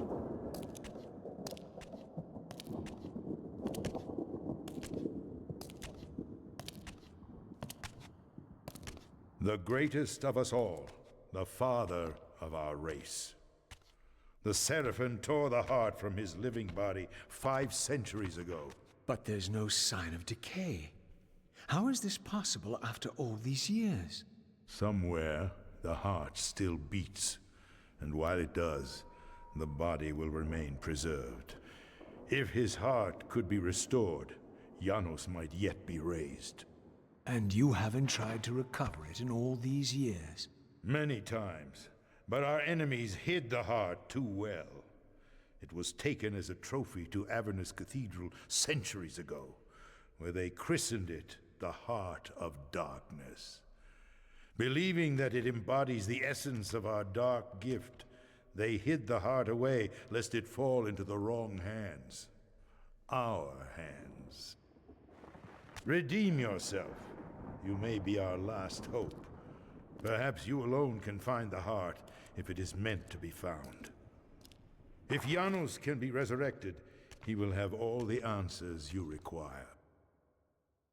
This key will open your way to Avernus. But be advised, there are dark sorceries at work in the cathedral. You must be on your guard.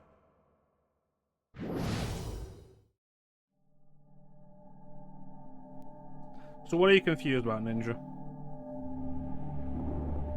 Super Street Fighter 2, Spawn Bar. Any idea what's different about it, Seek?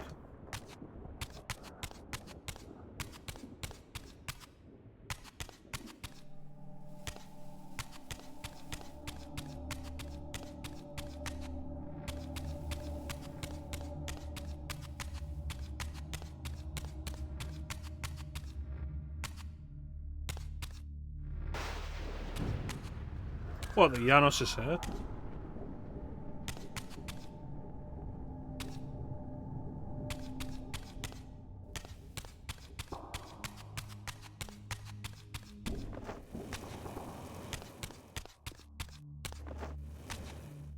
Fucking camera.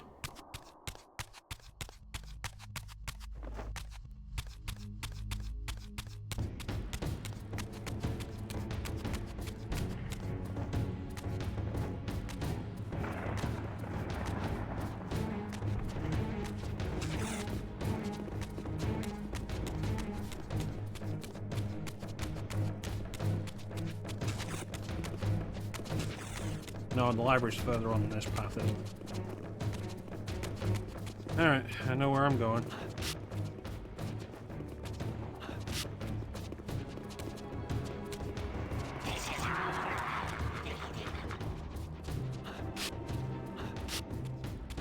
Okay.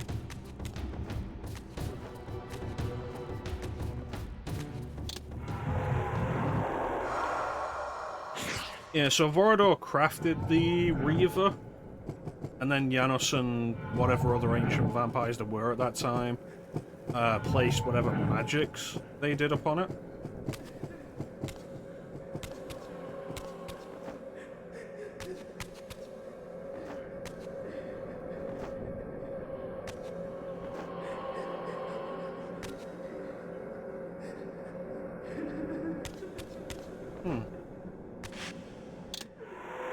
That's curious and oddly specific. I can't imagine anybody would have been like, okay, let's get this for this purpose. Rather than just being like, okay, you're going to take turns on this cabinet or on, like, several cabinets. Probably why it went unreleased.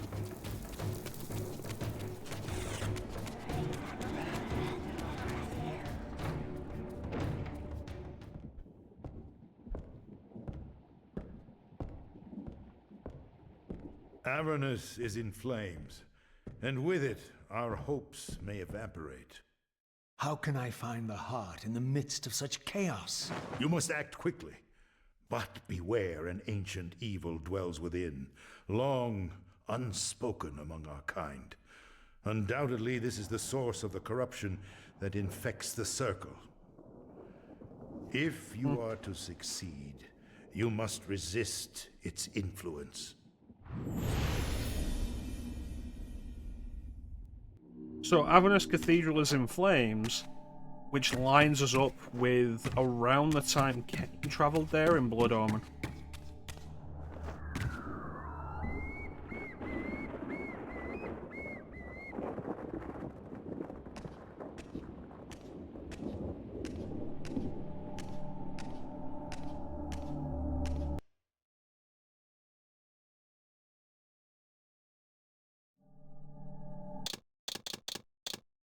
I don't want to play any more of this.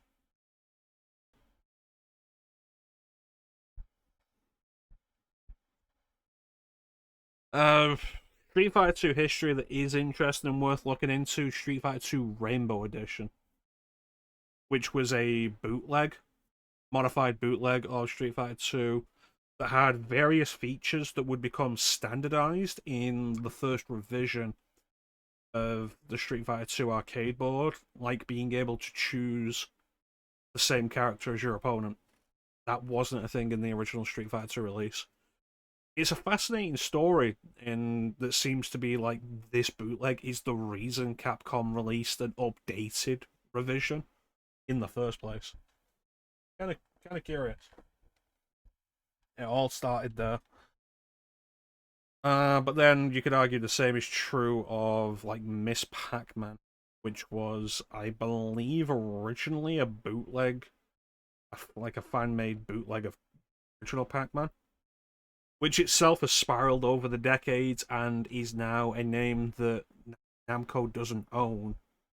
They don't own the rights to the name or the rights to Miss Pac-Man's design. So Miss Pac-Man has been redesigned in recent years and renamed Pac-Lady.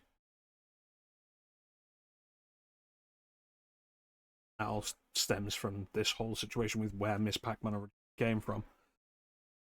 But anyway, that is going to do it for us today. I want to thank everybody for joining the stream. I always really appreciate the support. Big special thank you to everyone in chat. Chat is always the best part of the stream. Flame, Ninja, Lady Retro for the raid, Antique. Thank you so much for joining me and keeping company. We'll be back probably tomorrow with more of this. I don't know how far from the end we are. We might finish it tomorrow. I don't know. I want to get out of here before this ad starts, and I don't want to snooze it. Teak streaming tonight. You all know Teak. Doing his Saturday thing where he is, I believe, still doing Prince of Persia Sands of Time.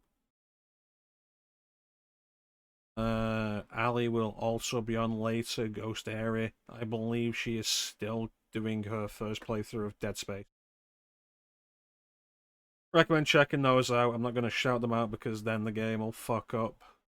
Because it's a full screen application and yeah. But yeah, here, have a random sound. There you go. And with that, there's not really anything else to say except thank you all for watching. Give yourselves a fantastic time of day, and we'll catch you next time, guys. Bye.